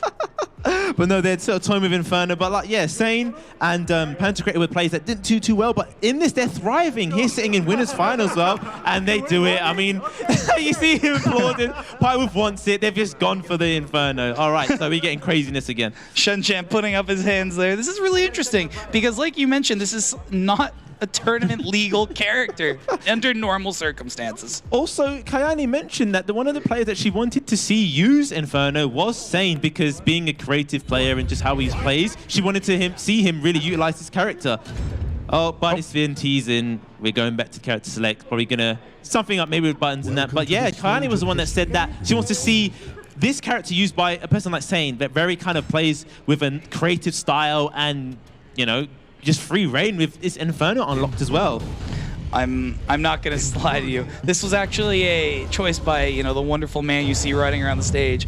The round select, or the round number, the format, the decision to unban Inferno. Fun fact: this was actually pitched to him as like, hey, it'd be really cool to see a slip out tournament as well. And he said, no, that's too fun. So what we're gonna do is we're gonna give you Inferno to play with. Pantocrator motioning a little helicopter. Is that what we're gonna see starting right now? Oh my god! Straight off the bat, starts with that massive air throw. Unblockable stomp. Oh my goodness, big damage already. He just blew half health under 10 seconds. This is going to be a lot of damage as well. Oh my god, look at the damage there. Evening things out so quickly. Oh, just going crazy, man. Just going for the same move here. Jumping over again. Is he going to do it one more time? No, goes for the breaker that keeps him in position, but no. He's dead now, isn't it? Oh no, he's got a pixel alive. One more hit, and that's all it takes for Inferno to come back. Oh my god! Just like that, Sane! Is that a natural combo? I'm not gonna lie to you, I have no idea, but whatever it was great to see. Blocking the whole string. Good damage there. I mean, it must be, man. Jesus, man, look at that. He wakes up into the driller zone, gets hit with the last few hits. Oh my goodness, this interrupts it with a break attack. No fun allowed. See, he's getting stuff all over the place. Perfect play by Sane. Wow, Sane, man, not messing about, man. He really wants to bring it back for his team. Indeed, and I just want to comment, look at the smiles on these players throughout the night. This is what they've been living for. Just this goofiness is something we never gotten to see at this high of level. Honestly, man, this is crazy. Good to see them having fun. They're just punching him, juggling him. Look at the life just melting. Oh no, this is potentially one hit away from each of these players. Oh, what's going to happen now? He's in the air. Oh my god, with that anti-air. And he caught him out of air. I didn't even know that went so high. He was like, nope, get down here. Just stabs him back down to earth. So that was so impressive, and look at that. Pantocrator hands up in the air. Oh my goodness, what is this, Sane? I think if this ever becomes a thing again, Sane might have a part-time Inferno pick. Nice work, man. They clashed there. That could have been costly. Oh my god! My goodness, waited out the patience. Didn't want to get hit by that unblockable. Now they're in the mix. Oh man, almost nearly dead. Gets with a slide. He wants to mix them again. 2 slide tackles in a row. Oh my goodness, that is so gross. The last thing you want to see is just that teleport. Low, teleport, high. Nice unblockable. Sane gets the combo. Wow, man, he's got combos. Oh my god! Goodness. That's what I was telling you about. The absolute insane damage you can throw. And Pantocrator gets... Oh my god, man. Sane just, like, I can see, like, why he was saying I want to see him use his character. Man, Now is the real challenge. Party Wolf is taking step. He's sitting in the chair here in a second. Do you think he's going to pick Inferno as well, or be himself maybe an Astaroth pick or other tertiary? Nah, he's going Inferno. It's Inferno. It's Inferno all day. After seeing that obliteration from Sane, he's picking Inferno. There's no doubt about it. We'll have to see. Look at Shen Chen hunched over there giving him some good advice. You know, talking back and forth. All right, here's what we're going to do. What advice are you giving when you're playing Inferno? Like, yeah, that was good. You mashing all that stuff that no one knows. Like, what advice are you giving? He's telling him, you know, he's giving the dad advice. Great stuff with those combos. And, you know, I'm really impressed. Like, I guarantee you coming into here, apart from maybe Link Wars, nobody knew those Inferno combos. So that means people have been sitting in the back, labbing these combos and really giving it all they've got. Which, you know, like we've mentioned previously, it's not something common. Soul Calibur across the board isn't like a high execution game compared to other fighting games, with exceptions, obviously. Yep. That being said, that lends itself to situations like this, where now they can run to the back and pick up this disgusting character in a matter of an hour or 30 minutes. But now they're confessing. He's hovering over Astaroth. They have an agreement, and he's hovering over Setsuka. So are we done for the Inferno for the moment? I think we might have, yes. It's interesting how they decide, right, now we're going to be scumbag in here, but okay, we're going to be gentlemen and just use these characters. Now, like, why are they picking, like, what's the reasoning? I don't know, but I think this is going to be a really interesting matchup either way. Party Wolf, as we saw, had such a dominant Astaroth. Insane has been on a tear, competing, you know, against the likes of Woes, who has, you know, one of the best Setsukas out there, has all the character knowledge, but Sane was still able to come out on top against his, you know, Solomel. That's right. Remember, this is winners final, so all to play for. They're going to get a place in grand finals, whoever takes this, and remember that plushie is up for grabs. Indeed. Oh, nice work. My goodness, already starting out of the gate with a good amount of damage, not quite the level of Inferno that we've seen. And Party Wolf got stopped from the armor there. Nice work. This is going to do good attack and damage. Can I get away? Oh, nice. I like the back step to launch, but doesn't get the follow-up there. Just out of range. Good cancel by Party Wolf into the potential catch. Oh, ducks under the throw, but it gets caught with it. Like, that's something Sane loves to do. So for those of you who don't know at home, Setsuka actually has two different, you know, stances they can enter, or maybe not stances, but modes of movement. So if you enter quarter circle forward or quarter circle back, it moves them forward while ducking or back while ducking, and actually allows them to get some of their moves without using meter, because there's shortcut inputs, which will take some of that, but doing that in a more execution heavy way makes it so that you don't use the meter. That's what you said. Some, you know, people have been waiting for this character to really thrive on that high execution stuff to get the benefits of it. Oh, it gets grabbed. No, but nice. Good stuff, man. Big throw. You can hear Pantocrator cheering down there. And fun fact, if you attack while using that transition, actually gives you a bit of meter as well, even if it gets blocked. Nice work. Goes to the hold of the break attack, just stomps on it. Oh my goodness. Big punish there from Sane. A lot of damage. Excellent way. We're going to see mix up with the low throws. Oh, he ducks under the throw there as well. It's a dangerous throw because it tech ducks as well. Great, so a lot of dishes. Oh no, gets him with the spin and he's going to be dead now. And that's the thing, man. When you know that, oh, the throws are a threat, it's just those opens up those mids from Astra for people trying to duck. Indeed, man. And seeing all these throws, it really brings a tear to my eye. I know he's not in the game, but it's real wrestling moves. Shout out to Zep and his old Soul Calibur 4 Rock streams, because that's how I feel with this energy between these players. Real wrestling. Let's go. Get the bull rush now. Another break, good stuff. Spacing things out, Satan really either has to slow it down because he's getting stuck in a lot of these nasty throw loop situations. Nice, right, use reversal edge, blocks it though. Okay, he tried to hold it, but no, sidestepping gets it. Another launch there from Sane. Wall combo, good chunk of damage, runs up. Good block by Party Wolf and, you know, a good throw attempt. He's going to be getting pretty close to that lethal here. For those of you who don't know, after you break a certain amount of throws, Astaroth actually gains access off of the knee that ducks highs to a lethal hit that will give him some major damage opportunities. Yeah, you'll see him flash white as well to indicate that he's active, just spinning. Look at that guard damage as well, that chip damage, sorry. He's basically just like a regular hit, a knee. There it is. That lethal hit is now available, and as, you know, Dragon mentioned, he is glowing white. That will be a very dangerous tool in his arsenal. Okay, break apart. Ooh, man, good damage there. Got to be careful. Oh, no, gets to a launch. Oh, no, it doesn't get a follow-up there. Good step there. That moves incredibly vertical. Sane able to break the mix-up there. That's going to be a 50-50 back or front throw break. One hit away for Sane. Party Wolf could potentially take this. Nice, breaks a throw. A few more hits, they decide to reset. Oh, out of range, and he just smashed him over the head with the axe. Indeed, good stuff by Party Wolf. Insane actually hitting the first of his, the first vision is now fully filled, which is going to give him access to new moves, just like we saw there, empowered abilities. Yeah, he's going to press up his solo attack as well. Cleaning time! Good defense by Saint, and one thing he's been doing really well is solid movement around Party Wolf. Oh, nice. This is going to hurt. And Astroff hits like a truck, not just in Soul Charge breaking as well, but he's really destroying the guard gates where he pops the Soul Charge to create some space. Good cancel from that Bull Rush as well, and solid GI. Party Wolf just disrespectful, knowing he has armor on that empowered Bull Rush as well. Oh, nice. Gets him with the low string, empowered because it's in Soul Charge. Oh, is he crouching? Oh, he stays ducking, yeah, and he punishes him. Good stuff. For those of you who don't know home Astaroth, if you do not duck that ability, it will hit you, even if you're blocking for a ton of damage. It's not like other throws where you cannot react to it once it's active. You need to kind of anticipate it. Indeed. Saint's guard gauge in the yellow. Ooh, jumps over with a power bomb. Party Wolf makes the hard read, grabs him out of that throw. So now this is opening up those throws now. Exactly, yeah? Break attack. Doesn't quite time it, but still, you're going to have to stand up and block that. Oh, jumps him, grabs him now. Good break. Still, pressure's on. This is going to be a tough situation.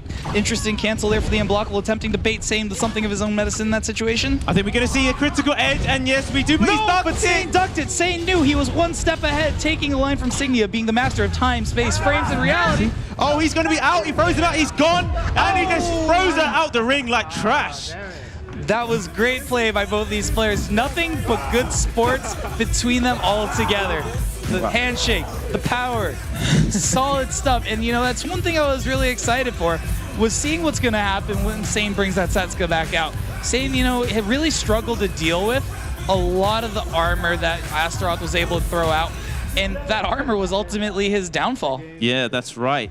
Look, we've got Party Wolf and Pentagram getting a place in Grand Finals. This is what Kylie mentioned it. She was like, Party Wolf, there's just something about him, like, he's just on fire there. He doesn't seem like anything's affecting him. Nerves in the main tournament. He's playing so solid with Astroff here as well. Man, he's the guy to beat, and they're in Grand Finals, but they're still in this. Saint has been playing so good all tournament with his Setsuka as well. He's going to be dropped into the losers bracket, and they're going to be facing Utoto and Milos. Indeed, and that's going to be something that's kind of scary. Utoto has absolutely no problems pulling out that Inferno, and he knows the combos. It's going to be interesting if Saint's able to match them. Alternatively, if Milos decides to go first, bringing out that Sung Mina, it's going to be really interesting to see if Shen Chan's going to be able to deal with so much of that pressure and really play through things. That Huang that we saw earlier was honestly pretty cool. Unfortunately, Akapo was able to, clear him out with not relative ease. He was able to knock himself out with relative ease, but Shen Chan does have some awesome tertiary picks. Yeah, that's right. Jobin, we talked about how they're going to sort of make this team composition here now. So, Saint picked Inferno, I think, for the first time. He's done pretty well with them. Utoto, we've seen he's not afraid to pick. Are we going to see him straight away put maybe, I'm thinking, Utoto first, just to get him in first, use that Inferno and try and do damage. But before we get into what's happening next, let's look at what we just saw. Yeah, that was indeed when Pantocrator, look at that, man. The control, the mastery of this. And especially, like, Pantocrator was able to just lock down Shen Chan. And that, with credit, they both randomed into this. Yeah. But it was really interesting to see Shen Chan play a character that we haven't seen him, commit to in this level. And that's what this fun tournament is all about. That's right. He fought really well. I mean, Pantocrator sort of got off in the best situation, getting someone that's close to his main. And this is the match that we saw there. Nice work, gets him with the spin there as well. Especially, that was when Saint was making a lot of those hard reads. I don't think he got hit with a single Astaroth CE of the two that Party Wolf had thrown out. Oh, man, yeah, and that was, like you said, the lethal hit that was an act. When his back is to the wall, that knee on counter is just going to ring you out, man. Absolutely, and Party Wolf on an absolute tear. So one thing I really want to make note of between this match is it seems like they're going to be having Milos going in first. So is he going to pick, Inferno, or is he going to stick with Sung Mina? Either way, I do want to just reiterate that he has been a fan favorite during this event. Everyone on Twitter loves him. Everyone in Twitch chat loves him. If you love Milos, give us a 1 in chat. I can't see it, but overall, I'm really excited to see how he performs in this matchup. Yeah, that's right. Heartbreaking that he didn't make it, but he's getting pretty far into this tournament here, and he's doing it with, after that initial Inferno pick, he's been doing it with Song Mina the whole time, and he's been really growing in confidence. Seeing that Shen Chan is there, I don't think this is going to be an Inferno match. I mean, could be wrong, but I think it's going to be normal, you know, Soul Calibur there as well. And then they've got the backup of Utoto with Inferno if needed. But I think Milo's just been playing pretty strong there. I think he's really gelled well and got back into the groove with his Song Mina there as well. Shen, on the other hand, you know, his team has been doing well, but his picks and he hasn't been sort of doing as much work as Sane. But I think this is where it's going to be a real test now, because Shen, he's deadly. You can never write him off anyway. I agree, and you know, especially in the assessment, when we've really been seeing him, he's been going into some really rough matchups, especially, you know, random select into the with the Yoshimitsu.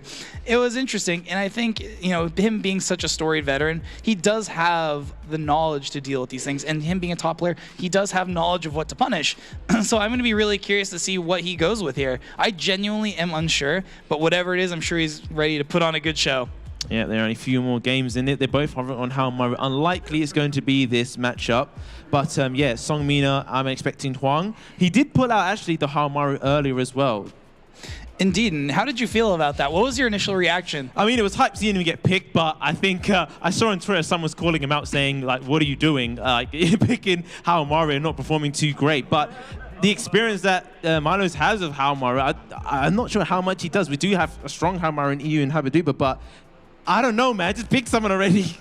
You know, this is a part of the game as they swap around. It's a tough situation. And besides, it doesn't matter if you pick the character and aren't playing it like, what, you know, the highest level. This tournament's supposed to be for fun between these players. This is what they're here to do. We have such a big day tomorrow in the form of grand finals, top 8, and so much on the line. The players owe it to themselves to have fun and de-stress. Some of these players, you know, in this team tournament dynamic is something that's been really unique to see them interact. Exactly, the pairings as well. Players that, you know, being from different scenes, international, we haven't had this situation for a long time. So, like we said, we've seen the great synergy between people that, you know, miles apart from. And no, he's gone to the Haomaru, so we are going to see Haomaru and Song Mina. And I mean, this is going to be a lot of knowledge check for Milos when it comes to this matchup. Indeed, and I'm looking really forward to seeing Utoto and Milos. If the language barrier is an issue, no team is going to be an issue.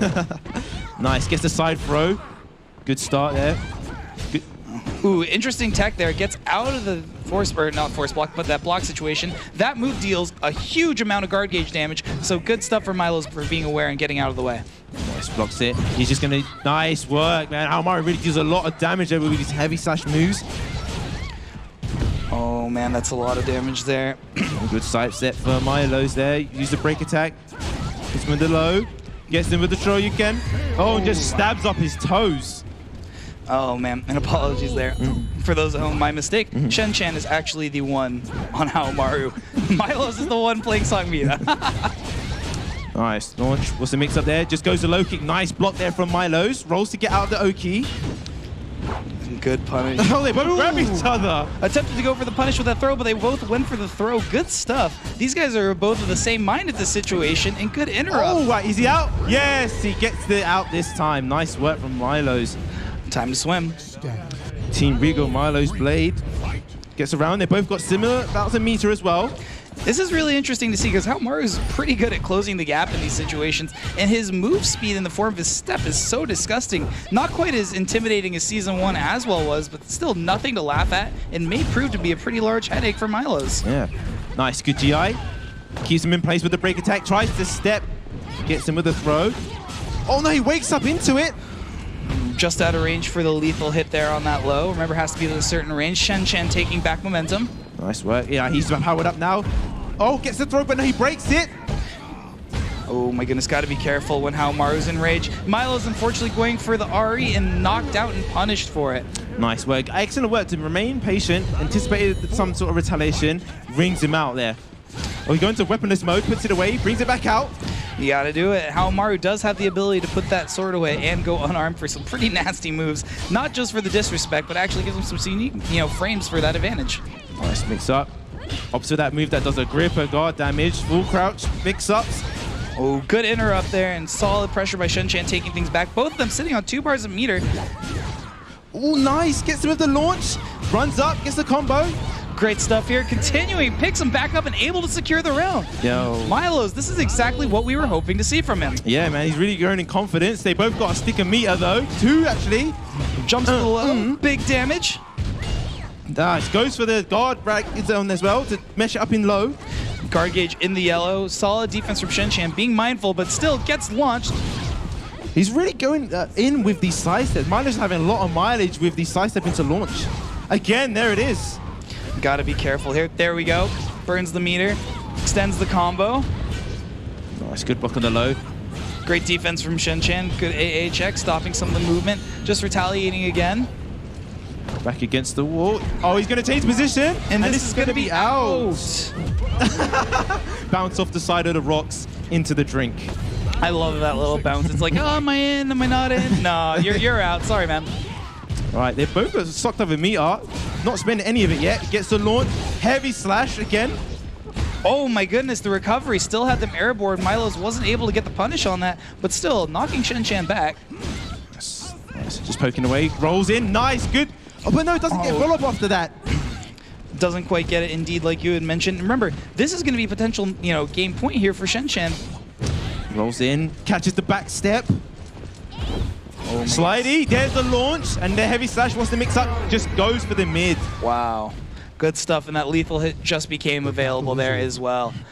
Really impressed with his Haomaru, man. Yeah, whoever put that up on Twitter, that wasn't very nice. Remember, they heard us say that out loud. Shenchan heard that, and showing all you people out there that his Haomaru is pretty nice. Right, so he's won that. Yutoto's coming up, and he's going to have to face Inferno, more than likely. You never know at this point. It could be an honorable match. And, I want to give credit to Milos. He played so well. He had a little bit of unfortunate circumstances and unfortunately also got caught out with a few of those ring outs that took the victory away from him at the last possible second. Yes, the main thing that I saw that he had the most amount of successes was the sidestep into launch. Haomaru, he's got horizontals to catch him moving, but, he's got a lot of strong verticals. So Milos was able to predict when he was going to sidestep, launch, get the combo. He's opting to go for the destroys his guard gauge as well.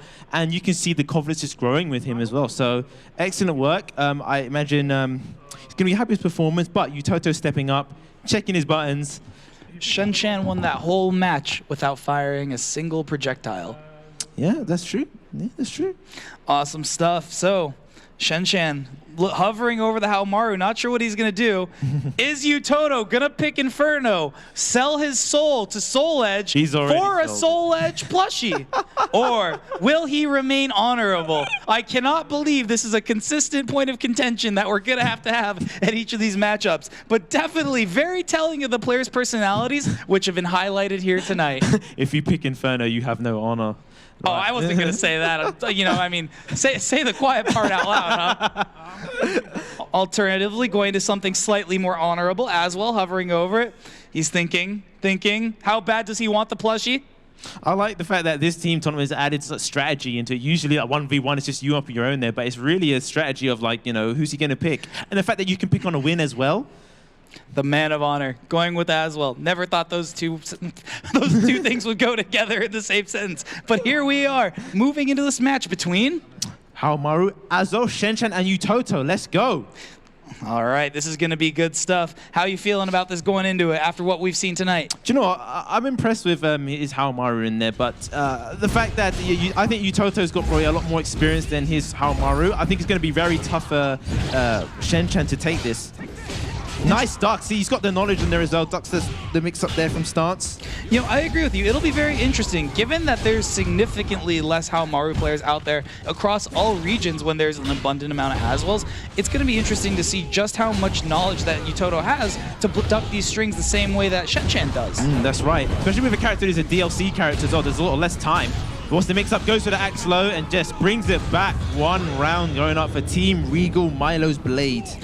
Don't have to worry about character knowledge if you keep him in the mix-up. Yeah, exactly. Right, there you go. Use a projectile. Senpu! Oh my goodness. Good block. It's going into sword. Great step there by Shenchan. Nice. He doesn't finish it in the warrior focus stance. There he does, but yeah, he punishes that. He knows that's unsafe. Spacing things out, coming into it in spear. Good interrupt. Oh, they miss each other. Just be a bit more safe now. Just really going on with these 2As and these lows. Good step there. Needs this to come back. Interesting stuff here by both of these players. And Chen consistently stepping so many of Yutoto's strings. You cannot discount just how much that Cervantes movement and overall player skill applies cast wide. Exactly, yeah. He's enraged, but no, catches his ankles with the backstep as well. Right, going into our third round. Nice. He does the GI, but no, doesn't get anything off of it. Good, just stops him stepping there with the A-Series. He's trying to catch him stepping there again. The patience from both these players really slowing things back down. And Yutoto sitting on 2 bars a meter and 2 rounds up as well. Yeah, he's got a particularly bar there. He's just dashing in his face, and what are you going to do? He's learned from Sane. What can we say? Nice work. Good backdash there. The second it catches him, jumps over. There we go. Good soul charge, taking his turn back, maybe slowing things down, and going to continue putting pressure on Yutoto. Unfortunately, not what exactly went down. Oh, no, he doesn't punish it. Anything at all off of it. But no, pops a soul charge. Beyblade. Gets caught stepping. Not a good situation to be in. Oh, he's out the ring, man. Watch your legs. Oh, no, this is not going to be a good situation here. Good.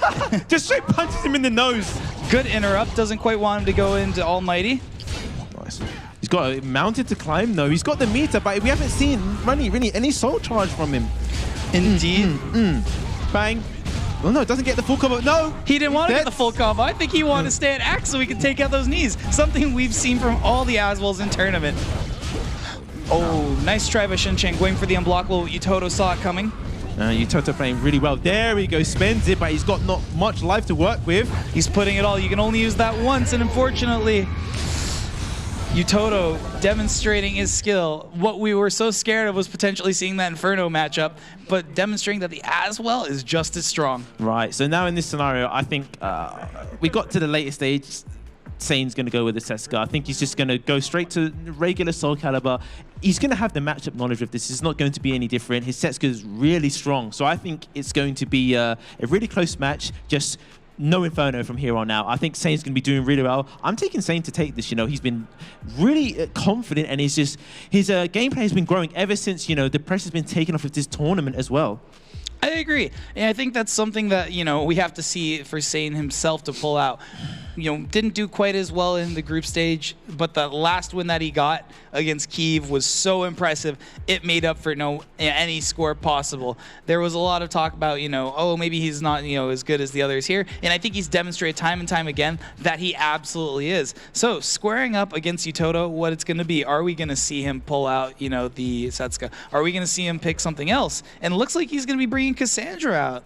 Okay, interesting. But Yutoto opts to stay on as well. So we are still getting, you know, standard characters, but he's going to Cassandra. Have you seen much of Sane's Cassandra in sort of like any capacity before this? I have, because, you know, being here, we had the wonderful privilege and opportunity to watch these guys in the player training lounge.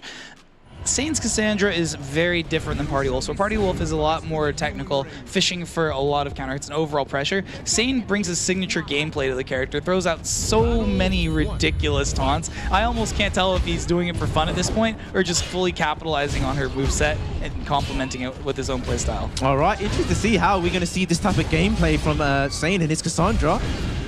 Nice use of the break attack there. Nice, good turnaround there. The wall's right behind him. He gets the first all hit. Blocks the low. Nice punish in the 1B. Oh, good duck there by Sane, but gets caught out again by Yutoto. Big low there. Blocks the mix-up. Again, just really going for his legs. Just keeping it simple. Nice duck in the high string, though. This is going to be entirely up to Sane to keep Yutoto out of weapons. Oh, no, this is going to take it. And he, nice, but clears it out. I like, at the start, Sane keeping it very simple. Just going with these lows, because it's going to add up later when you start to put that seed in their mind about ducking. Absolutely. Sane hasn't really had the opportunity to get, you know, Divine Force active yet. In the same way, I don't think we've seen Yutoto really be able to stay in Axe as long as he might have wanted to, like he did against Chen-Chan. Nice, going with the lows again. Grabs him out of the AGI. Good stuff. Sane literally walking back and taking a step back in. Good stuff, good positioning. And now, like you mentioned, the seeds of that low have been planted. I like how he didn't finish the string and just went with a low on his own to mix up. Throws the Axe.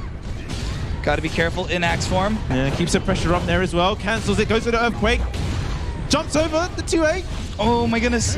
Good stuff. Unfortunately, Yutoto went to GI and Sane delayed. He thought he was going to take his turn back. Went to the guard impact, but no, mixed up his timing. Excellent step and launch. Good stuff overall. Good 6A. one thing Utoto does really well, he doesn't really allow his opponents to get the best of him at mid-range with as well. But Sane, no slouch either, punishing so many of these GIs that Utoto has been throwing out. Yeah, and he opts his meant to meet as well. Keep up the pressure. Got the Divine Force active as well. Nice, gets to the 1KB as well. Step. Ooh, man, good soul charge, slowing things down, regaining a lot of momentum, but... Nice work, get the auto guard impact. Nice punish there as well. Good stuff by Sane. You know, it's so interesting. By the time we can even finish our sentences for Utoto, you know, Sane just demonstrating it's always my turn. It's never not my turn. Exactly, he's ready to interrupt with this guard impact as well. Nice attack in the lows, waits up into the throw, good break. Good stuff by Sane, blocking the check by Utoto with the 2A, activating that soul charge, and now it's going to be so much Divine Force. Utoto not allowing him to start it. I like how he just interrupted and made him head on as well. When they're in soul charge, you can start backing away, but meeting them head on is a good way to interrupt. Nice weapon arts as well, gets through the low. Oh my goodness, good teleport. Big launch by Sane, this is going to hurt. Spikes him down, uses shield, brings him back in, and now he uses the soul charge to take him back away. Didn't want to deal with those plus frames, so soul charge was a great option. Nice work. Both fighters in yellow as well. Out of range, doesn't get the full, goes again and again, 3 times. Watch your ankles, son. 3 for 3. You hate to see it, but love to see it hit. What a fun animation. So the human race use the Beyblade from distance. Good break by Utoto. Players spacing each other out again. Big lead. Wow, snipes him from range as well. Stays on the ground, able to punish the whiff throw. Good block and punish. Yeah, excellent work. Knows that's unsafe there as well. Catches him in the air. There we go. Another combo. Gets throw, doesn't quite break it this time. Oki over it. Goes for the launch, but no. Jumps over. Oh no, and lands right on top of it. Shen Sane holding their arms up. What happened? Nice work, though. I'll tell you what happened. Sane clutched out the round. Excellent work. We're going into this next round. He's got 2 meters there as well to use. Same playing really well, and they're just using his lows. Again, the same scenario. Uses the low, wakes up into the throw. That's the first time we saw some of that Sane special. A lot of step guarding just for fake out. Unfortunately, gets hit with a back throw. It's going to be a lot of damage. As well, Utoto sitting on 2 bars a meter. I like how Utoto's using these range moves to keep him out and get a good distance there as well. Like, he had to spend the soul trust because he was getting beat up pretty badly. Wow, stops him out of it as well, but just tries it again and again. There we go. Big damage here by Sane. Oh my goodness. Lands the CE in the combo. It's going to do a bit of damage, but it's scaling quite a lot. Let's see how much he's left with. Oh, it scales, but Utoto sitting on 2 bars, and he gets caught out. Nice. Sane clenching the victory, and they'll be moving forward. Excellent work, man. I really like that option, using that slow kind of lowish at range as well. So, looks like we have our grand finals match set, don't we? Yeah, I'm really impressed between both these players. Milo's the hero. Look at this sportsmanship. I want to talk for a second about this. How impressive is it that, you know, between these 2 players, we saw them communicating each other, you know, huge language barrier, but came together to get this far in a fun tournament. Smiles all around. That's right. You know, this is what it's about. We have got the serious things with the day before and coming up, but the synergy, working out who's going to go forward, I like that. You don't get to see these people paired up, you know, being from different regions. Excellent work, and I'm just so happy to see Sane and Shen-Chan, you know, 2 of the players that really wanted to do well earlier on. They're doing great here. You can see that they've really gelled together as a team, and they've got their place in grand finals as well. And we didn't see any Inferno in that. It was just straight normal Soul Calibur as well. I love it. That's what I want. No more Inferno for the time being, but at the same time, it would be my guilty pleasure to see again. And again, especially with Sane and Shen-Chan, they're going to have to go and fight the people who sent them back down in the first place. Yes, Party Wolf and Pantocrator. It was good to see a lot of the players that, you know, really wanted to do well get far in this tournament as well. You know, Kanye mentioned Party Wolf being one of her picks to take this, and we're going to be coming up shortly with this grand finals match. So we're going to go over to our analysts over on the other side of that, and I said it right. They're waiting for me to fail, but I didn't. Not this time. Take it away, guys.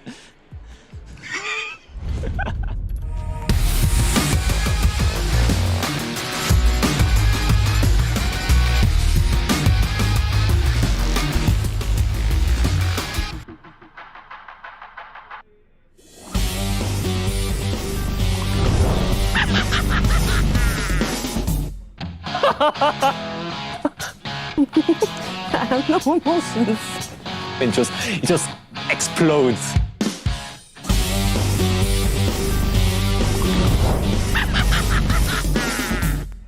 Yeah, I'm trying my best.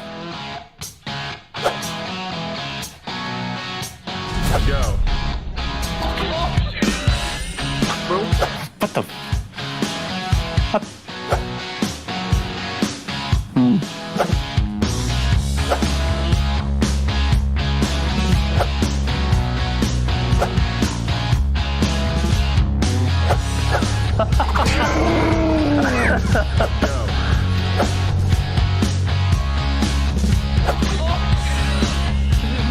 What the?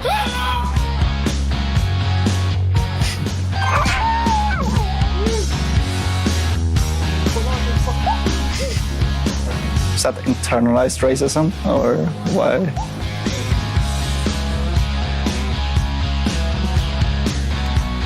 Does that count?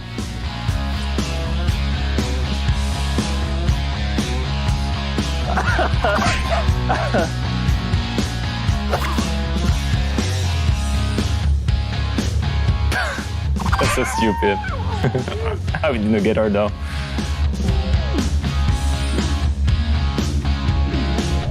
I love Mario 64. It's a great game.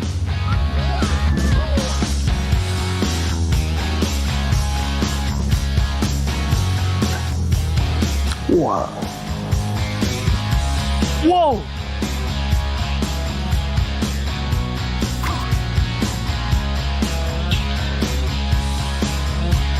Oh, I saw this one before. Good shot. Oh, was that directly down his neck? Jesus.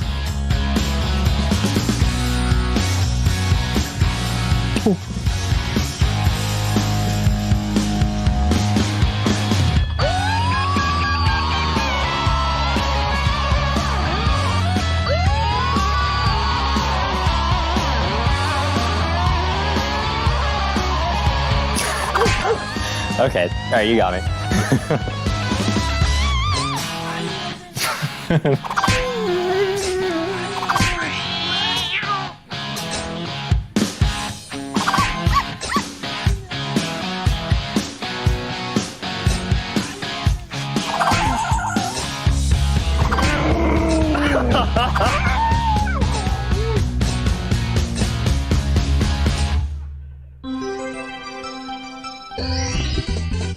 Here we go! Here we go! Here we go!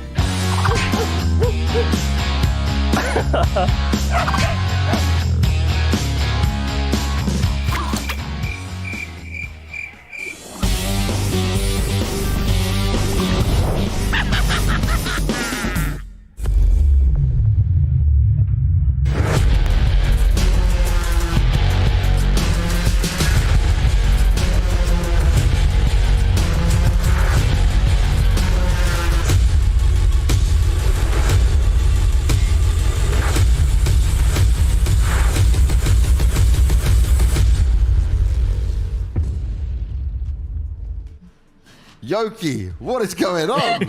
Oh my she does God. not break like at anything. She like not even, you know, like some of them get the slight smile, nothing. She's just like, you're wasting my time. Yeah, I thought Why that am we I were here? cute anymore at the end. She would Yeah. finally laugh, but she's like so depressed. She's like, why are you wasting my time with this? I should be playing Soul Calibur instead. I we love will you, talk about Yoki. some more Soul Calibur action because we're one game away. It's a grand final time coming up and it will be a rematch with it. But we saw some fun games, we saw some crazy games, and then we saw a bit of more of a normal end to it all at the end. Yeah, normal end. I would think that I'm really happy that we got to see Sen's Inferno. Actually, Yes. we got to see it. I was saying I want to see Inferno in the hands of Sen because of how unpredictable he is, and it was amazing. My dude just opened up the training mode of the game with someone just happening to be like player 2 and at their expense Yeah. in like that sense. But man, it was crazy how we went from like all out warfare of just no respect to by the end of it saying, you know what, let's play some Yeah. Soul Calibur properly a little bit. But in saying that, now that the players know that Soul Edge is still on the table, we know those two lovely plushies that we do have here. Will that sense of respect be maintained, or are they just kind of like, I really want it that bad? We'll have to run and see. We're going to run some of the replays, though, from those games and then go back forward and just look and enjoy some of those moments again because it's not just about the Inferno players. It's about some of these pocket picks and other character choices that come in. Overall, though, right, we went, I think, did I say Party Wolf at the beginning? I think I said Party Wolf at the beginning, that he would be able to do it. He hasn't lost yet. He's still there. Yeah, with undefeated his throughout the entire tournament. He's picked numerous characters, but his Azura has been my favorite pick for so far. Yeah, he's been doing well. I wouldn't expect anything less from Party Wolf because he has played a multitude of different characters, so he's still very comfortable with the roster. Okay. But I'm very impressed with this Astaroth pick, and we're definitely going to see. And his Tira was actually amazing. But because he streams a lot of SOULCALIBUR, he likes picking different characters. Yeah, it's only natural that someone like that would have like such a great arsenal. But going back to those Inferno matches. Two prodigies of a game, very young, picking Inferno. That was a match that we wanted to see for sure. Oh, my dude's just unleashing nuclear warfare. But in all fairness, Nexus did really well considering that he opted to go for Grow. But, you know, that Inferno just slays all. Oh, yeah, that match. Oh, but the creator picking Nightmare actually was a good pick. I think he should have done that since the beginning because, you know, big swords. It always works. Yep, certainly does. He felt a bit of comfort with it. He usually picks Siegfried, so he has a good pick to pick Nightmare. You just got really lucky with that random select, and unfortunately Shen just couldn't keep up, but did make these amazing changes and reads. But going back to that Astaroth we talked about. Yes. Oh my god, this Astaroth making big damages. And that's it. Oh, didn't work. The crazy thing about this game is just the amount of reads, but then just like, you know, that's one of those actually like very strange lethal hits you get in the game. You have to tech like a multitude of different times in order to get that, but you know, very, very rare to actually land it. Yeah, Haomaru is an interesting pick from Shen, but he doesn't make that much damage in combos. He's more about Futzi's character. But it's actually very hard, I think, to be able to play this game against Seungmina. You know, the thing is with Haomaru, he's a very interesting character. Of course, comes from Samurai Showdown, so doesn't necessarily fit amongst the SOULCALIBUR roster in that sense. But honestly, with his transition to this game has been nothing short of impressive.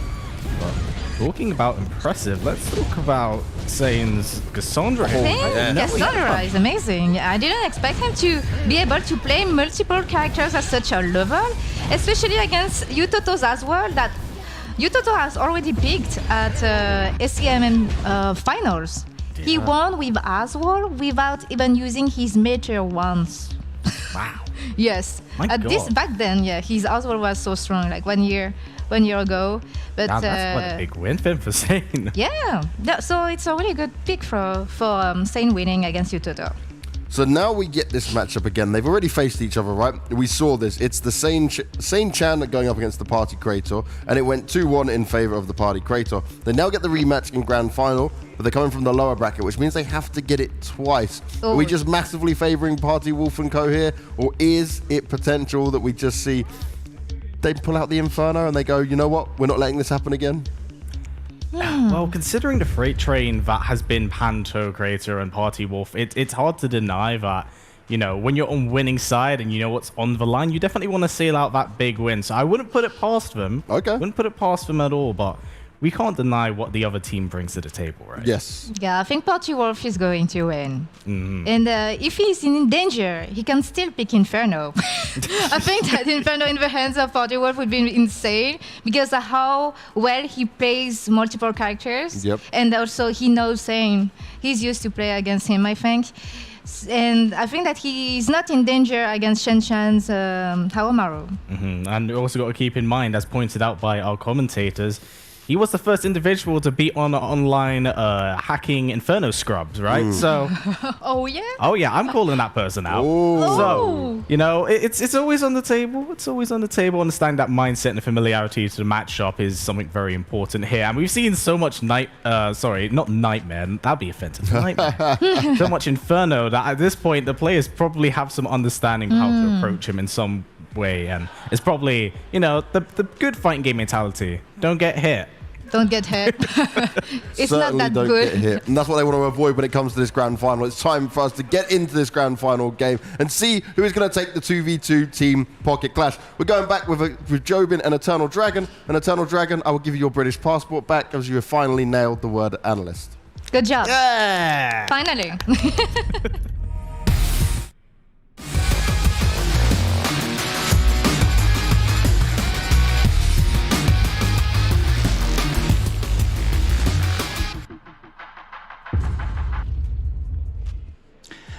everyone, welcome back. And before we get into these grand finals between Sane, Shen-Chan, Pentacrator, and Party Wolf, I just wanted to give a huge shout out to Eternal Dragon's passport being returned. That being said, how do you feel? Obviously, we heard a lot of support, you know, behind Party Wolf and Pentacrator, but do you think that Shen-Chan and Sane have a chance to bring it back?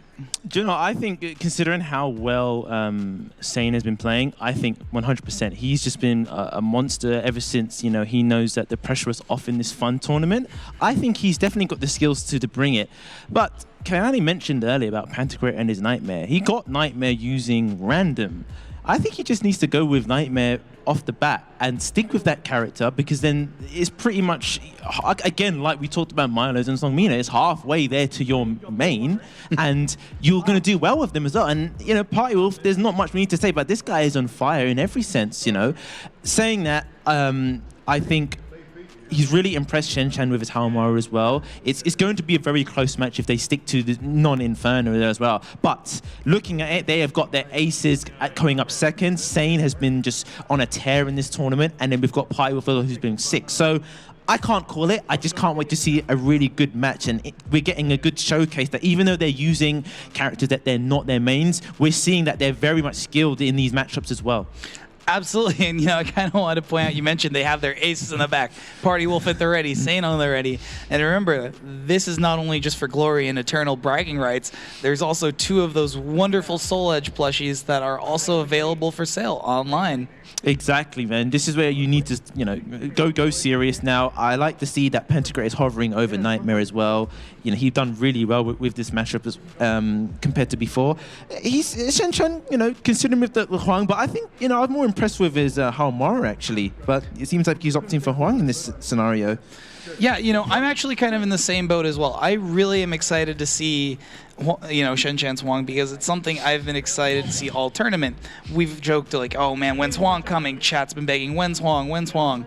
And he's finally here, and Shen-Chan is no slouch with them either. He's demonstrated great talisman use, awesome knowledge of the most recent DLC character to come out, like you said, and overall, he does have a good sense of game that he's able to put his opponents in these nasty, very technical frame trap situations. That's right. It's up to Pentacrator now. How much experience does he have? You know, he's using a character he doesn't use as much, and he's going against a new character, you know, that in terms of not many people know much high level about. So let's see. We're getting into the grand finals. Let's go. Pentacrator already coming out swinging, not allowing Shen-Chan to even get a talisman out at the start of the round. Going in fast and furious now. He's already got Terror Charge activated. Already has, you know, Shen-Chan a little below half health as well. Let's get some of the low. The revenge attack. Oh my goodness, good stuff with the jump kick. Great throw break by Shen-Chan. Nice, good beefy mid, hits him. Ducks, but no, he gets hit again, tries to interrupt and punish, dunks him down. First blood goes to Pentacrator. Solid stuff there entirely. There we go, Shen-Chan finally getting a talisman out, but getting punished for it from Pentacrator. No, I was looking for that lethal hit. When you use a talisman straight away, that next hit becomes a lethal hit with Huang. Good, the wall's behind him, keeps him close with the break attack. Good throw break as well, not wanting to get caught up. Interesting taunt cancel there. Shen-Chan ducks, not wanting to get hit with any of that foolishness. Excellent work, using Huang's really good horizontals to keep him in place as well. Ooh, good step and punish there by Shen-Chan. Nice bone with the lows. Excellent work, gets the lethal hit now, get some of that pressure off of him. Terror tries to build some meter as well. Flips him over, catches him with the tech, with the soul attack, dunks him down. What is the mix-up? Mid kick into low kick. Pentacrator taking that match and able to put him up 2 rounds to nothing, and Party Wolf in the background with an ecstatic cheer. Nice work. Yeah, remember, this is grand finals, and they have to reset the bracket to try to take it over Party Wolf and Pentacrator. Again, good spacing here. Things really slowing out. Shen-Chan fishing for some of those big hits, and like you mentioned, Huang has some very nasty horizontals. Excellent work, and that blue projectile there does drain your guard stamina as well, man. Huang is a really underused character at the moment because he's so new, but Shen-Chan's really playing him in a compact way. He's still got 6 of the life force there as well, so he's doing really well. Nice GI as well. Not wanting to hold up any of that silliness from the potential mix-up from the talisman. Good stuff by Pentacrator, soul charging. Great AGI from that Grimstride A. Nice work. He's got that talisman, and that really comes into effect that when his opponent has soul charge, he can drain it as well if he lands certain moves. That's why that red talisman is really strong against soul charge. Big damage there from that combo. Ooh, interesting clash. Gets thrown. Doesn't follow up. Nice work. Delays it. Punches him in the face. Oh man, good GI between these two players. Re-GI, that was a risky situation against Nightmare. They both sliced up as well. The drill, nice, gets the launch. He's going to do full combo. Yes. He is. Nice work. What's the tech after it? Goes low. No, but it's not reverse select save. But anyway, the 2A interrupts and closes it out 2-2. Good stuff by Shen overall. And now he's actually going to take a bit of damage because, like you had mentioned, going into negative talisman, starting the next round negative, does actually cost him health on startup. Yeah, that's right. I like how he's opted for the red talisman because he's fearful of the soul charge from Nightmare as well. Nice. Tries to interrupt. Stuffing him left and right here. Stuffs the soul attack and dominating that round. Wow. Oh, I'm impressed. Shen really turning it around, man. His Huang is like getting better with each round. He's leveling up. The dad powers are activating. He's in it for the long haul. Excellent whiff punish there. Gets him with the low kick. Jumps over. His kick hits him with his own. Interesting spacing here. Good duck and punish there, especially good talisman use. Again, solid catch, -5. He's going to be having some new lethal hits open up here, I believe. Oh, he just stays on the ground, avoids the drill. Great defense, solid pressure from Pantocrator again. Yes, Splinter Soul Charge. He wanted to get away from that wall behind him as well. Look at the chip damage from that block. Nice flip over. Oh, wow! Oh my goodness, Pantocrator catching him with that throw. He just whipped, he was like, nope, grabbed Look him at up that from smile. behind. Hands up in the air. I didn't think it was gonna hit either. Shen coming into this final round here with a health deficit, but 2 bars a meter. And now because it's the last round, you can really start to go in with his talisman and his life force because go -9, it's not gonna matter. There's no more rounds left and that's it. Soul Charge, just run the strings on him. He's not gonna know. There's the unbreakable throw from only available in Soul Charge with Huang. The longest range move, the slidey, that is it. Oh my goodness, and Shen able to take that first game over Pantocrator. Pantocrator, like you and Kayane had mentioned on our analyst desk, that was a very good choice to go with another large sword character, and you know, it's halfway your character. Good option. Yeah, that was a back and forth match, and I like Shen. I'm going to take it back. I think, I said, I want to see your Hamaru, but having, I guess, the games to warm up as well, he played that Huang match very well. He opted for that red talisman because it does work well against Soul Charge, and Nightmare is perpetually, you know, Soul Charge is always on the table, and if he lands the right moves, he didn't get it, but it's also the threat of it being inactive as well. Also, he made great use of just his horizontals to lock him down, to not let him move. Excellent work from Shen. I'm really impressed, and you know, he's going up a monster now against Party with his Astaroth. Well, we're not sure just exactly. Oh, yeah, you are correct. He is going up with the Astaroth, and this is going to be a tough matchup. I do know that under certain situations, Huang can really struggle against Astaroth's armor, depending if you don't take it into account. He's going to have to make use. He's got some really good lows. The low kick that Huang has is very good. He's got lots of mixed opportunities off the low kick he has. He's got a really long range low poke as well. So I think if he starts to scout out when he's trying to use armor, it gets a combo on counter if he lands as well. And big lethal hit to start out. Already missing half his health, essentially. And he tried to like give him my life back by using the life talisman as well. Oh my goodness. Ducks the throw there as well, just out of range. Great block for the 2-2B. Party Wolf is just so dominant with this character. And that's kind of what you were mentioning as well. If that connects, I believe it does drain resource. Nice wrist reversal edge. Oh, that's going to do a grip of damage, and he's dead just like that. 20 seconds gone. Somebody stop this man. He's going absolutely wild. He's not even going wild anymore. He's feral. Gets the throw, which, mind you, that does tech duck. Oh, no, it doesn't do anything. Another throw. What's the mix-up there? Stomp, the second hit into the throw. Another mix-up. Time to guess on the throw break. Good cancel. This is a tough situation back up against the wall. He tried to use that auto GI to deal with that as well. Nice throw break there as well. Guesses twice in a row. Gets caught with the 6-6B. Nice work using talisman to mix up opportunity, and he punishes that. Good work there. But your creator just, you know, being composed, taking it easy. Punishes there. 2 rounds up and 2 meter as well. Good slide in there. Shen gets caught. Time to guess here in a second. Goes for the hard read and transitions into another command throw. Oh, counter hit. That's all going to be guaranteed. Nice. Gets the follow up as well. The just frame. That's going to connect as it whiffs. Big punish with that soul attack. There's going to be a lot of damage here. Picks back up, back down. Time to guess again. Oh my goodness, gets stuff plus frames from that move. Nice work. See, that when he's got the green talisman, he's got some moves that can regenerate life, and he's trying to do that. It doesn't give you that much more, but every little helps with trying to be optimal. Oh my goodness, so much damage here from Party Wolf. Good cancel, and even better knowledge by Shen to block that and step for a massive punish. Nice. In the back. Oh, nice work though, but no one gets anything off that scenario. Great duck again. Shen Chan leveling up here, being very mindful of those throws and the potential CE coming in where Party Wolf does have the meter available. He's just going to take the round. Oh no, literally a pixel left. Oh man, Party Wolf spending the meter, committing here. What's it going to be? Nice. We know that he's so explosive, and Ashraf does a lot of damage in a short space of time. Excellent work to sidestep and get the punish there. Interesting use there. Good break. I love that Shen Chan will commit with actually following with his talismans really consistently. Nice work. Oh, right. Counter hit there. He's going to throw him. Is he going to tech? No, he doesn't tech. Good work to stay on the ground to avoid the setup. Good soul charge here. What's he going to deal with it? Great contest for long range. Plus frames. Oh, good interrupt. He tried to get thrown. Nice, and he knows the strings. You can see Pi with the knowledge of the soul charge strings of Huang, because there is extension after that. Look at this, the patience here. I don't know what's gonna happen here. Party Wolf goes for a low throw. Shen Chan interrupts it, gets caught with the command throw. One hit left, does have the meter. That was a gift from the gods because he launched him, but because Party Wolf jumped in the air, it wasn't a full combo. If he was on the ground, he would have been dead. So that was a lifeline. Great work from Party Wolf to capitalizing on that situation. And now we've gone down to the aces up. There's Sane and Party Wolf. Somebody stop this man. He's on an absolute tear. Yeah, we talked about knowledge when it comes to Huang, being the most recent character, but there were some strings that he was ducking, and it shows that quickly off the bat, Party Wolf, being the veteran that he is, knows the stuff that can be abused with the character. He knew that he had that extension of the 3-kick string in Soul Charge, which ends in the high, so he ducked it. So yeah, it's great work. I think also Shen played that matchup very well. He knew the armor was in place, so he's trying to use multi-hitting strings as well. He even got it absorbed and tucked straight away to avoid it. So yeah, aces are coming up next.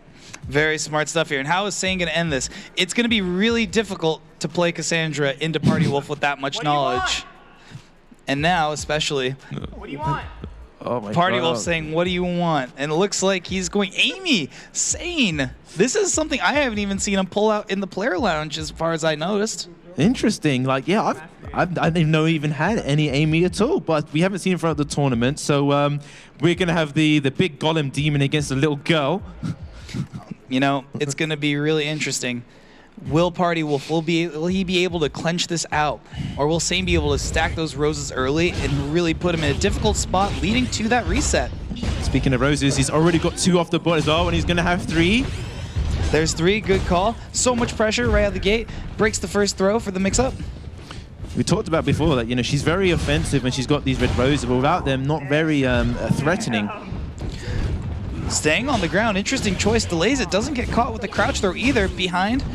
Nice work, and there he's got 4 red rose perception, so you're going to see the extension on some strings where you see the red trails there. There we go. No wall splat there. Great duck and punish as well by Sane.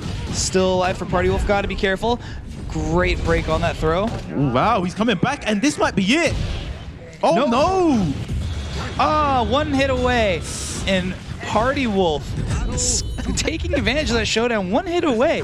That has been, something so essential to these games we've seen the past few days. Nice work. Yeah, goes to the 2-2-B, knows it can't be punished, so just tries to spin. Catch him stepping. Excellent work on the counter. Oh my goodness. Wasn't even going to block the low. Confident that he was out of range. Oh my goodness. Jumps the low. Went for a back turn B plus K setup. Ducks the high as well. Oh, there's a mix-up after that move. Because it's safe, man. You don't really always want to take your turn, man. Nice work.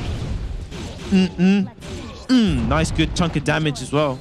This is going to be something really interesting because I feel like Amy's one of the characters in this game who actually does benefit from it being a 4-round count. Gives them more time to get some of their properties, white rose, potentially leading into purple. That's a good point, man. It's such a unique scenario, but he goes with the critical edge, and yeah, she's dead. Party Wolf standing up, asserting his dominance, not even sitting at the setup. Oh my goodness, leaving an Amy-sized crater in the ground, truly living up to the name. Party crater. It's not even the end of the game and he's celebrating. I love that. Oh no! As you can hear from down there. Great stuff. Still sitting at 2 bars a meter. What's he going to do here? I'm just playing the range game at the moment. Come over here. He's looking for that ring out. He's challenging him. And is he going to pay for this? Oh my goodness. No ring out there in that particular instance. Oh no. Pushing himself to it. Doesn't he get a combo off of it as well? Oh no, gets caught. Time to guess. What's it going to be? Great soul charge. Doesn't want to hold the mix up at all. No, he doesn't want to guess.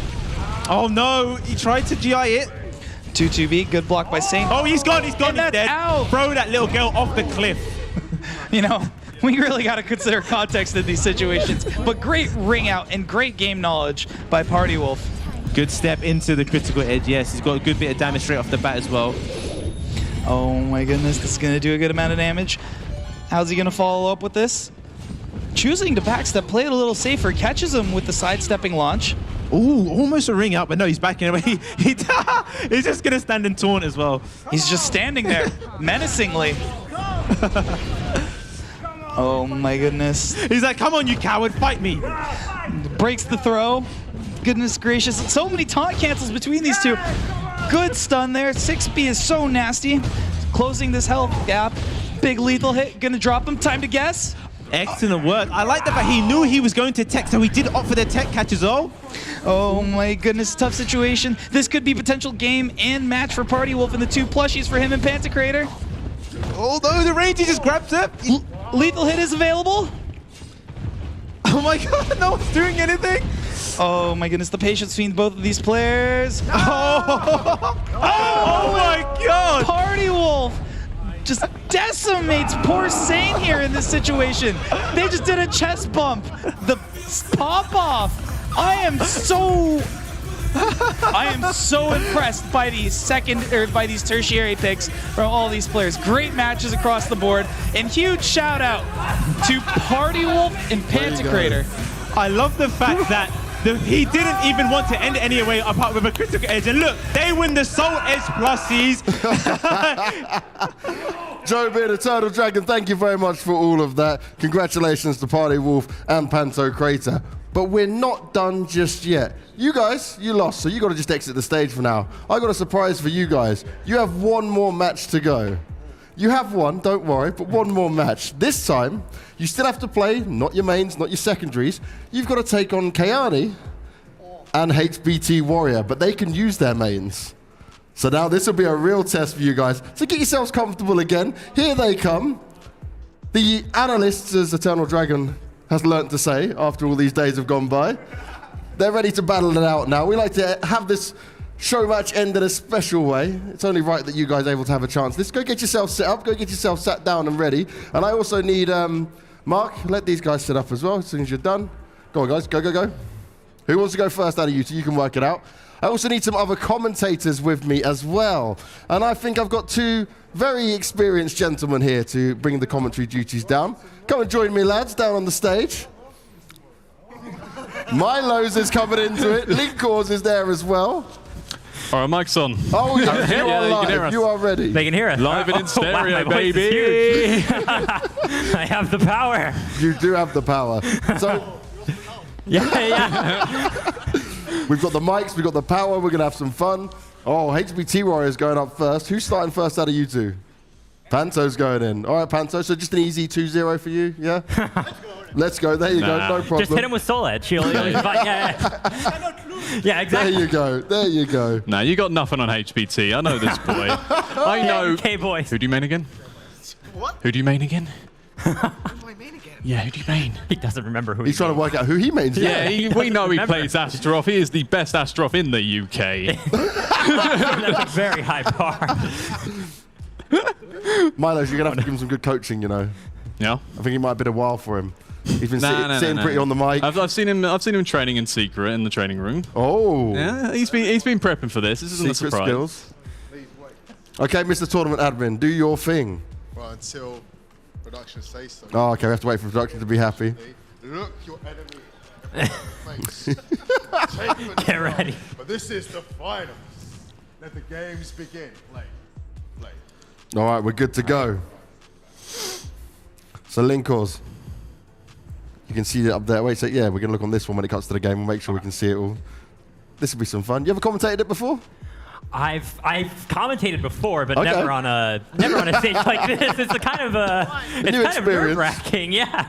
But I have to say, it's a lot more relaxing than being in one of those chairs. Yeah, you do struggle with the shakes on that one, right? Yeah. I was a little nervous at first. After you told me, I was like, oh my God, wait, I didn't realize what a big stage I would be on. But now that I think about it, I mean, again, I just get to sit here and instead of actually playing and putting myself on the line, I can just sit here and judge them. Yes, instead. exactly. Like, they're analysts, right? Kayani, she's played for so long, she knows this game inside and out. Surely she can't lose to people playing with their not even secondaries.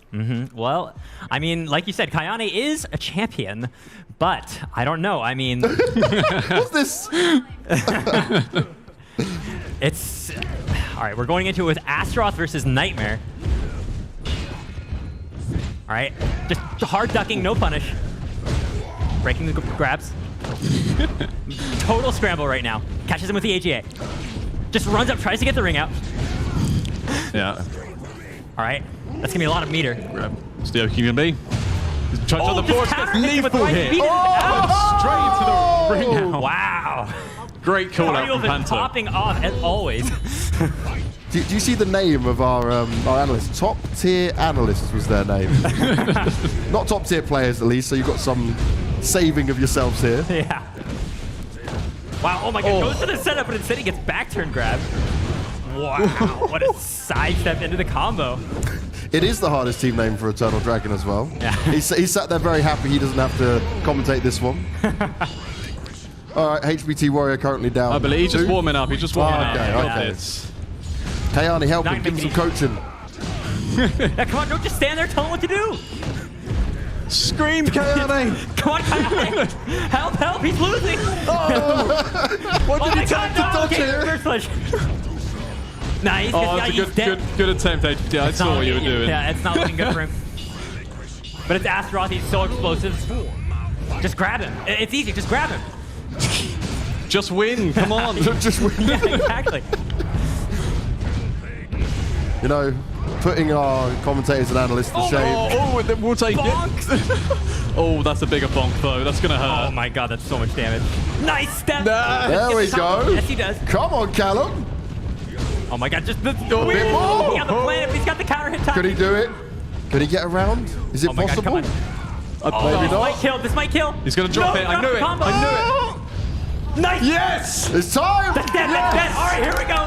HBT Warrior, let's It's the go. start of a comeback. Just gotta do it 3 more times. Easy. I think this is worse though, right? So they are just analysts at this point. If the players lose, it's a lot worse. That's in the embarrassing. public That's eye. embarrassing, though.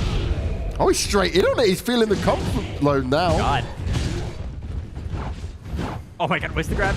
Oh my God, no one can hit anyone right now. Oh, the unblockable setup. Nice. I didn't even know you could roll that. I didn't either. Yeah, I thought that was real.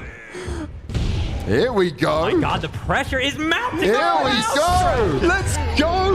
Oh, He doesn't even play this Pantocrator. game. He's a Mortal Kombat player. Look at him go.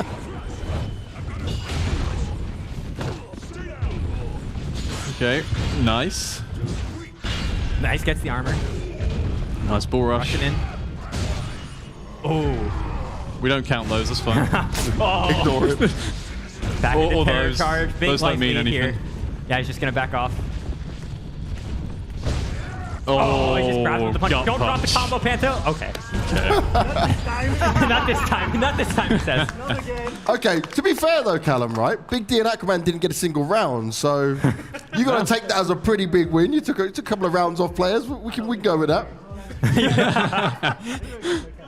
He said, I hope he's watching. That's All right, good, it's good Kayani's showing. time Good to job. shine. Oh, the glasses are on as well. This is full focus, wow. Kayani. Yeah. Here we go. So really, Kayani, when we're up there doing the analyst, you can't see anything, so you're just pretending. Yeah. Now this is going to be the real pressure for Panther. Yeah. This is, it's not even a shame to Kayane. She is Yeah, this top is 8 at last Evo. Top 8 at Evo. I mean, one of the most like storied Soul Calibur players Exactly. of all time. Like competing at a top level when she was like 12. I mean, that's insane. It runs in her veins. Exactly. Long time ago. Listen, long time ago. Yeah, quick, just add the caveat. But she in. got top 8 at EVO Yeah, for that's this game. not So that she long still got ago. it. She still got it. And she can play her main, but is her main going to be 2B or Xianghua? It's gonna be the hey, Xianghua. Kaina, is it 2B or Xianghua? It's Xianghua. She said yes. It's Xianghua? Okay. It's got to be Xianghua. Right, we ready to go? Always ready. Oh. You hear that, Panto? Panto, you best be feeling No the pressure. Oh, his face. Ooh. The pitbull. The pitbull. Okay. All right, yeah, she's going Yep, Xianghua. yeah, Khan is locked in Xianghua. He's staying with his Nightmare. Yeah, going back to Nightmare. He can switch character, right? If he Yes, wants yeah. to. Okay, yeah. As long as it's not his main or his secondary, he can have whatever he wants. Have we banned Inferno yet? Yes, we should ban Yeah, Inferno. yeah. I want to give Man. them some sort of a chance on this one. Yeah. We never know. HBT's main could have been Inferno. Yeah. Oh, yeah, that would have been your way through, wouldn't it? Ah, okay, you have a soul. Soul Edge, which is what Inferno has. There you go. Yeah. Oh, straight into the action for this one. Oh, a little anti. Oh, wow, he went Cassandra, actually, not Nightmare. Oh. We saw him play this character earlier. Gonna be pretty, like, Oh. neutral heavy, like, lots of pokes, Great start from Kane. but very aggressive at the same time. Nice reversal edge. Flash. All right, Kainani is gonna get right. What's the pressure? Into the lows. Panto's Wow, getting gets some mix. overwhelmed with the 50-50s. Yeah, she is just mixing him up right now. Could we be saying that Callum could have been carried to success if he never sat in the chair at the start? Most definitely. She had to give him a chance, you know. let him at least sit down and play. Exactly, yeah. No, yeah, I'm proud. He had a good performance, you know. Yeah. He got that CE. It was very cool. Very cool. Yeah. Very epic. All right, but Panto looking much more competitive this round. Poking it out. More stance picked up. 2K. And just jumps over the low. Nice. Good call out. One apiece. Yeah.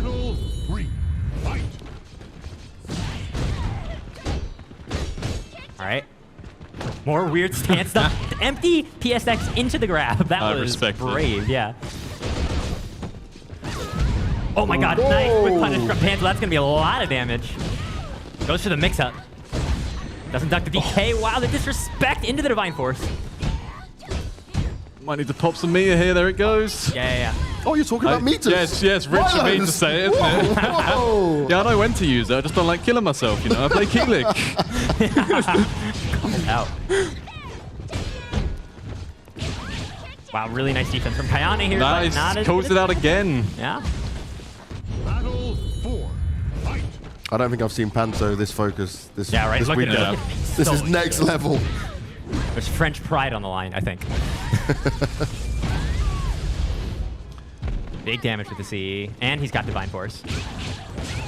Obviously, such explosive damage from that. Oh my god, but this counter hit is gonna really hit hard.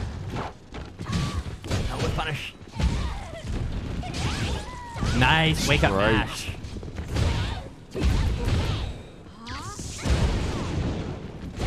Dumping big damage. Keeper at the core. Oh, my nice. Wow. Didn't even Not- sidestep. Does that kill? No, that's definitely a kill. Easily. Very easily, actually. I'm Yeah. used to my Keelik's scaling on 3B whenever I see. Alright, tit for tat in rounds. Big counter hit. Alright, into the mix-up. What's he gonna guess? Alright, gets the Divine Force. Oh, Nice launch. drops the combo. As he has been wont to do. Here comes the wall pressure. Ooh, lots of chip. Really just hitting with big stuff right now. Gotta guess right here. Nice. Oh, cracks him with the jumpy. Yep. Cardinal saying jumpy is broken. Is that all three I rounds? just feel like he's got the Cassandra coach in his ear right now. That's not really fair. I think Panto. Oh, into the unblockable setup. Damn. Panto's not holding back now. Oh man, He's going all in. this is brutal. So much damage here. Integrity. Kane's got to pull something out here. Oh my god, he does the lightning instead of the explosion. Goes too far. Alright. Panto's got to keep it tight here. Just close it out. Oh, that's one. That's it. That's it. That's good. There it is. Well played. Vanto does it all with a 2-0. They stay as the champions. But a great effort from Kayani. And HBT Warrior did okay. Yeah. All right. And Party Wolf, well, he just sat in the back the cheerleader for this nice one. and comfortable. Yeah. He is comfortable. But that is us done and dusted here today. It's a lot of fun getting this 2v2 Pocket Clash underway. But thank you all of you for watching from start to finish. We're going to go and kick off for the day and just relax and let everyone get prepared for tomorrow. Because tomorrow, it's the big final day. Tomorrow, we crown our Soul Calibur champion for the WFL Season 1. And you guys won't want to miss it. We'll see you tomorrow.